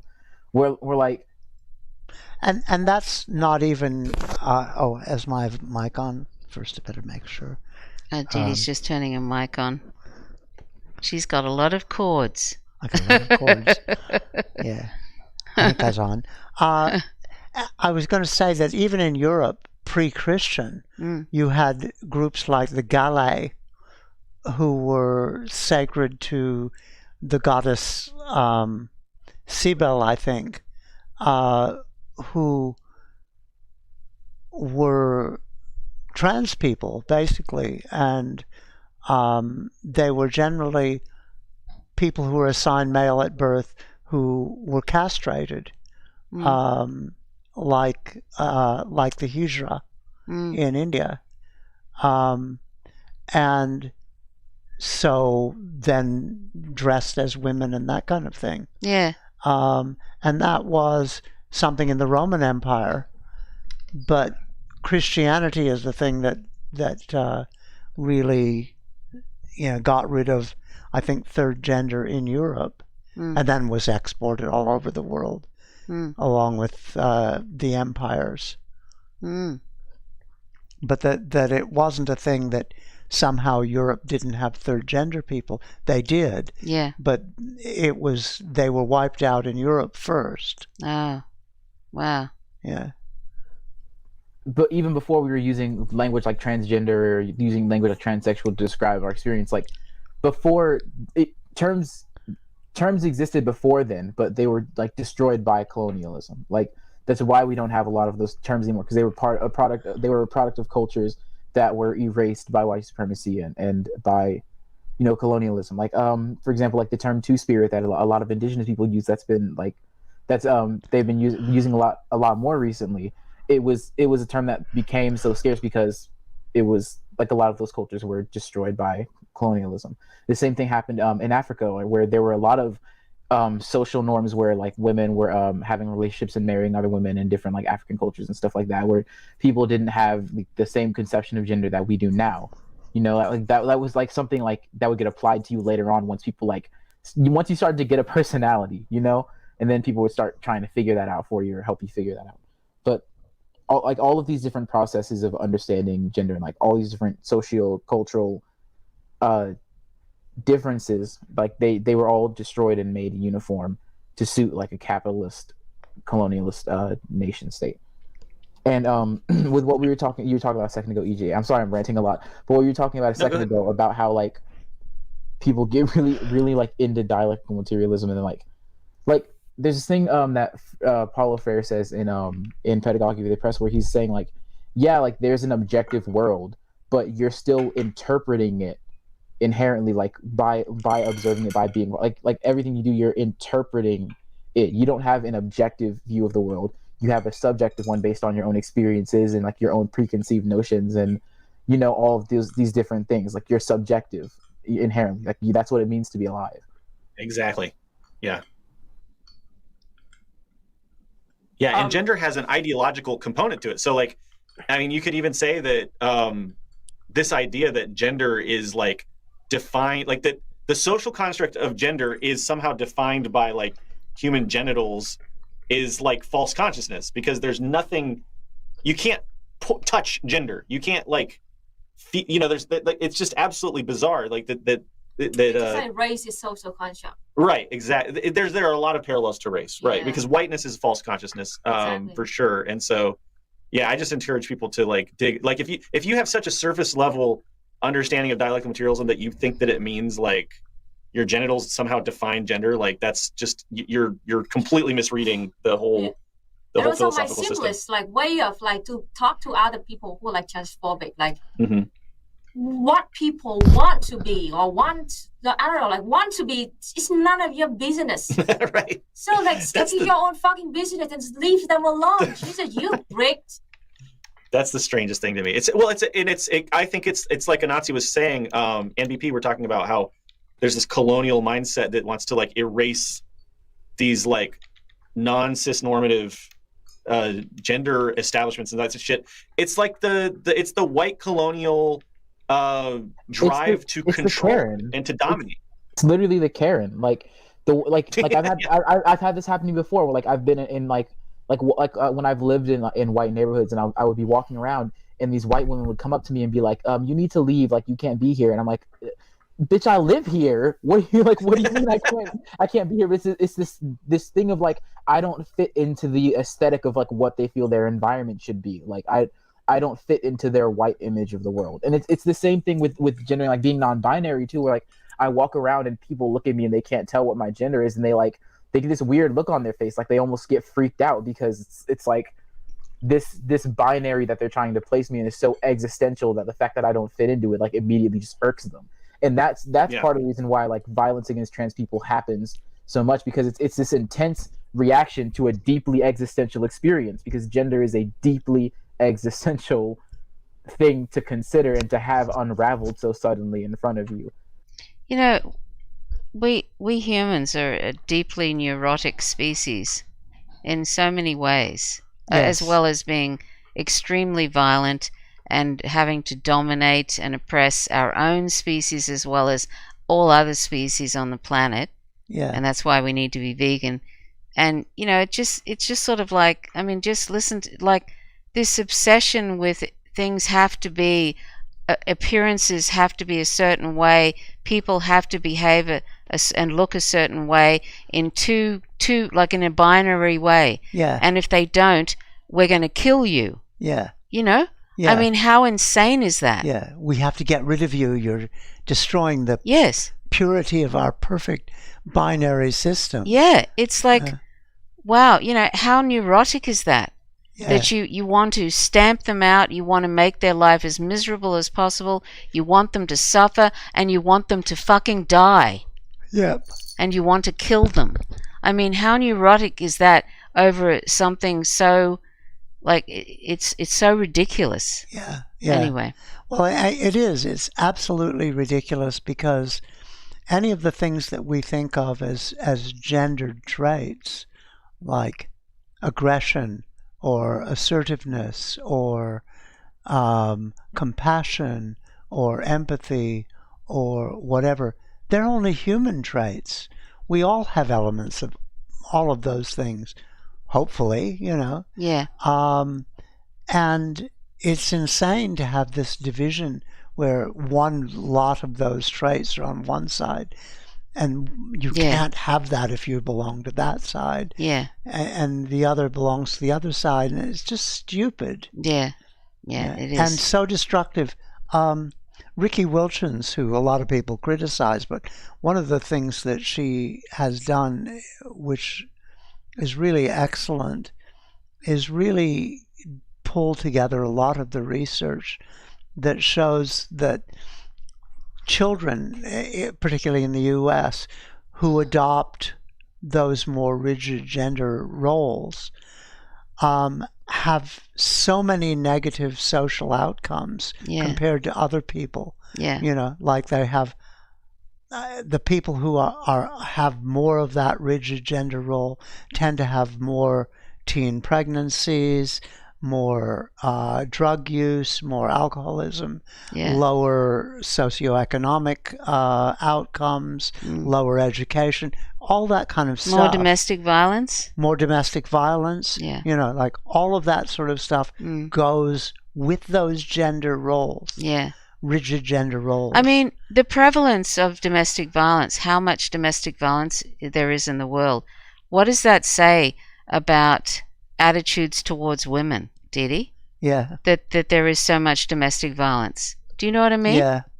Yeah. That there's still this underlying thing that women are property, and that I can do with them what I want, and if they dare to reject me, I'm not only going to kill them, but I'm going to kill their children and probably animals who are living in the house too. Yeah. Do you know what I mean? Yeah. Like, so and the fact that's that something that plays out so often. Yeah. And that is also misogyny is also themselves, is very connected to all these white male mass shootings, perpetrated by white men, right? Yeah. Misogyny is always very much linked to that, and they often also have been involved in either stalking women or domestic violence or whatever. Anyway, we should keep on with going. Yep. Hi, R.I.P. Mike Gravel. We keep saying we should keep on going because it's nearly 3 a.m. here. Yeah. Sorry, this is so long, but it's just that she had so many good things to say. It's really important that because there's very rarely any women that are any trans women that are interviewed and stuff, and we can't interview them. We don't have the technology or the setup yet, unfortunately. But I intend to interview Kaylee Whalen in the future, if I can, if we can do that. But like she's just got such great things to say as a trans woman that I thought it was really good to actually sort of play as much of this as possible. It's probably only another 15 minutes left, and then we'll sort of wrap it up after a 4-hour or plus marathon. Yeah. Especially when you're like your social status and like power is somewhat invested in making sure that this group doesn't have any gains. Like when you base your masculinity in how much more masculine you are than other people in the domination and in being like a superior male to other people and stuff like that. Like that's like you get that violent transphobia because like the fact that someone's performing masculinity in a way that's insufficient to you, or like in the case of women, like performing femininity in a way that's insufficient to you, or refusing to perform that at all for you is immediately like cause to do violence. Yeah. Also, Anansi, I loved your video on pedagogy of the oppressed. That was a really good breakdown. Oh, thank you. That book was kicking my ass the whole time I was reading it.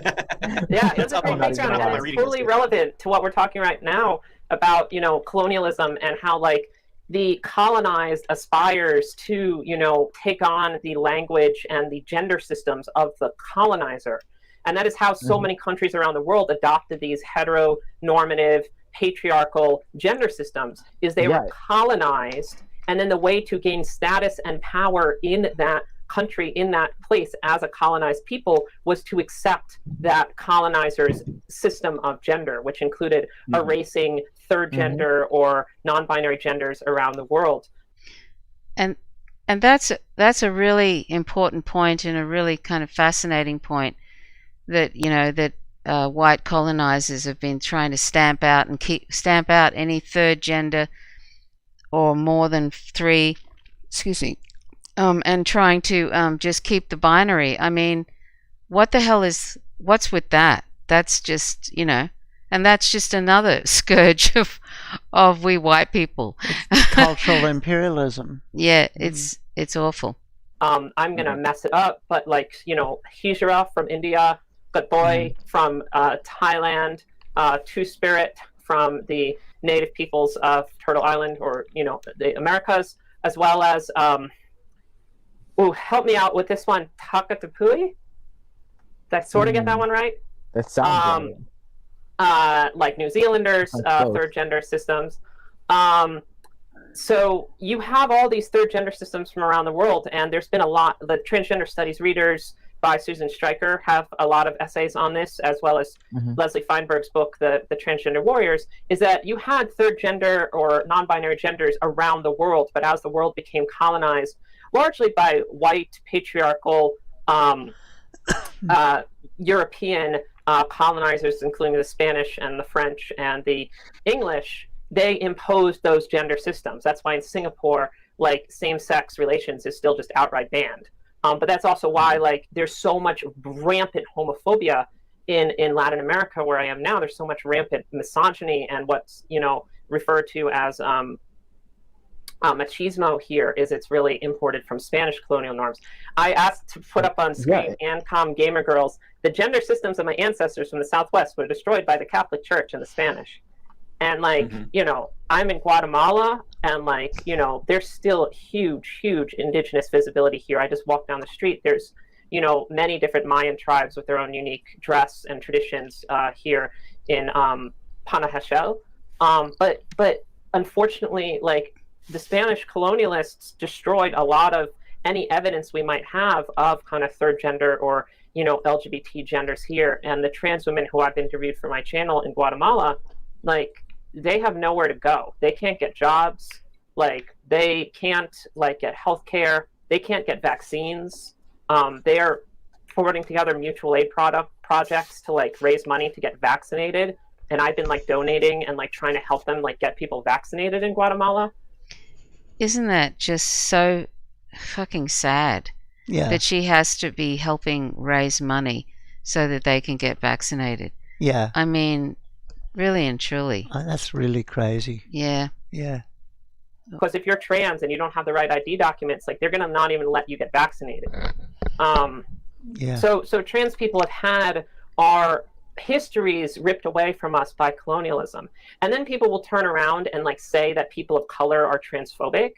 And I want to speak to my community's experience as a Latina, that often people are oh, Hispanic people, Latin people, they're so homophobic, they're so transphobic. For a while there was this discourse about how Hispanic voters had stopped gay marriage in California, and that LGBT rights weren't moving forward in California because of the Hispanic vote. And this kind of pinning one marginalized group against the other is so capitalist and so colonialist, when these norms of heteropatriarchy, of heteronormativity, were imposed by the Spanish colonial church, by the Catholic Church, on oppressed peoples who are now being told that they're the problem. And yet lay Catholics who are not of the clergy, Catholics who are just your everyday Catholics, actually statistically are more accepting of trans people. Wow. They're more accepting of LGBT issues than most Americans. And I do think this is because a lot of Catholics in the US come from marginalized minority immigrant groups, largely Latin American immigrants. And it was my grandmother, my Guatemalan grandmother, Yolanda, who I'm actually here in Guatemala to honor her memory and visit her grave for Dia de Muertos, and I put an ofrenda at her grave and provided offerings and honored her memory, because she was the one person in my family who was the most trans accepting of anyone in my family, an immigrant from Guatemala who knew what it was like to face discrimination. So this kind of pitting minorities against each other, or lumping Latin American people. Latine is a gender neutral term I like to use. You can use Latino. Some people use Latinx, although that's kind of weird. It's unfair to point to these communities and say they're transphobic when like it's colonialism that has put kind of the transphobia and the heteropatriarchy and the sexism into those communities forcibly. Yeah. Absolutely.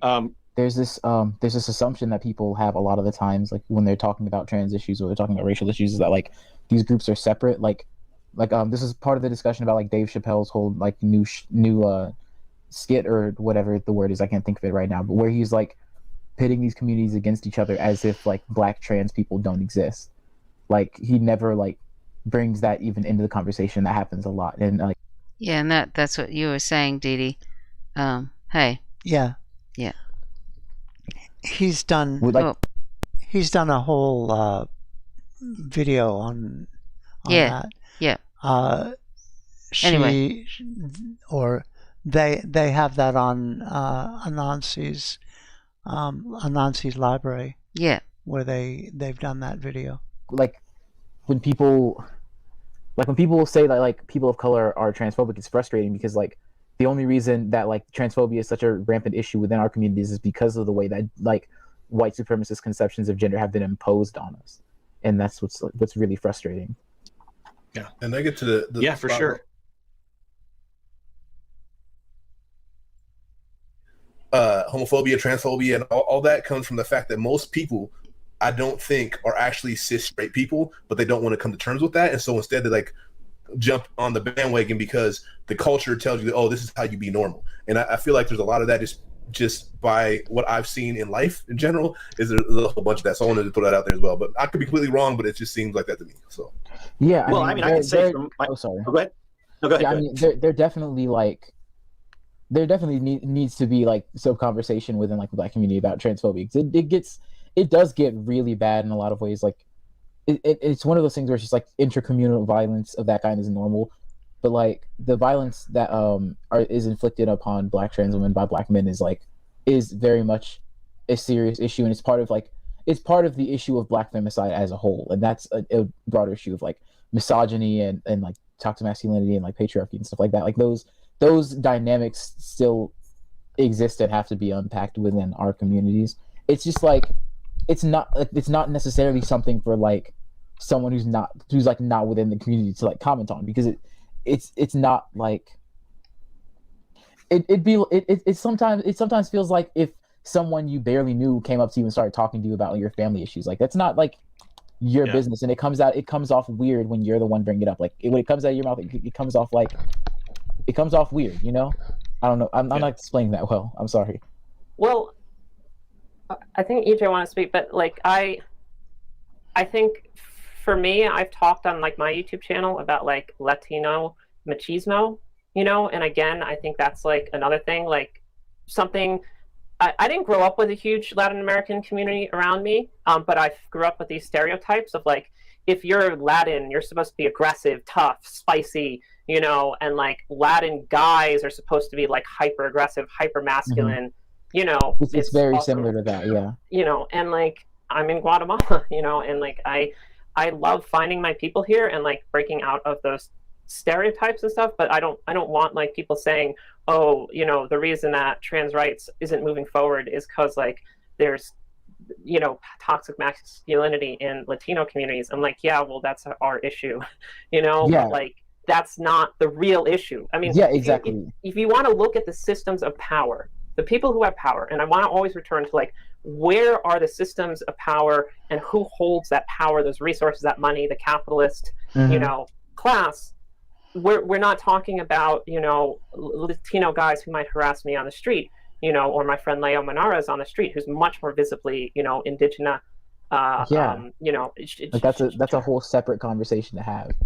But like those aren't the people putting in place these transphobic laws. Those aren't the people who are being funded by the BBC and being funded by The Economist to write books and articles about like, let's murder trans people.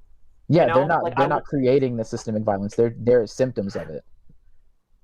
Like, let's be real. Like BBC just platformed Oh, and then they took her name off it, but didn't remove the article. They literally platformed Lily Cade, who called for the lynching of a black trans woman. She literally just like said, lynch Fallon Fox. I'm sorry, this is really triggering language, but like Fallon Fox is one of my close friends. You know, I talked about going to Michigan Women's Music Festival.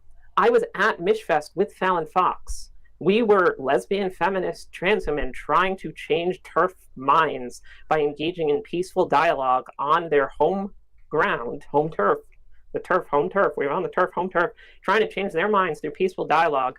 And, you know, TERFs are calling for her to be lynched. I mean, this is fucking crazy. And this is white women. This is white women with the institutional backing of white men with a lot of money and a lot of institutional power to control the media, to control the cultural discourse. We're talking about the BBC and The Economist right now, you know? Yeah, Kat Black just did a video about, is there, an ability to compromise between trans people and transphobes? And although she talks mostly about her family, she makes the point that, the problem that transphobes have is with the existence of transgender people. And how do you compromise with that? You can't really. And the fact that it's like the compromise seems to be all on the side of the transgender people, who they're supposed to put up with this transphobia as long as the transphobes aren't too aggressive. Yeah. And they're supposed to put up with the denial of self. And that this just doesn't work, really. I mean, why on earth should transgender people put up with the denial of self at all? Yeah.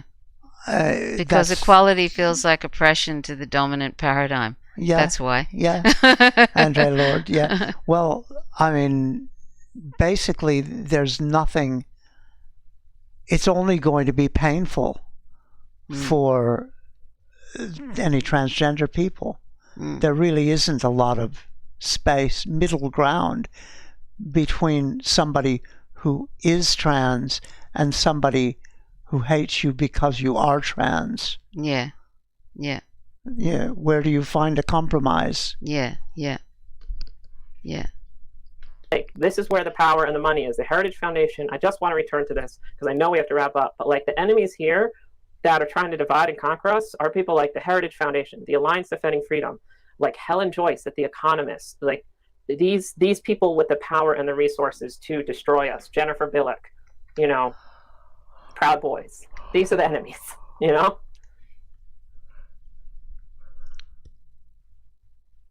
But somebody had asked a question about why there wasn't more interchange between like colonial white women and colonized peoples.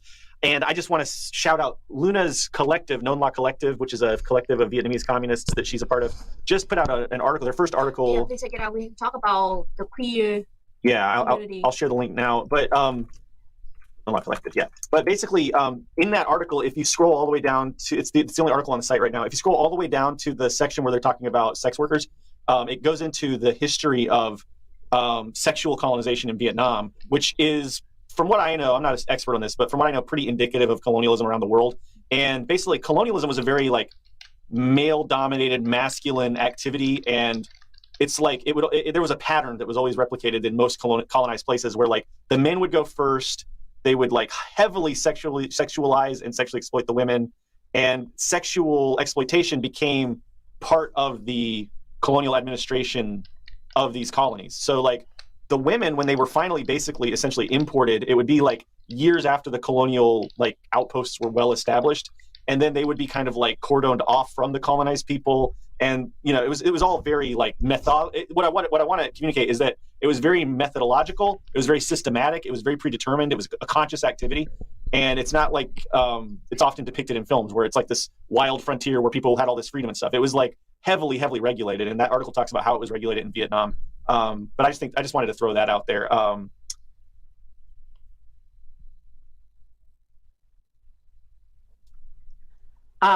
YouTube.com/Kaylee Whalen. I'm also at Trans Worldview, one word, Trans Worldview, which is my blog and my Twitter. And I'm trying to learn about trans experiences around the world. I'm trying to become more fluent in Spanish, but I do not have a Spanish accent, which someone made a comment on, because I was had that robbed away from by a white father who said who forbade my mom from speaking Spanish around the house and forbade her from teaching me Spanish. So, anyways, that's why I don't have a Spanish accent. He sounds like fun. But I actually really am doing a piece more on the BBC article and the connections between white nationalists, white supremacists, let's use the term, and anti-trans, hateful assholes, TERFs, gender-critical feminists, whatever they want to call themselves. I do think TERF has a historical significance because there is a connection with the history of radical feminism and lesbian feminism. Yeah, give me a subscribe, youtube.com/Kaylee Whalen. I'd really appreciate it. But I'm releasing a video about that soon, and I did a video that got TERF bombed about conversion therapy and how to survive conversion therapy, which you should also check out. Yeah. Oh, I think that. If anything, like a serious final thought would be just resist transphobia where you see it. Don't let this kind of behavior continue to take space, because it only progresses and gets worse, and the violence only escalates. And the more people don't say anything, the more the people doing these things feel emboldened. And it's only when, everyone agrees to get up and do something about these kinds of things that we can actually deal with the problem effectively. So just don't be afraid, don't hesitate to call it out when you see it. Yeah. That's a great call to action, I think, to leave on, is if you see this shit happening, especially in leftist spaces, but anywhere in your life, speak up about it as you're able.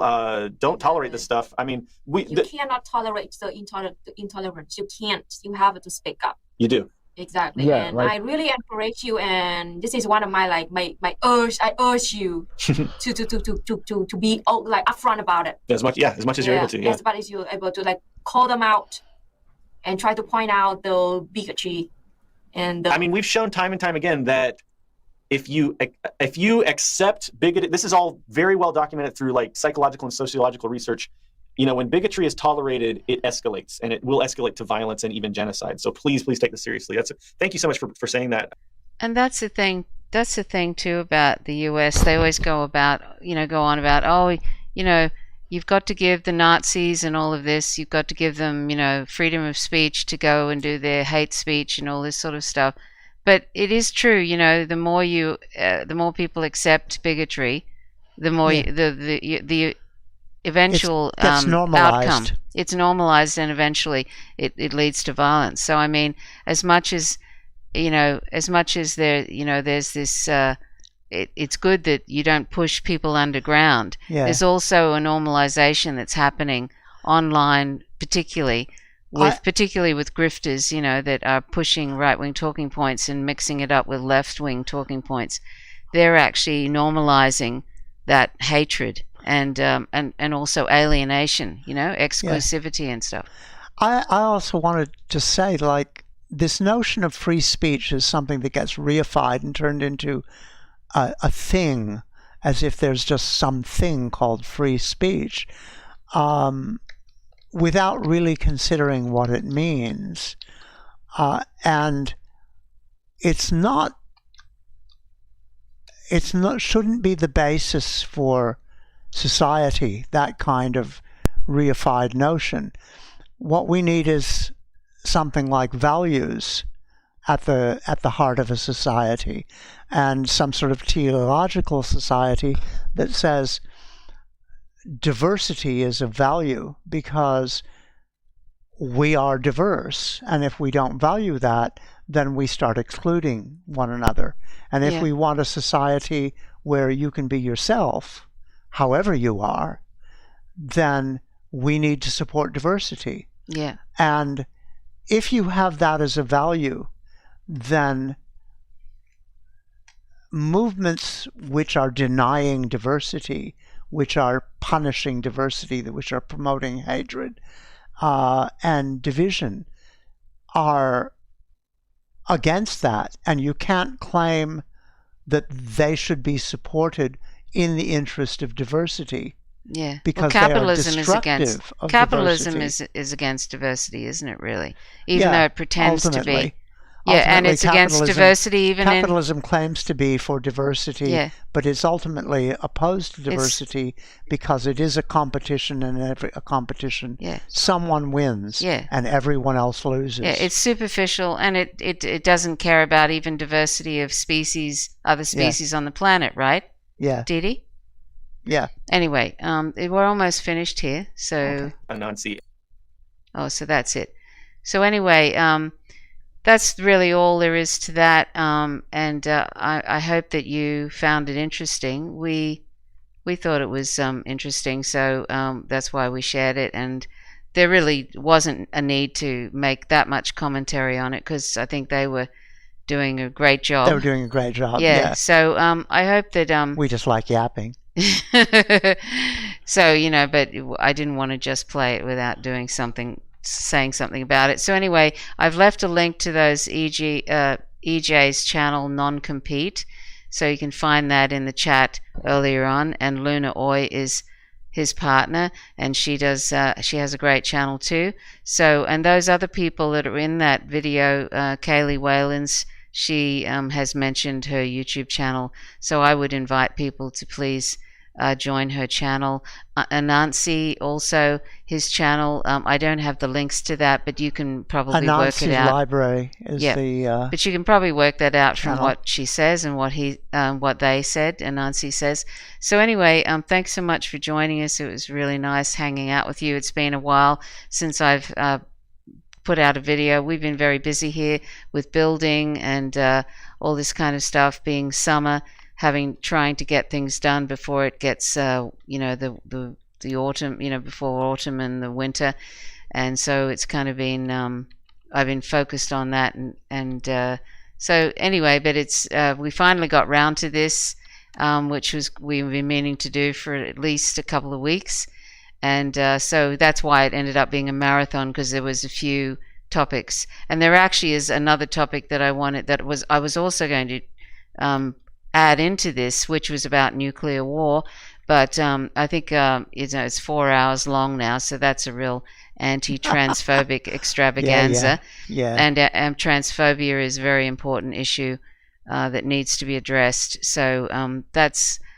maybe in a few days we might get to the bit about nuclear war and China, and it'll just be actually something that Paul J said that I think was interesting, and so that will be something that we might cover in the near future. So anyway, thanks so much, R.I.P. Mike Ravel and Holly and Dan and there was some other people, and Kim, of Raziel. course, and just what was the name of that? Bella, and even the troll that had to come back 3 times. And Just Give Me the Truth, and Carl, all the different people that have dropped in, and the ones that are lurking and didn't come in and say hello. Yeah. Thanks for lurking and dropping by, and we hope that you'll join us again, and hopefully it won't be too long before we do this again, or I release a pre-recorded video. And so interestingly, we've got 21 likes, even though we probably only had we didn't have that many people watching, really. So that's kind of interesting. 1, 2, 3, 4, 5. Maybe they 6, like 7, the anti-transphobia thing in the well, title. There were at least 9 people who were talking. Oh yeah. Anyway, so thanks, and also Tom, who had to leave early, who liked that kangaroo short of a paddock thing. That's always a laugh. Or a Sao short of a packet. Anyway, so thanks so much for watching. I'll say goodbye now, and goodbye from Trish Roberts and Dee Dee River. Till next time. Bye for now. Bye. Bye.